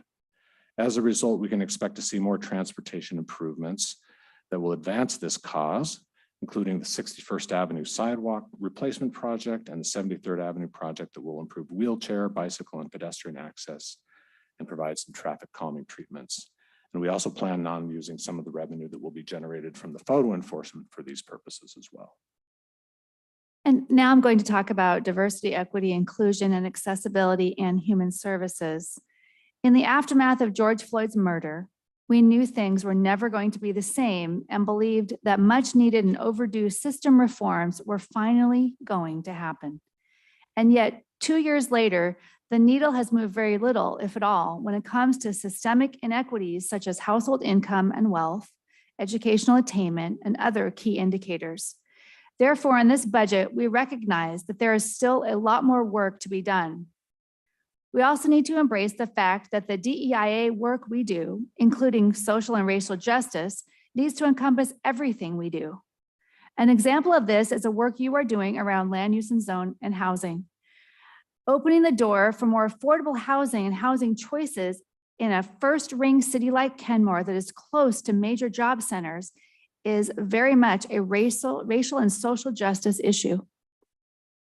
Furthermore, true and lasting DEIA change goes beyond changing attitudes and biases.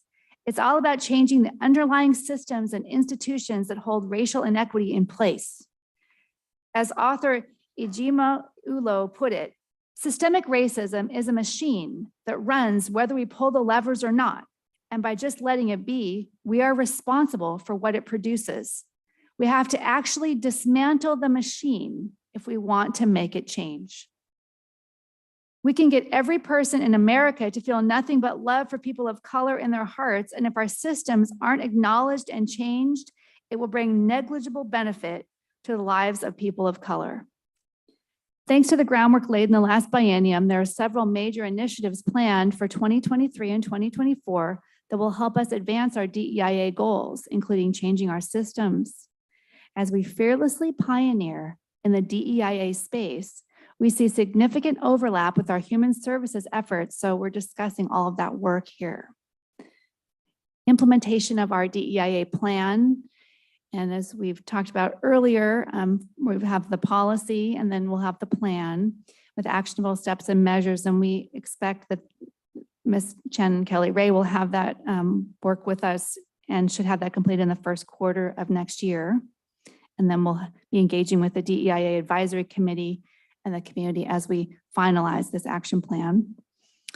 We have radar expansion and the new 24/7 crisis center.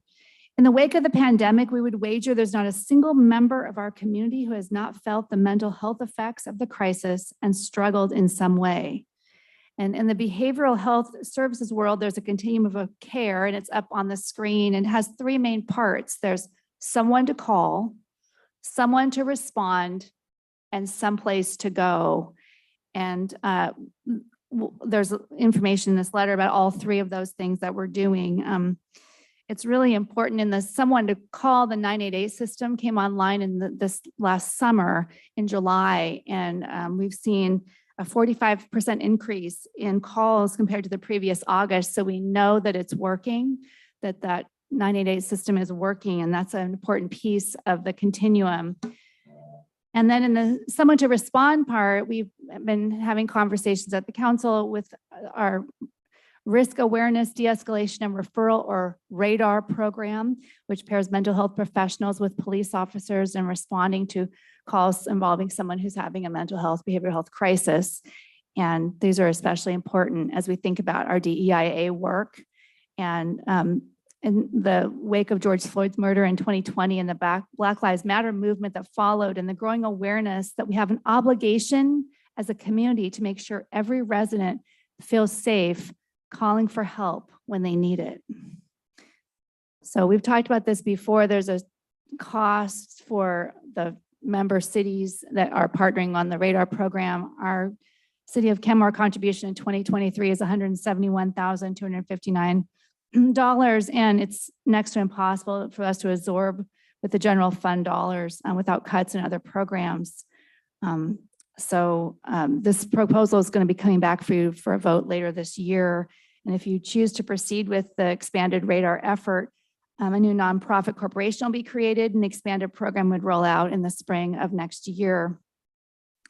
And then in the someplace to go part of the continuum, we are fearlessly pioneering to bring a new 24/7 crisis care center to North King County.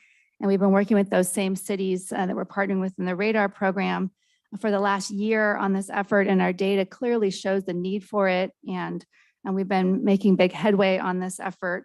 We have a partner in Connections Health, and they are proposing a $14.2 million, 40,000 square foot North King County facility that has an outpatient clinic, crisis stabilization beds, what they call 23-hour observation, and then evaluation and treatment services. And there's information about their proposal, but in an exciting development recently, we found out in the beginning of September that the Department of Commerce awarded Connections Health on our behalf as a coalition a $4.2 million grant for the Crisis Stabilization Center. And then recently, Dow Constantine at a press conference Mayor Herbig was at on our behalf as a city pledged up to 11 million in county dollars for the construction of the facility. So we look forward to opening the doors of a new 24/7 crisis center to serve our community in the next biennium. And then Juneteenth is an important new holiday, celebrates the freedom of enslaved people in the United States at the end of the Civil War. For more than 150 years, African-American communities across the country observed this holiday. And in 2021, President Biden showed his own version of fearless pioneering and signed a bill to officially designate Juneteenth as a federal holiday to be observed each year on June 19th. It was the first new federal holiday since Martin Luther King Jr. Day was established in 1983. And on Monday, June 13th, you proclaimed June 19th, 2022 as Juneteenth in Kenmore. And Kenmore City Hall was closed this year on Monday, June 20th in observance of the holiday. And we purchased a new flag that we flew over City Hall for the very first time this year. It will be flown over every future Juneteenth. And we're proposing in the next biennium to celebrate Juneteenth with an official city program. And we're looking at options and brainstorming ideas, but we're thinking about a civil rights speaker or a Juneteenth program at City Hall, maybe some children's programming, and maybe partnering with another organization to provide some meaningful service opportunities for our community, because we think it's really important to celebrate holidays like Juneteenth is one way we demonstrate our commitment to DEIA in our city. And then another thing we're looking at is community court will be a new program that is a restorative way to help misdemeanants resolve their problems and get the help they need to find employment, training, and rehabilitative services. And instead of meeting in a courtroom where it's a formal judge situation, nonviolent offenders voluntarily agree to participate in the program, and they meet at Shoreline City Hall, and they can access services, and they meet in weekly. And we look forward to this being another way that we can provide more equitable service and alternatives to formal courtroom experiences for our residents who need help getting back on their feet.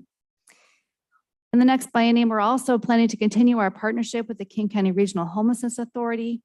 And we're continuing to participate in the North King County's group that's convened by the authority to better coordinate homelessness response efforts in our North King County area.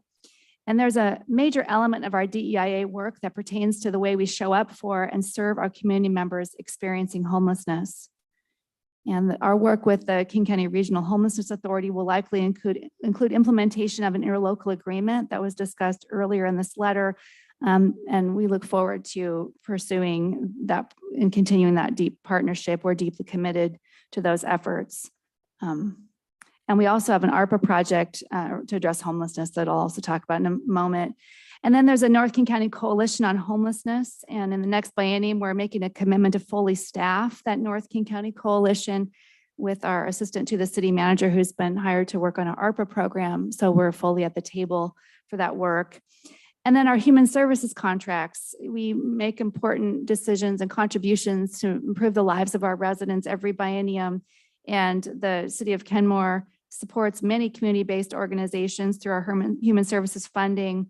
And you will approve that total funding amount for human services providers in the budget process, and it will be presented to you on October 10th, so next week.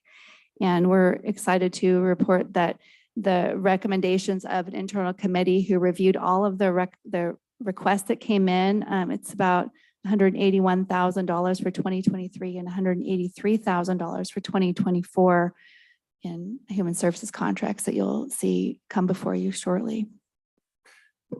So as you can see, there's not very much going on when it comes to this human services and social justice. No, I'm just kidding. There's a lot going on. So walkways and waterways, this next session just talks about what's in store for the walkways and waterways projects in the next biennium. Completion of Plahuadis Park and Juanita Drive, sidewalk improvements, those are biggies. But if I were to summarize what's in store for these two projects, I'd put it in make 2 points. One is ongoing habitat restoration monitoring, which is the mitigation we have to do for these projects. So there's going to be a cost there. And then there's also going to be a cost just to maintain these projects, which is one of the reasons why we're proposing the 2 new maintenance workers. So maintenance and monitoring of the mitigation work associated with these projects. If you go to the bottom of page 43, right there, yeah, right there. I love this quote. Check this out. So recently we received the following from a Kenmore resident who's pleased with the safety improvements on Juanita Drive, even though they're not done yet. She said, I just wanted to send some encouragement and thanks from this bicycle commuter for continuing to push through car culture and make room for infrastructure that allows alternative transportation to be safer. I ride an electric cargo bike with my kid, and sometimes we are now giving rides to friends. I was able to sell my car and get by solely on my bike during the week when my partner uses our now 1 car to commute to work because of the biking infrastructure and commitment to safety of Kenmore and surrounding cities. All right, so we're going to talk briefly about the American Rescue Plan Act work plan for the next biennium. We're entering our 3rd year of our ARPA program. And again, just remembering this is a once in a lifetime opportunity to make a difference in our community that's a direct response to the pandemic. It offers a huge chance to fearlessly pioneer in service to our community.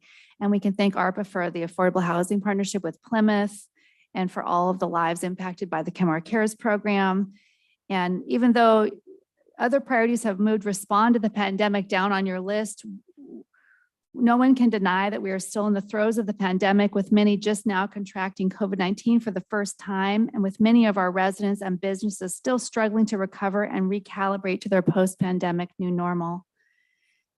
And we have a chance to do something extraordinary here. And that Johnny Corn quote that I brought before you in July of 2021 is still very accurate. And I just think centers us in what this opportunity is to use these dollars, it's once in a lifetime dollars.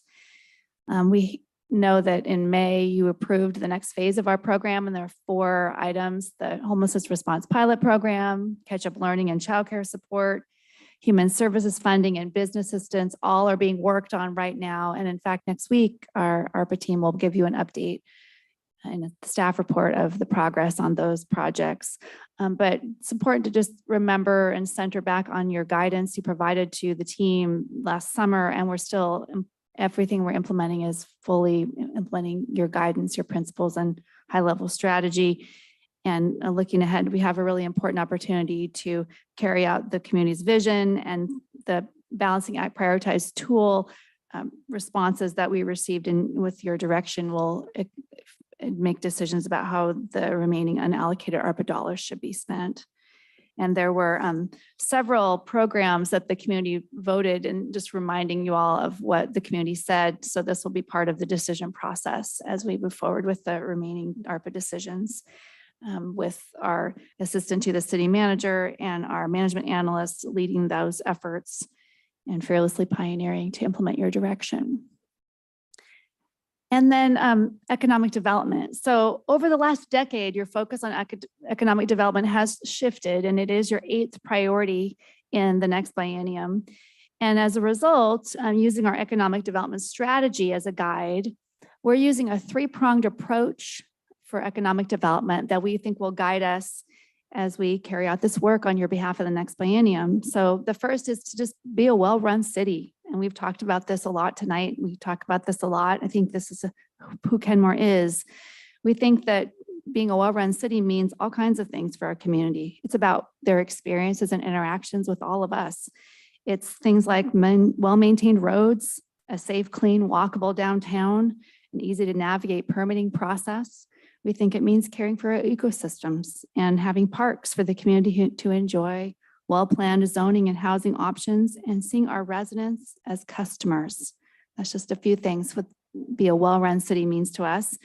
See strategic opportunities. This is about taking matters in our own hands, and we have many examples of that. The bench, The Cozy Inn purchase, as well as the Holt property, are examples of us taking these opportunities as they are presented to us and seizing those and making the most of them.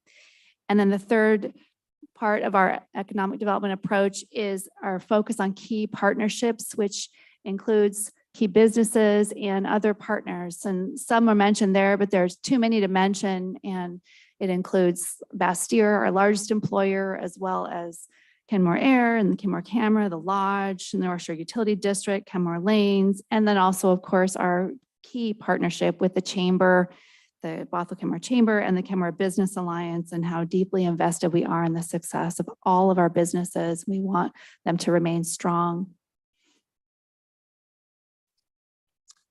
So other highlights, we're now kind of moving a little bit away from city council goals, but other highlights include the Public Works facility. We envision the completion of a new home for Public Works operation and environmental services by the end of this biennium.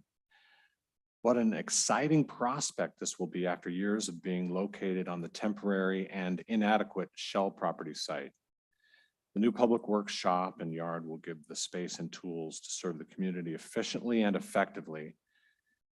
We still have some important milestones to achieve before we can break ground, including the rezone and designing a facility that we can afford. But we're excited to be on the path and moving forward. And then just a few other things. The Regional Aquatic Center, I just gave the council an update on this work in our two different partnerships, Kirkland, Shoreline, and Lake Forest Park, two different $100,000 grants. We'll be hiring a consultant to identify potential sites within that four-city area and look at hosting a state-of-the-art aquatic center in the future. And we're hoping make big progress on that in the next biennium. And then Lake Point. Lake Point is, as you know, a big opportunity. And this is your 7th priority for the next biennium. Continue to seek opportunities to complete a successful Lake Point project. So on your behalf, we'll continue to work with Vector Development, has that pre-application since 2021, and we're continuing to be in communication with them and support their work. We are hopeful that the continued progress will happen in the next biennium, and the work ahead will include community engagement and a proposal that embodies the city's goals for a safe, walkable, pedestrian, and bike-friendly mixed-use development consistent with the city's comprehensive plan. And then the Strategic Opportunities Fund. And so we want to just share with you some ideas that we have. The Strategic Opportunities Fund was created by surpluses in the general fund, which we talked about earlier. Each year, portions of better than anticipated general fund ending balances have been transferred to replenish the Strategic Opportunities Fund. And this fund has been put to good use and help us take advantage of some strategic opportunities, including contributions to capital projects, property acquisitions, and jumpstart investments in pilot programs. So this year, we propose to fund the following out of the Strategic Opportunities Fund: the farmers market. So the pilot farmers market, which we heard about earlier, exceeded expectations and was such a boost for our community. And we believe that long-term, the farmers market should be produced by a nonprofit and supported with a modest subsidy from the city. This model is commonly used, including in neighboring cities. But in the meantime, we're proposing to use Strategic Opportunities funds to buy the time necessary for the farmers market to transition over to a nonprofit business model. Radar program expansion, which we talked about earlier, thanks to the initiative and partnership of Kenmore and its neighboring cities, that highly successful radar program is ready to expand to 7-day-a-week coverage. While expanding radar is a worthwhile endeavor, it has a cost, which we shared earlier. And up until now, the county has been paying for this program. So we really do need to answer the long-term question of how is this expansion funded and by who? But in the short term, we can see 3 potential funding sources for the cost of the radar expansion: strategic opportunities, ARPA, provided the community input process is honored, or the pursuit of additional funding from county, state, or other resources. And you all saw, I think recently, the Association of Washington Cities is offering $1.9 million in grants for cities starting co-response programs. And the minute we saw that, we jumped on it, and we're taking the lead on the behalf of the partner cities to apply for those funds, and we're hoping that will be a successful application and will help offset the costs of implementing that expansion for radar in the next biennium. But in the meantime, for the biennium budget, we're proposing to temporarily pay for Kenmore's share of the radar expansion from the Strategic Opportunities Fund. Asphalt plant emissions consultant, as the Puget Sound Clean Air Agency completes the permit process for the asphalt plant, we will need the continued advice and advocacy of the firm we've been using since the beginning of this process. And so we propose $60,000 in consulting services in 2023 from the Strategic Opportunities Fund. And then the Bastyr Partnership and Clinic at the Plymouth Housing Project. So in the next biennium, we're delighted by a commitment from Bastyr to house a community wellness clinic and apothecary tea shop on the ground floor of the Plymouth Housing Affordable Housing Development. And this partnership is a huge win for our community. Their clinic will serve both residents of the building as well as the community at large. The clinic and tea shop will be adjacent to a community courtyard, which you've seen renderings of with that tree that we're preserving. And we're proposing $10,000 in Strategic Opportunities Fund dollars to support an element of their clinic proposal. And we've brainstormed some things around the courtyard, maybe some seating or art. And we'd like to partner with them on what the actual collaboration would be. So as a result of the spending as proposed above, the Strategic Opportunities Fund balance at the end of the biennium will be close to zero. It'd be approximately $32,000. While this projected balance will be the lowest since the fund's inception, we anticipate that we'll be able to partially replenish it in early 2023 with surplus fund balance in the general fund. And if the past is any indication of the future, we will likely be able to replenish, at least partially replenish the Strategic Opportunities Fund right after the first of the year. Okay, so we are on the home stretch. Are you guys doing okay? You doing okay? All right, just a couple more pages. Thank you for hanging in there.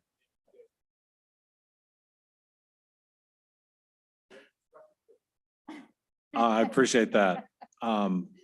Okay, so this 2-year budget for the general fund and street fund that we're proposing is balanced in both 2023 and 2024. In other words, it's not eating into our reserves. So this balance means what it says here, that projected expenditures do not exceed projected revenues. Now, we are eating into the Strategic Opportunities Fund, as we showed you, but as far as what's in the general fund and the street fund, those two are balanced. So this budget is what we call realistic, meaning that it's not too optimistic or pessimistic. As mentioned earlier in this letter, the consumer price index we use for wage adjustments and fee increases came in at 9.5%. Given that revenues are not predicted to grow at that rate, we will be recommending a 6% wage increase for employees on January 1st, 2023. And we've made inquiries what other cities in the county are doing, and found that most are taking a similar approach to wage increases, not granting the full CPI. Mentions how our financial sustainability needs to be updated. And then that last paragraph right before the conclusion, our healthy financial footing going into this next biennium will position us well for the challenges ahead. And the next biennium budget will provide resources to maintain core and basic service levels, provide a number of enhanced programs, and make progress towards the City Council's top priorities, all while maintaining a balanced budget in the general funds and street funds, which are our main and most important funds. So the conclusion here, drum roll, please. It's only 10:10, isn't it? Okay, so what thrills us about all of this is that all your programs and services that we provide as a city, they work together and they're interconnected to make Kenmore even more livable and lovable. And just as exciting is how your priorities cause us to stretch ourselves and be pioneers and to advance these important causes. So that brings us back to the idea of being a pioneer. Earlier in this budget letter, we offered 2 definitions of the word pioneer. May we offer another definition? A pioneer is one who takes action to create the future, not someone who waits for or hopes for a better future, but someone who actually creates a better future for themselves and for others. A true pioneer who creates a better future for others has the following characteristics. They have passion for and faith in their cause. They have an outward mindset, meaning their goal is to lift and to help others. They put in consistent effort over long periods of time, and they have a growth mindset, meaning that they believe that they and the world around them can change for the better. That's a growth mindset. These pioneers with a growth mindset know they need to stretch themselves and inspire others to do the same. They know that growth and change come from getting out of their comfort zones. This organization is made up of true fearless pioneers. They have the characteristics just listed, and they work as a team to create an even better future for Kenmore. So whether it's building a new bridge or preserving open space and restoring habitat, preventing crime and keeping our city safe, protecting our waterways, providing great places and spaces, ensuring our built environment is safe and adds to the quality of life, creating more housing choices through missing middle and other transit-oriented development, and maintaining our infrastructure or building transportation infrastructure that supports multiple ways of safely and comfortably getting around, building new affordable residential units close to jobs, services, and transit, or just creating a great sense of place. This team creates a future that will improve lives and quality of life for thousands of people for many generations to come. Thanks to the resources provided in this budget and the city's council's vision, leadership, and support, we will more than live up to our service vision. Propelling Kenmore upward, we create a thriving community where all people love where they live. And I just want to mention the acknowledgements here. The whole city team came together to provide this and produce this budget document. And in particular, I want to acknowledge the tireless work of Leticia Salcido, our Finance and Administration Director, standing right over there. She worked nights and weekends to put this together. So her professionalism, expertise, work ethic, and attention to detail made this budget document and the immense amount of information therein possible. Everyone on the leadership team did their part to bring their portions of the budget together, as did other co-workers who compiled the data and information from each department. We appreciate the policy guidance of our department heads as we work to produce a budget that advances the council's priorities while making sure our core and basic services are taken care of. Thanks also to Assistant to the City Manager, Garrett Oppenheim, for helping us develop the new service level budgeting tool that cost us $0 other than staff time, and updating the price of government model. We appreciate the City Council for providing the vision and policy direction we need to develop this budget. And we especially appreciate all the members of the Kenmore community for providing the resources to accomplish all that is set forth in this budget. Thank you.